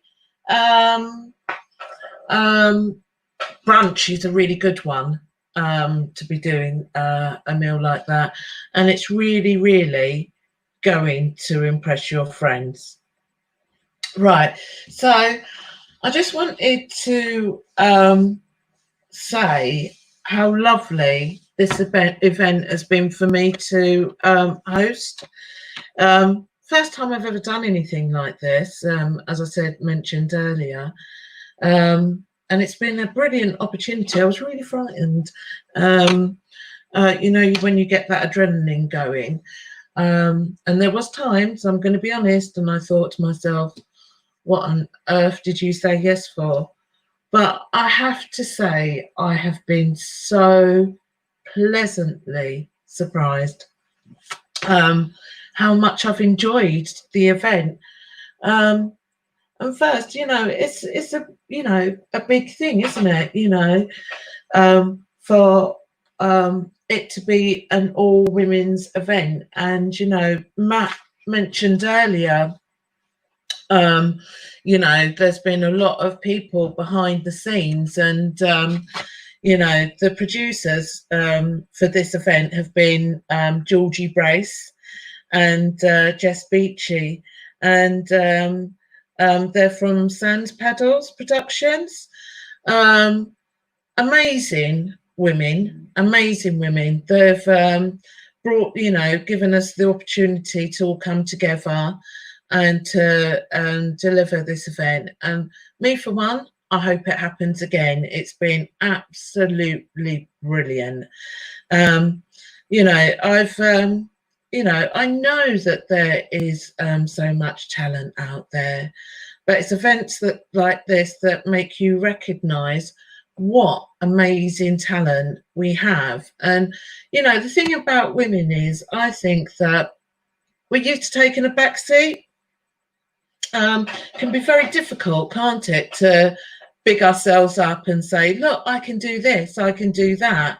I mean, maybe it's just me, but I think that, you know, from my girlfriends, it's a common experience that we seem to have. And, you know, it's really lovely to celebrate women in, you know, I don't want to do any cliches, women doing it for themselves or girl power or any of that. They've all got their place, don't get me wrong. But to see it's not just women doing it, it's women doing it beautifully. And really, I'm ashamed to say, you know, this isn't perfect, but it's okay. We're still doing this, you know. It really is an inspiring thing. And I know when I first came to Cornwall, which is some time ago now, and when we started Inspiring Women's Network, we were part of another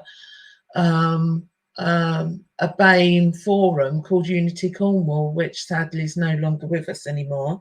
But I know Nor, who was one of the founders, her and I saw a definite need. We got some funding for a project, and the project actually funded Bengali mothers to speak English as a second language because of the language barrier, and the children being able to read, you know, fundamental words for the children was a barrier that would have ultimately led to disadvantage for those children. So I felt very privileged, you know, and we had a celebration at one of the restaurants in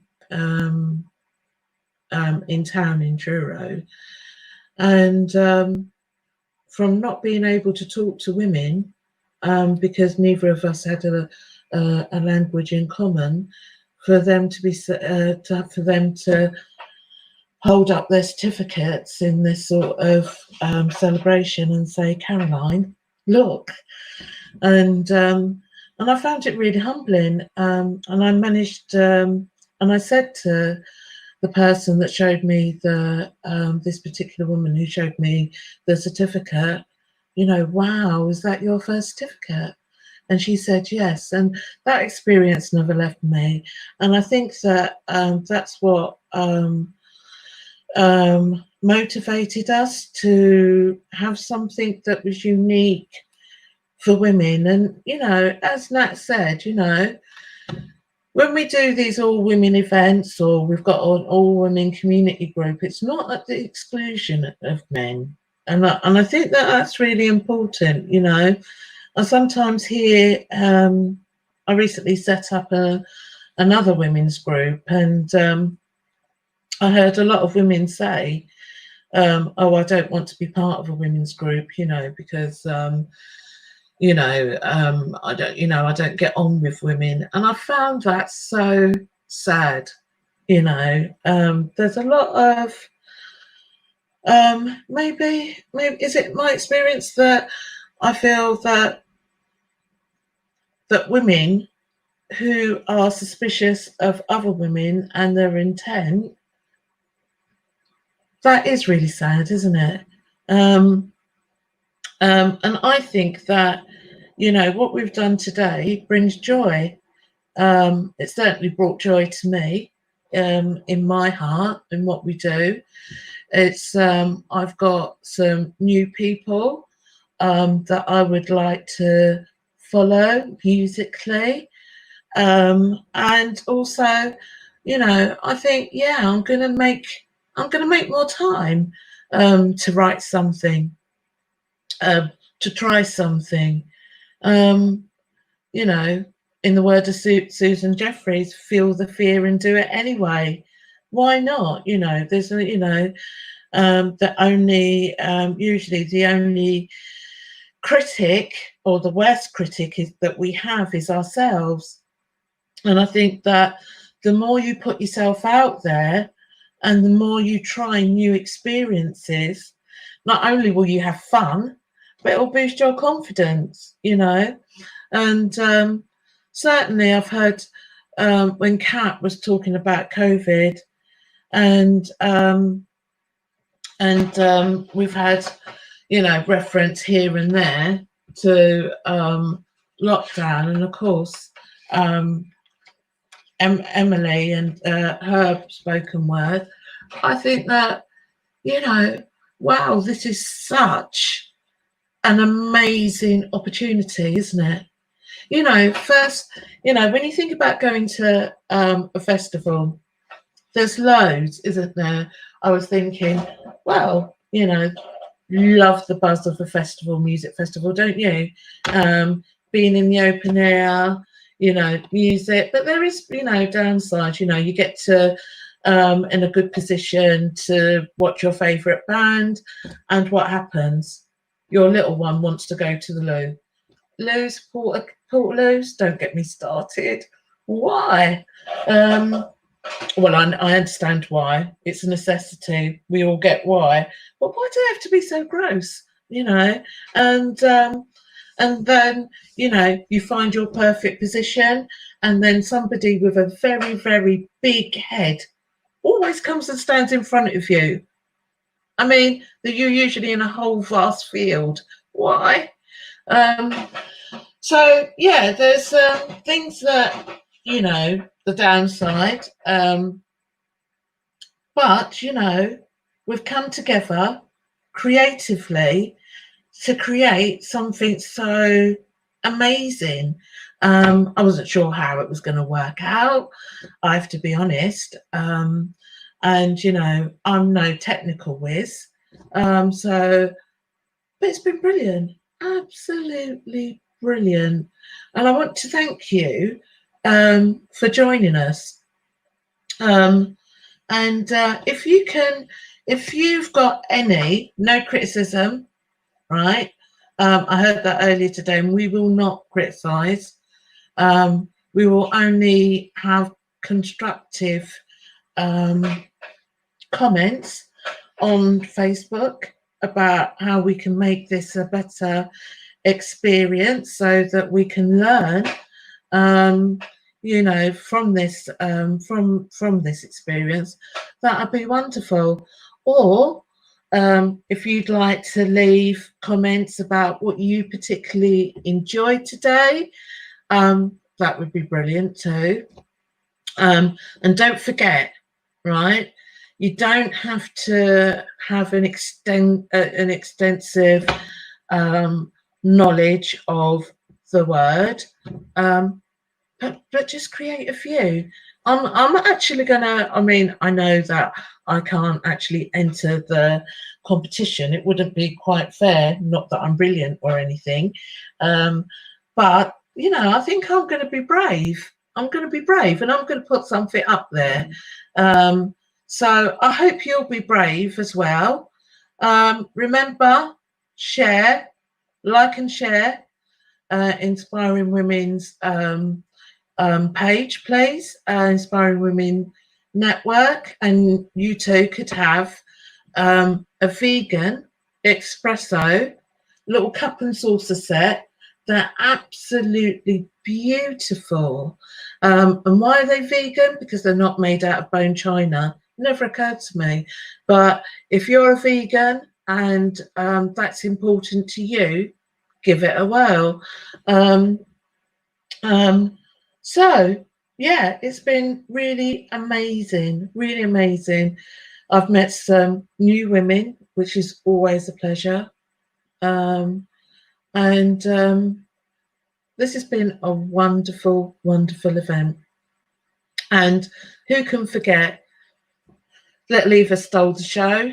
I know that you're going to have to live that one down for quite a while, Nat, and I'm really sorry about that, you know, but I did think your performance was amazing, as well as Katy. I loved that, Katy. Really, I found myself like jiggling my head here and there, and it was pretty cool. Angeline, beautiful, beautiful, a very talented person. Remember to download her new single. I know I will be. Real Sunday morning listening, that is, and very touched that you chose to share an example of how racism affected you, because let's not forget, you know, the way that we find ways of putting people down in our society, whether it's through the colour of your skin, or your religion, or just for your gender, or how you identify, is can be pretty soul destroying if you're the person at the end of a torrent of abuse or isolation. So I'm really proud to be an event like this, and I hope that, you know, everyone that's been part of this in their own way is proud too. So I'd just like this opportunity to say some special thank yous. So I want to say thank you to all the artists, and for Siobhan, who's going to be providing me with my tea, by the way. And but I'd also like to say thank you for the women behind this. Now, Amy Norris is amazing. She is the instrument for bringing this concept together. And thanks, Amy, for allowing me to do this. As I said, I feel really, really sort of lifted. And I'd like to thank Nat for inviting me to host. Nat is like, not only is she just a creative, wonderful woman that you've heard, she's also my friend, my colleague. She's definitely to have one on your, to have your back. And I'd like to thank Anne Barler, who is also a good supporter of IWN, who I met at a film night, and lovely to have you with us and to be part of this. As I said, Georgie Brace and Jess Beachley, man, you've done it. You've been excellent, and it's so good to have women with all these skill sets and what have you. I want to say a big thank you to Noor Shakroon and Siobhan Armstrong, former founders of IWN. But most of all, I want to say thank you to you. If you've tuned in and you've listened to this, you're part of this. You've made this happen. So I want you to, we're grateful for your support. Yeah.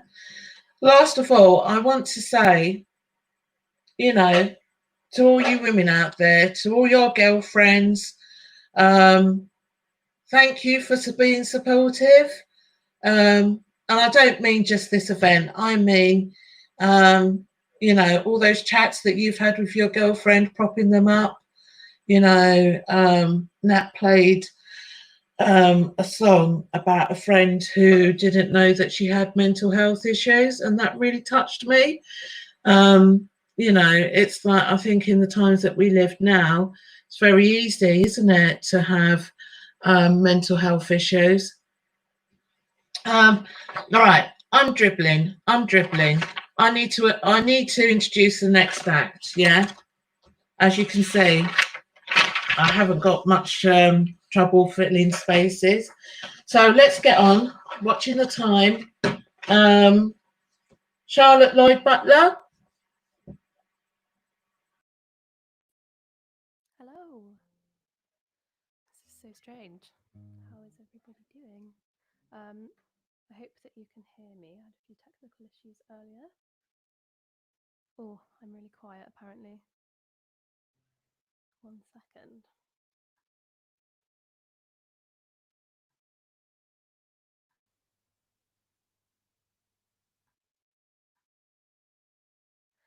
Is that any better?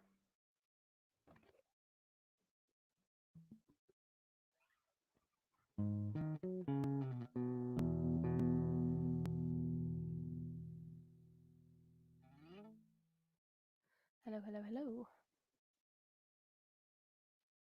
Hello, hello, hello.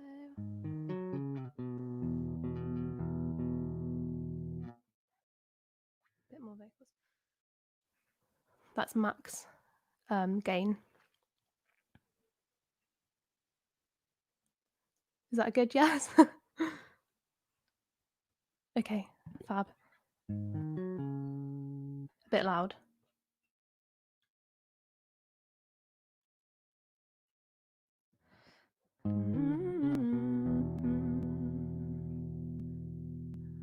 Cool.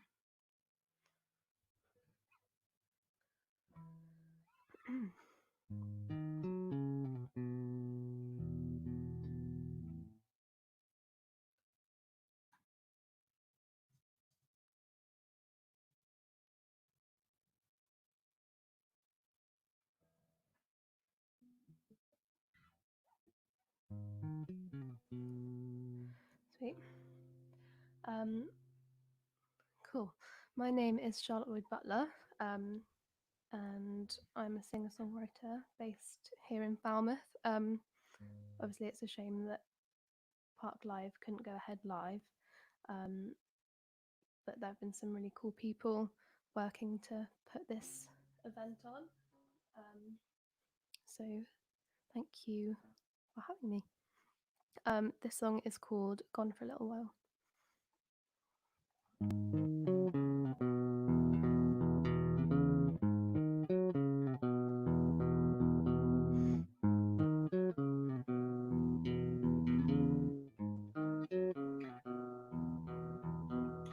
If I am too tired to get undressed, you pull me out of bed and into my best clothes.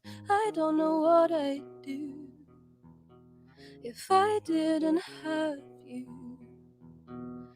If I get sick of this mundane life, you pull me together and everything's just fine.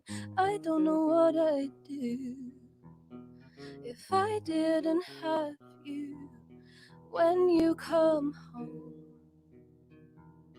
I will be there. And if you can't sleep, I'll stay awake with you for a little while.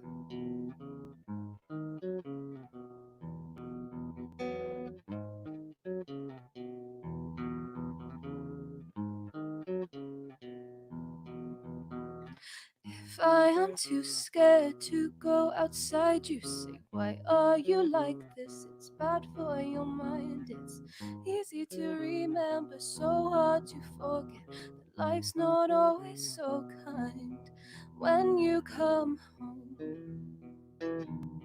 I will be there. And if you can't sleep, I'll stay awake. 'Cause all of your fears and all of your friends will be gone for a little while. They'll be gone for a little while.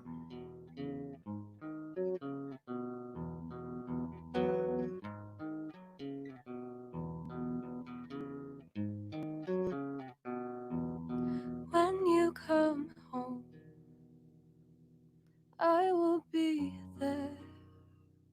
Oh, and if you can't sleep, I'll stay awake. 'Cause all of your fears and all of your friends will be gone for a little while.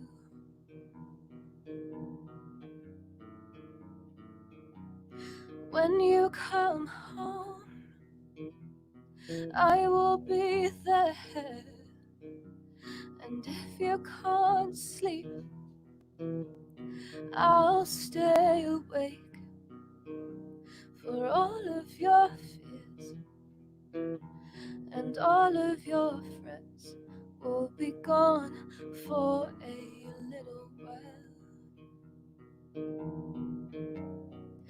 They'll be gone for a little while.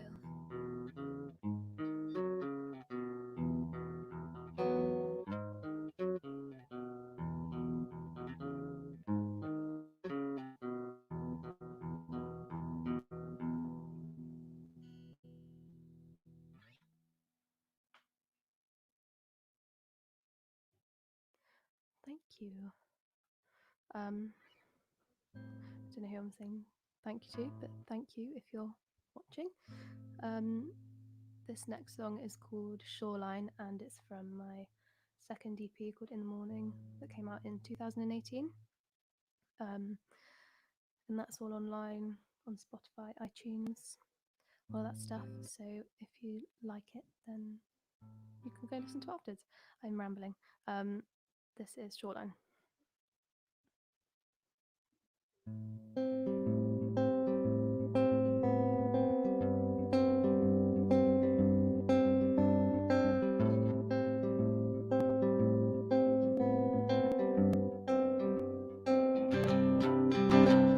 I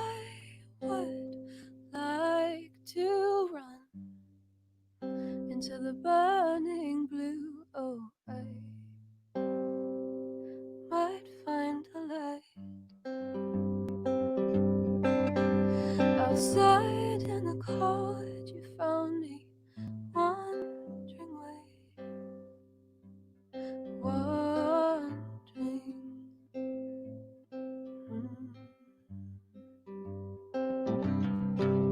Is this what you wanted from your time? It's more.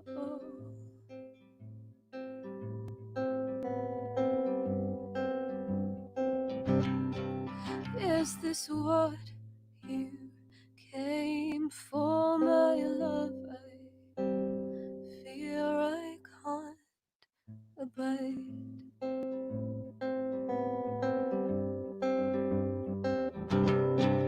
I can see it, oh, I see through it all, and I feel it, oh, I feel it all, and I want you to know that in time you'll find.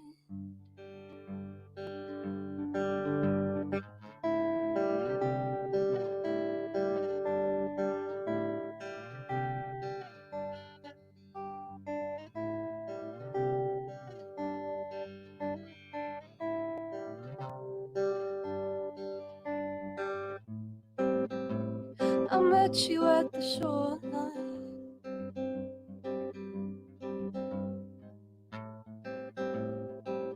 of all places that I could have gone, and I can't see your face above my hands, and I can't see through my fingers towards you. I can see it, oh, I see through it all, and I feel it in my bones. Oh, I want you to know that in time you'll find.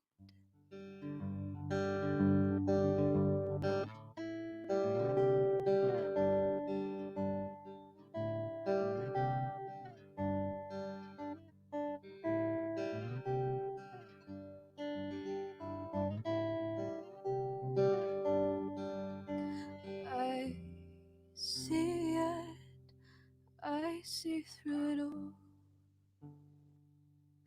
and I feel it, oh, I feel it in my bones, and I want you to know that in time you'll find.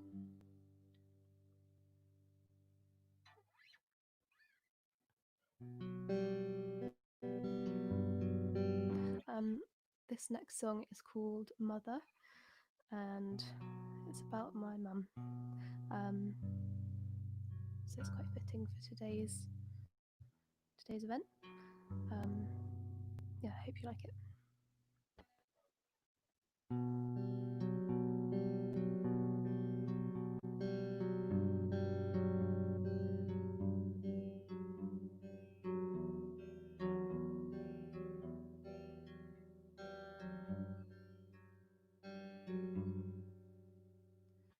Time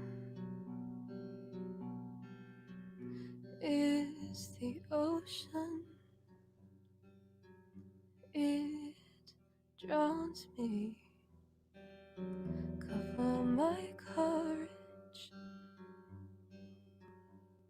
and hope. She is my mother Earth, and she'll talk to me through my heart. But I'm surrounded by sorrow, and I want to a promise I can hold in my body, and I'll keep my arms open, but I can't be thorough, no, with my words until I found my feet among this horror.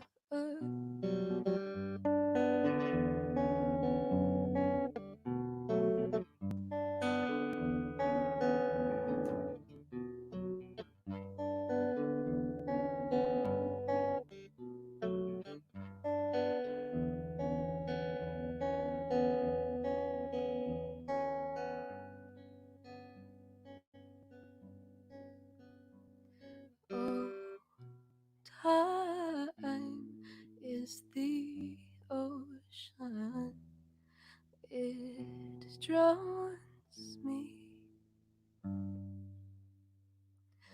and hope she is my mother, and she'll talk to me.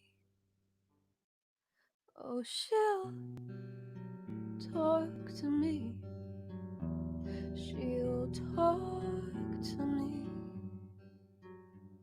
She'll talk to me. Talk to me. Talk. She'll talk to me. Talk to me. Talk to me. Talk to me, yeah.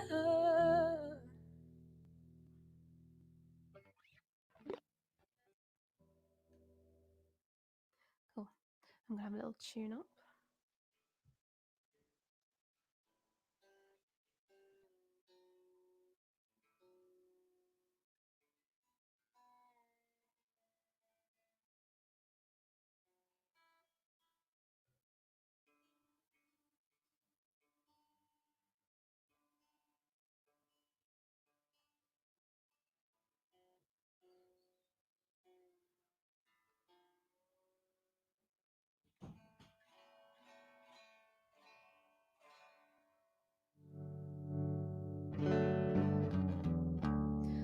This is a really old song.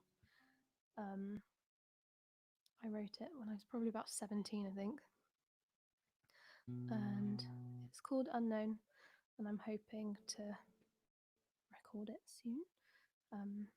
Stick it on Bandcamp or something, so let me know if you like it. This is called Unknown.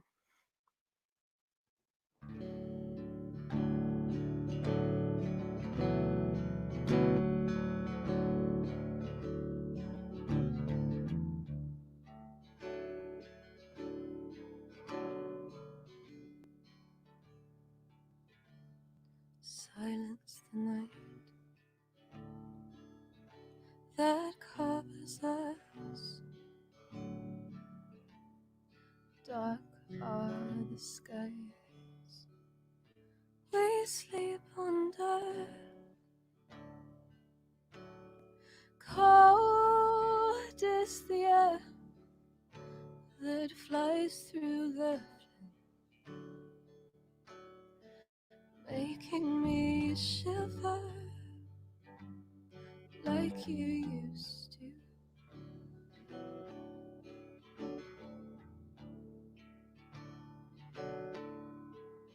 Cause I'm desperately reaching for heights so far above, hopelessly wandering fields foreign to us, carelessly walking on ground so dangerous. And all the while we wait in anticipation for something unknown.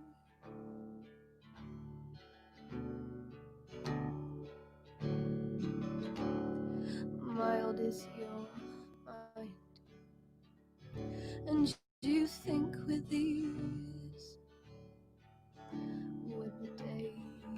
has come a trial for me, but for your life is a breeze. And all of this time, how did I fall at your feet?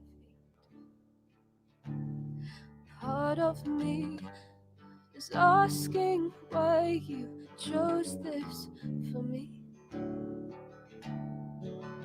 'Cause I'm desperately reaching for heights so far above. Hopelessly wandering fields foreign to us.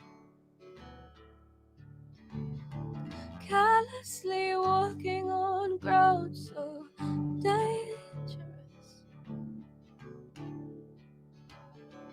Helplessly hoping that now's the time to trust. Whoa, whoa, whoa,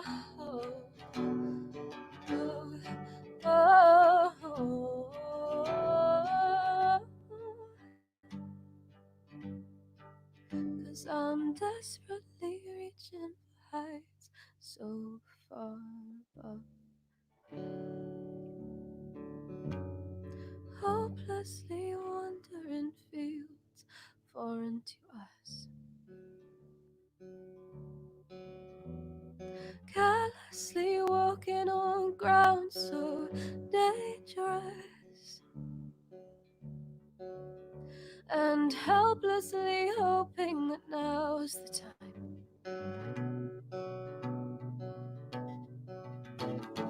desperately reaching.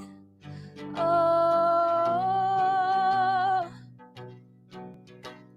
hopelessly wandering. Oh, carelessly walking on ground so dangerous. And all the while we wait in anticipation for something that never was there.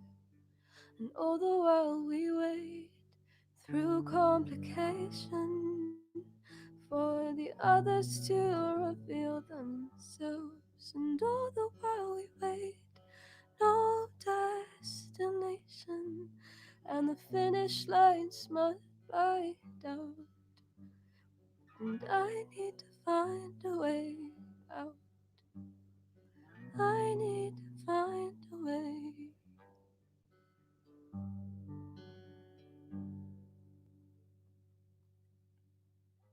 Thank you. I think I've got time for one more. Thank you so much to Parklive and Source FM and Inspiring Women's Network for having me. I'm really happy to be a part of this. And as Caroline said, it's so lovely to be doing something that's bringing joy to people and lifting people up, rather than pitching people against each other. And yeah, this is called Enough Tonight, and I wrote it a couple of weeks ago in lockdown. So yeah, it might not be the finished product right now, but I hope you like it. My name's Charlotte Lloyd-Butler, by the way, if you've just tuned in. And I'm on all the socials, blah, blah, blah. This is called Enough Tonight.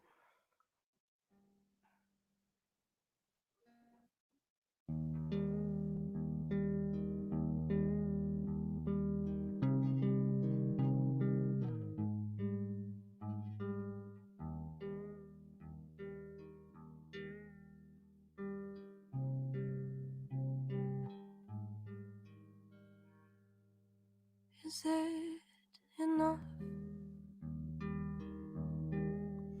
for tonight? Leave the door shut behind you.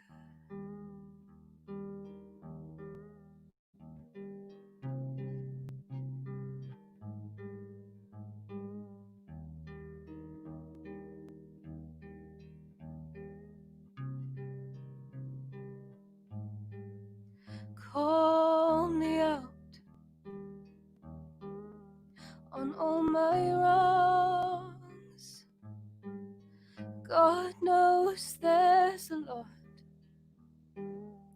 It's my ritual.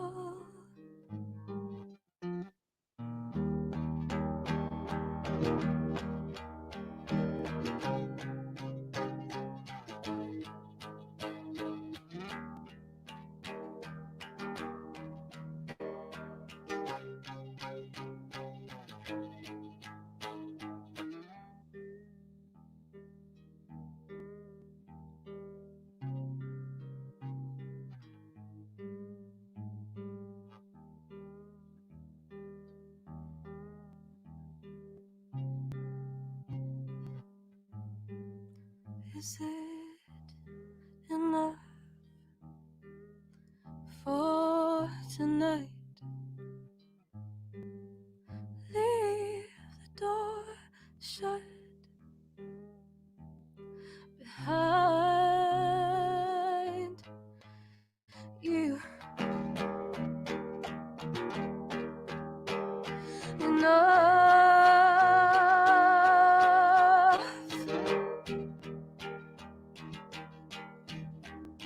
Enough.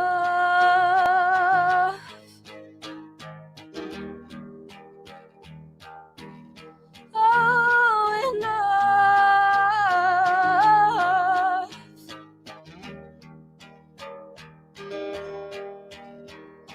Enough was I.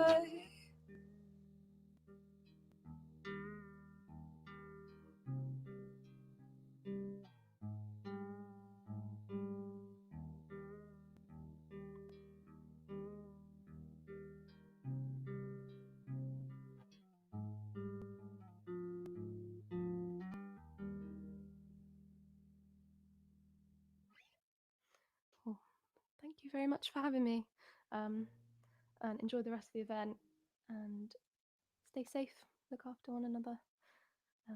Goodbye.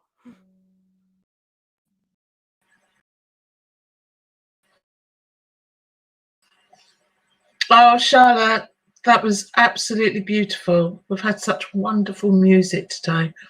That was Charlotte Lloyd-Butler, everybody. You've caught me with my mouth a bit full.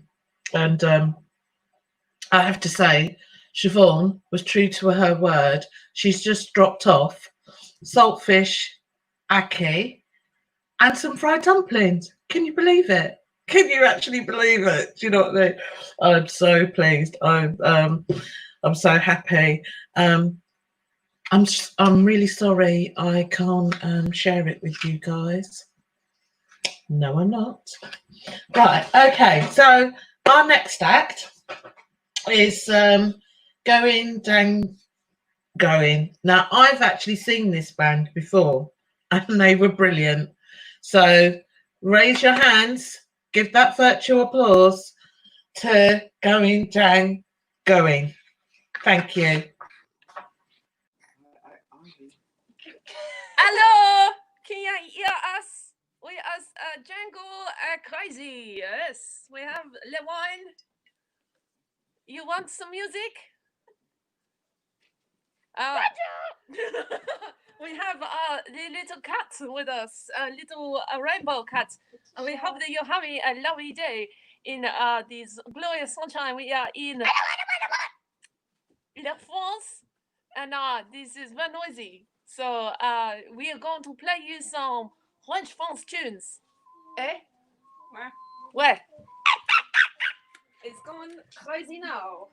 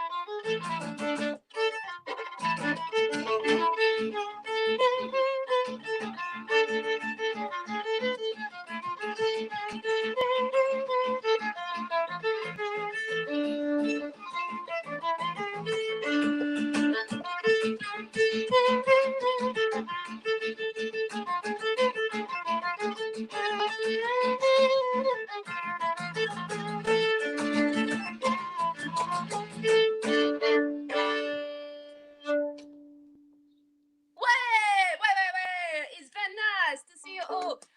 Yes, in this lockdown Parklive, we have a little protester, le short protester, le rainbow.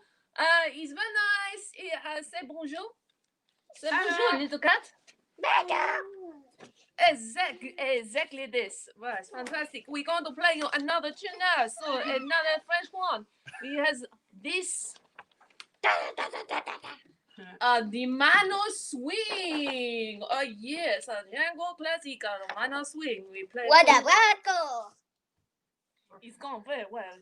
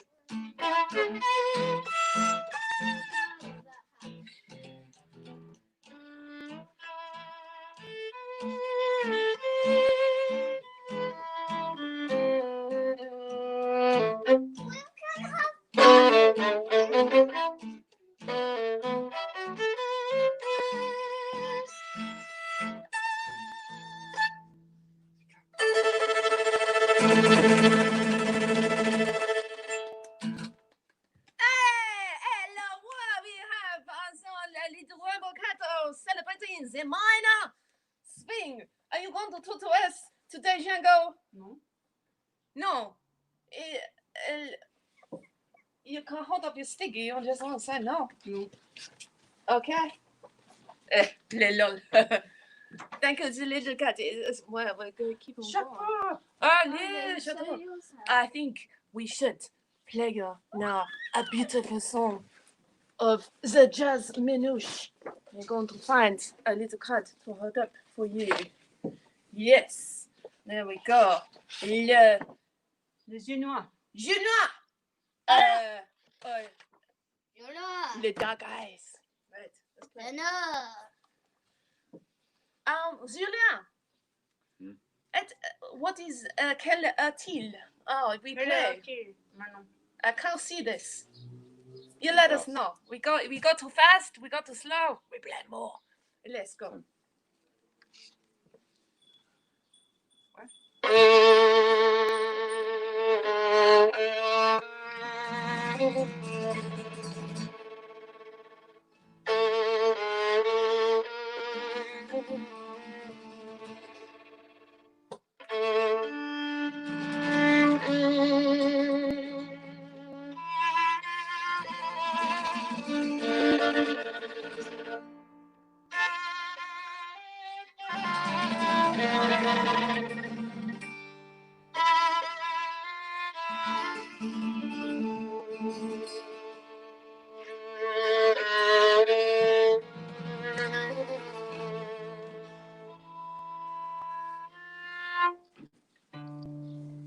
Oh, such a beautiful note. You play it again for the people. No. To play the note again. Encore? Encore the note. Again. No. More time. Encore.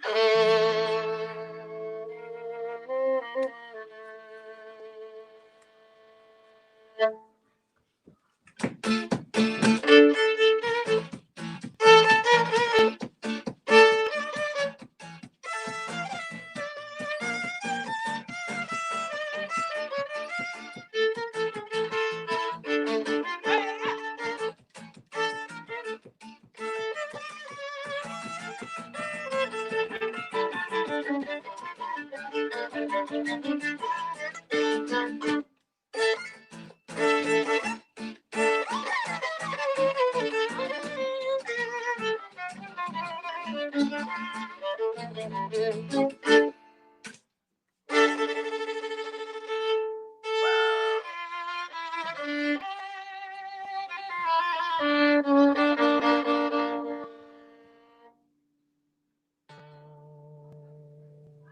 nice. It's good note. We like.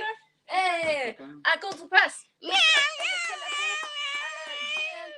him, just in case you can't hear us, but I think you can. Yes, you like it. Yes, it's like your trash vision. Yeah, you like. And there is not a streaker, but a face paint.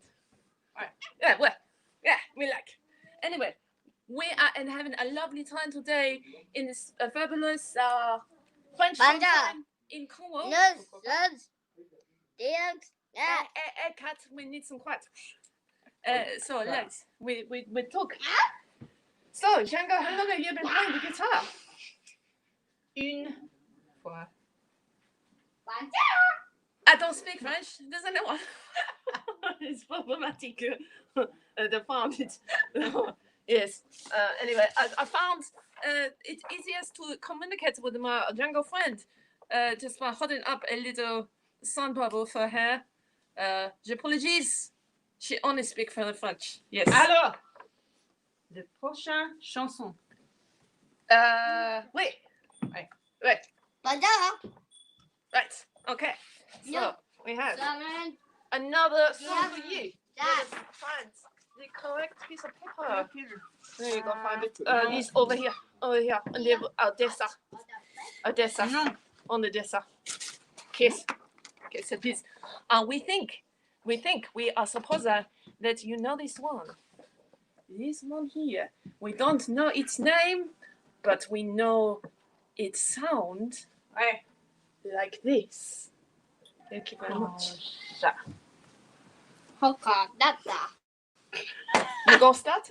No.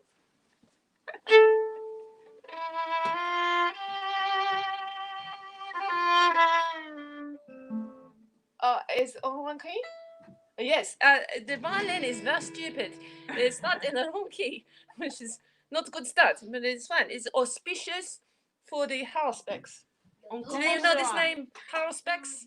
For the soothsayer, they cut the entrails. We talk about entrails. Oh, fermez la bouche.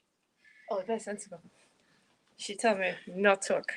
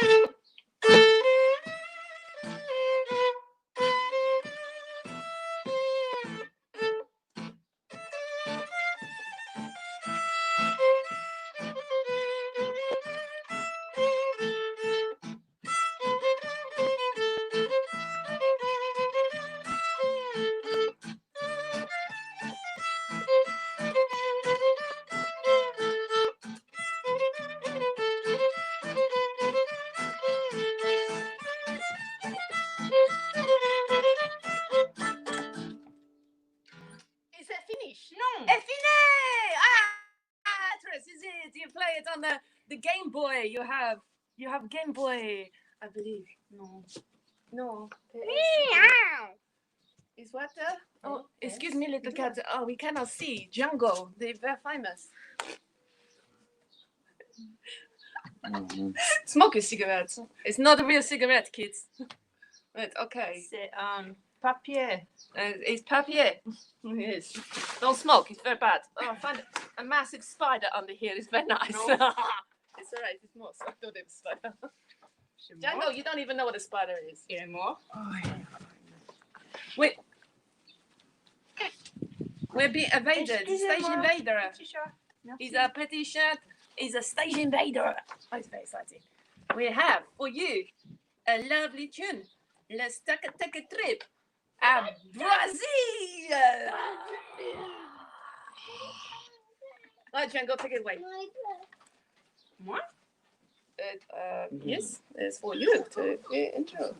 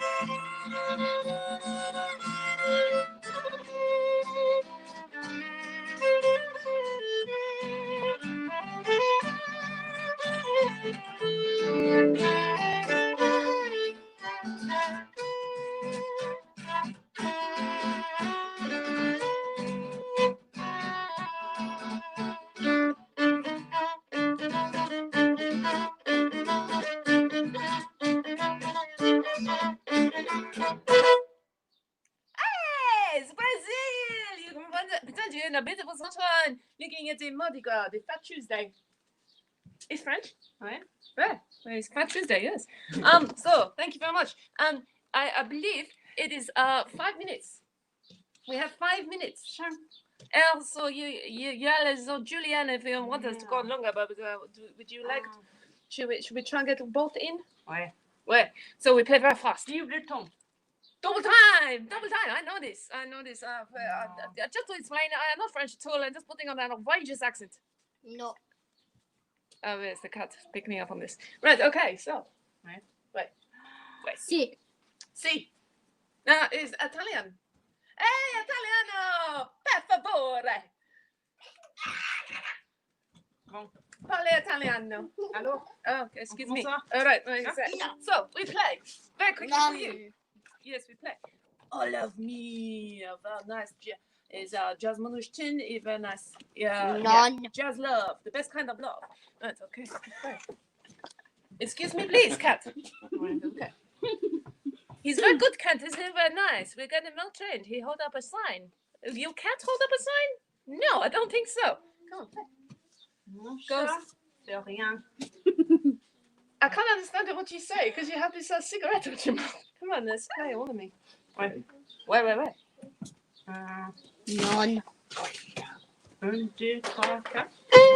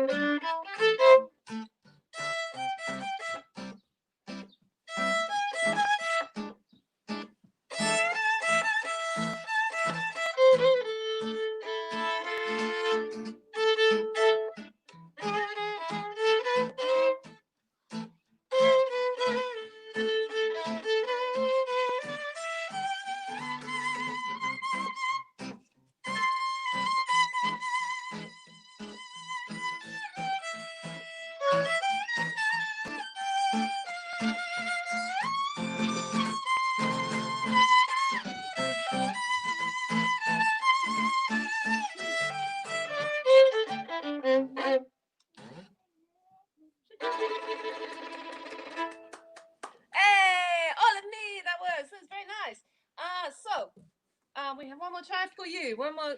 Yeah, I think you turn it around and then they say hello and they like it. Oh no, here we go. This is what you need. Say hello to the people. We say hello. Very nice. Hello. It's very good. So we have one more track for you, and it is on my paper, and it is very special for you. Encore. Right? So damp. Put it down. No. You're a terrible Frenchman. Put your cigarette in the bin. Right. Bodo. Okay. Hey, we carry on now.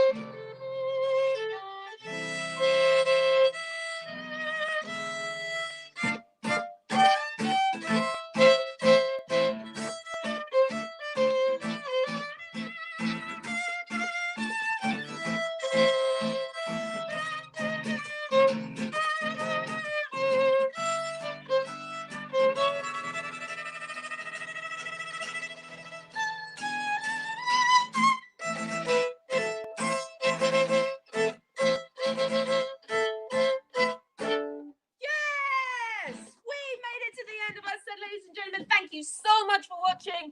We have, of course, not been Django and Stefan Grappelli. Yes, we fooled you. We fooled you. It's Callie and Jem. So here's our little, if you want to see who you have been watching. We have Le Credit. We have on guitar, Jem Cayley. And along the violin, that's me. And that is Callie Gibson. We have been Djangoing Crazy. We are on Love Facebook. Please check us out. We've also had some cats helping today. And I'm Wilf. That's Wilf the cat. He's been helping today. We also have another cat who would like to say hello. Hello, cat. Come along and say hello to the people. Everyone wants to see your lovely cat face. Here's our other cat. This is Ivy Cat. So we've been having a lovely time. Thank you very much, Julian, for letting us borrow your cats. He says thank you. And we have been Djangoing Crazy. We hope you enjoyed it. And I hope nobody was offended by our moustaches and terrible accents. We love you all. Thank you very much. Bye. Salut. Djangoing Crazy, you didn't disappoint. I absolutely felt transported. And aren't you lucky to have such beautiful cats? Anyway, we're nearing the end of our journey today. Thank you once again. Can't say thank you enough to all you brilliant acts. And I just want reminded that like, share Inspiring Women Network, like and share, and we've got a magpie vegan plate set to give away, and may even be able to let you know who's won that before the end of the day. If not, you'll just have to visit the site more, won't you? So that's no bad thing. So to actually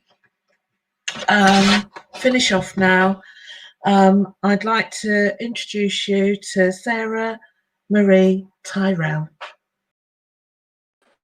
Hi. I hope you can hear me. I've had such a lovely time listening to you all today. And yeah, I'm going to do some bluesy stuff, country stuff, and a little bit of other stuff. And if you get bored, The Simpsons is on behind me. Okay, this is called Call Me Home.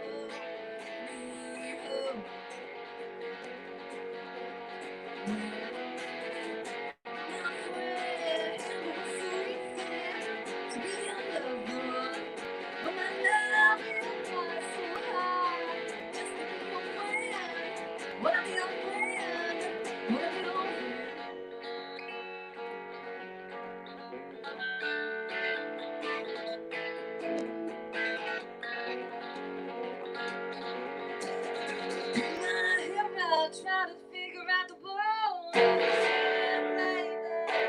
or just what you the devil pulls the strings on the wall. We think it's free, but it's free to do what we told.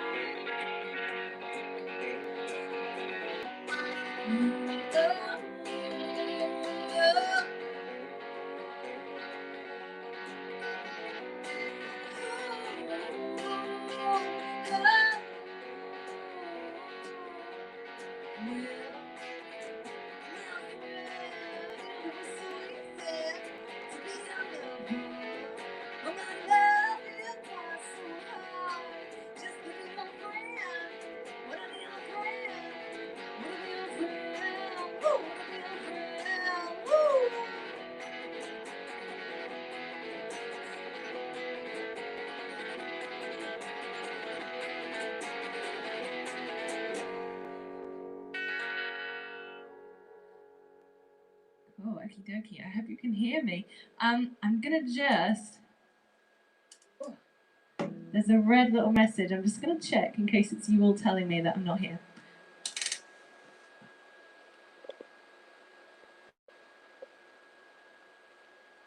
Oh. That was just my paranoia. I assume and I think it's all good. So yeah, I normally get this little set out like in the summer for the festivals, and it is summer, but it's a weird, horrible summer. So thank you, Nat, and everyone for getting me to come out and let me come out and play this, because it's nice to dust it off.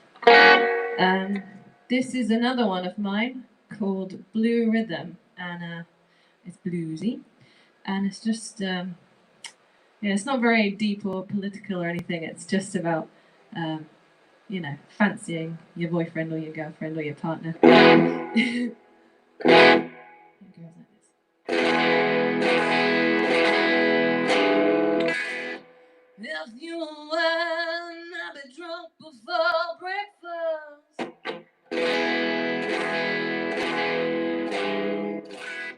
If you want to ride, swim in your lake.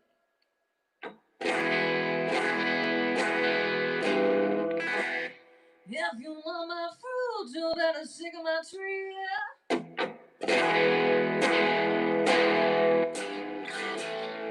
Cause you know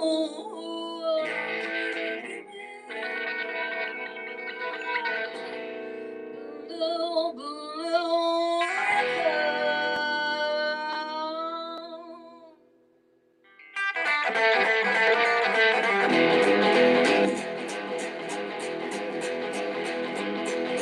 you get my blue rhythm. Every time you walk my way, wanna get you right, wanna get you right. You're right. Every time you walk my way, wanna get you right, wanna get you right. You're right. But baby, I'm so shy. Woo! He's got a soul that I can't fall into. That was a good soul, but it's my door. Blue, blue, blue.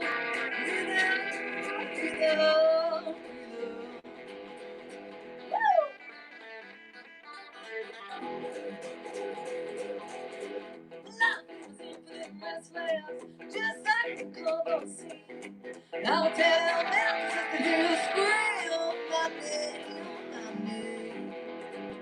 In the blue rhythm, every time you walk away, wanna get you right. Oh, baby, I'm too shy. Woo! He's got a soul that I can't hold back to. That was a good soul, but you my door. Blue, blue, blue.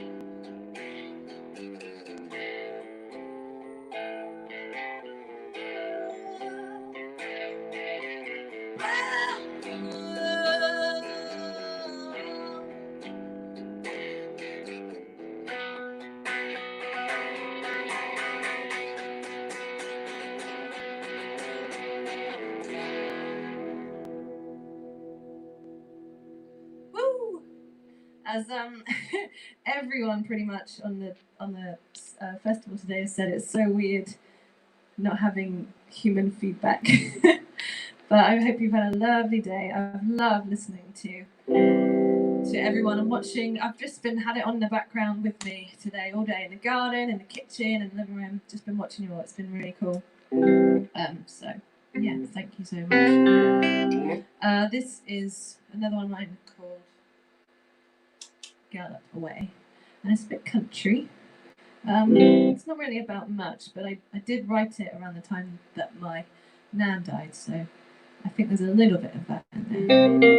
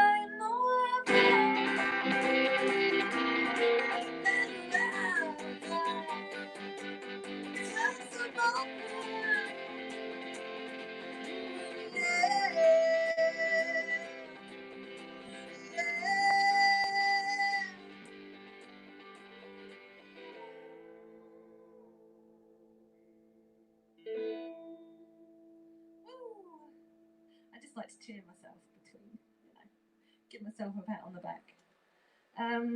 Cool, so I'm going to do a song now I wrote ages ago about Anna Nicole Smith. I was just obsessed with her for some reason.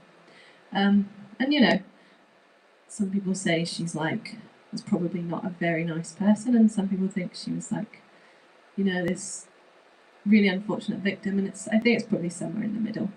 But, it's of an era that we don't really live anymore now, because it was sort of, the press can totally villainize, particularly women, in the era of gossip mags and stuff. But now with social media, one plus side is people in the limelight can, choose their own narratives and just, bypass all that rubbish, and nearly swore them, and just, present themselves to their audience without this toxic media getting in the way, which I know it's still there, and the media is sort of at fault for all of the problems in the world right now. But I think that's kind of cool that we can be closer to the people we admire, whether that's on a local level, finding local musicians that we love and meeting up, or if it's on a crazy international, I wonder what Billie Eilish is doing. Oh, cool. And I just quite like that. I think social media gets a lot of flack, and there's a lot of issues that are spawned from it, but it's pretty cool in a lot of other ways too. Yeah, so this song, oh, that was all serious, and it's not a serious song at all. Yeah, it goes like this. Oh, I can't play it either. And it's so sweaty in here. If this had a thermal image camera, it would just be like white heat, particularly in the armpit regions. Anyway, I hope you like it. It's just a fun bluesy song.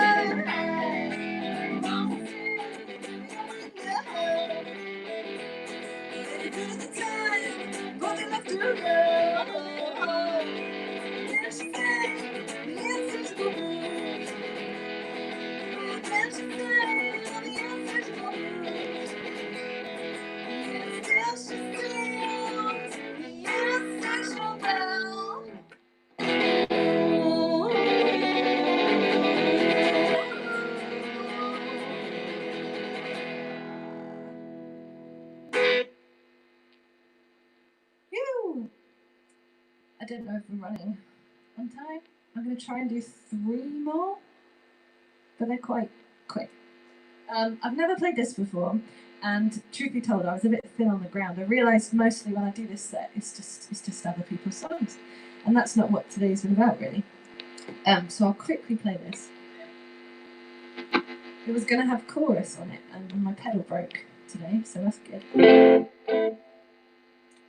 And I was obsessed with Fleetwood Mac. I still am, but particularly when I wrote this, so it's pretty wacky.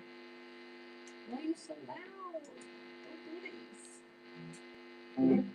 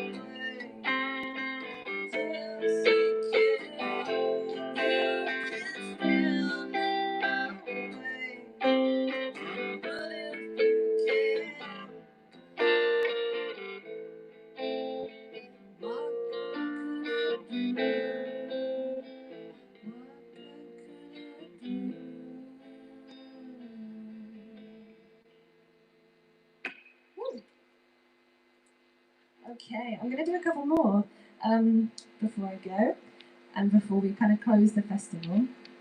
As I said, I was thin on the ground today, which led me to covering. I know there's a day of no covers, but I checked if it would be okay to do some local kind of covers, and that evidently was okay. Excuse me while I tweak with. This is a really new amp to me. I'm still getting used to it, as you can tell. And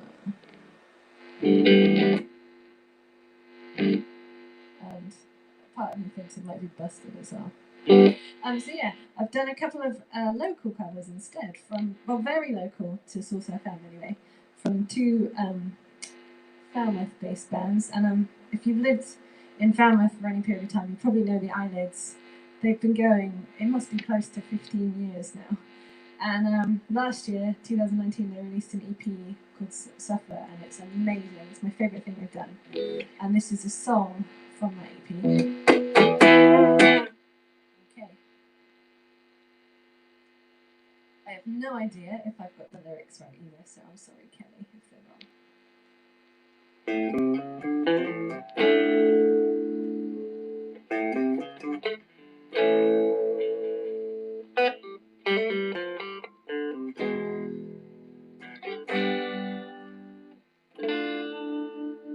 We're out of time, we're out of steam.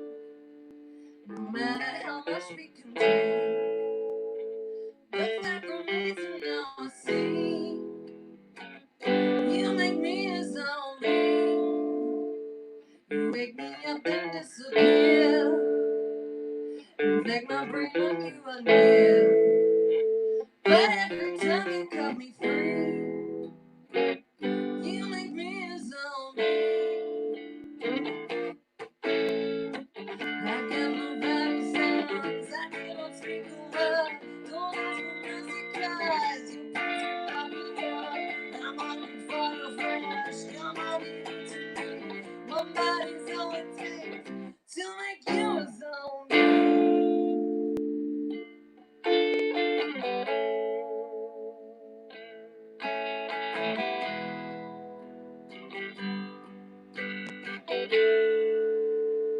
One little body's all it takes, and then the fever starts to break.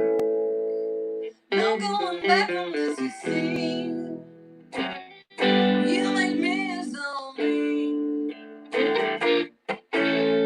I got no vital sounds, I cannot speak a word. Don't ask for mercy, cries. Your kids cannot be heard. I'm hungry for your flesh. Come on, give it to me. My body's all it takes to make you a zombie.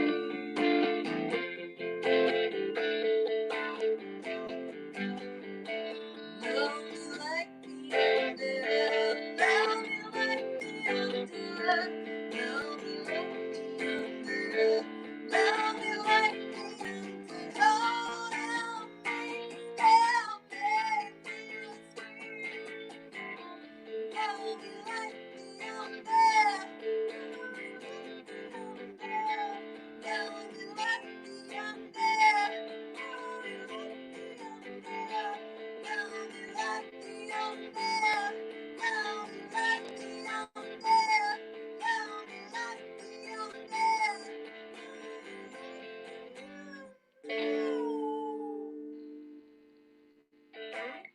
Ooh, those notes are high at the end. Okay, yeah, I'm going to finish with one more kind of song. Just again, a quick thank you so much to let me be a part of this, and to everyone who's made it happen. So Caroline for hosting and being on it all day, to Source FM, Inspiring Women's Network, and Nat and Amy for just being legendary organisers, to Jess and Georgie, the tech squad legends, and to all the musical performers that we had today. Angeline, I loved your set. Katy MF, Nat Blue, Ellie, Charlotte, Djangoing Crazy was really cool. And to Spoken Words we had today, Cat in a Hat and Meg, and to the amazing workshops, Ugly Love, Katy Loved, And Siobhan, oh my God, I was literally putting fish fingers in the oven as you were cooking that beautiful meal. I felt really ashamed. So yeah, as I said, this is my last song, and it's a cover of the amazing woman I've ever met. And that's you, Nat Gilmurray, in case you haven't guessed. Yeah, I love you so much, and you're just such an inspiration to me.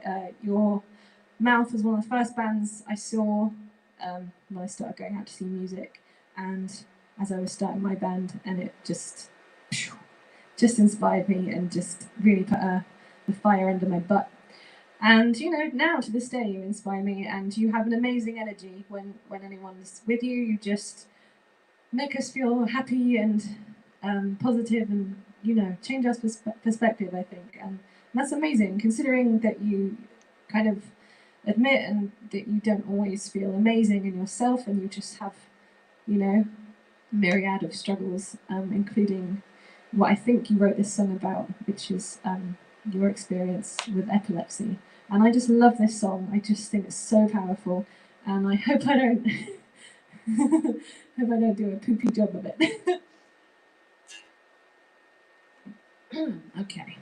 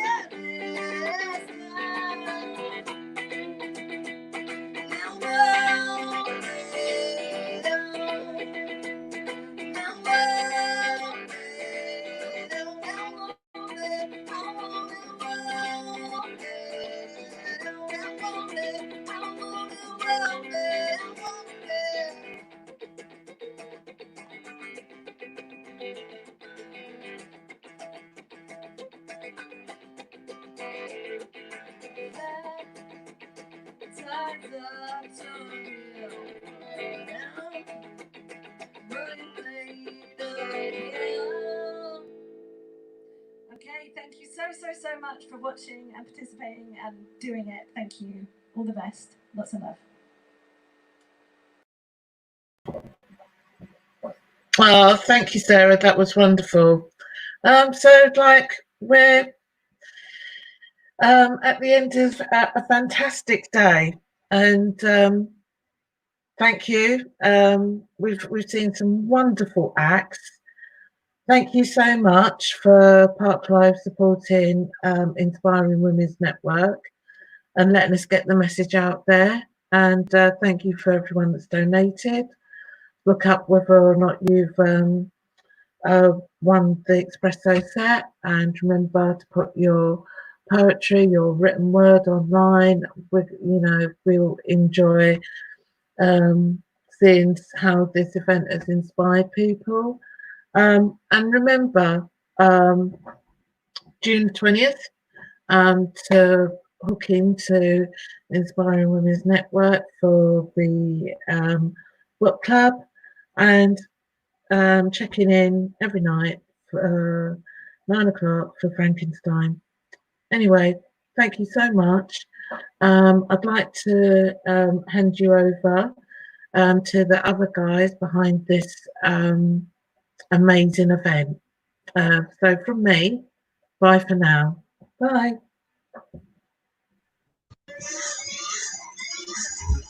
Hi.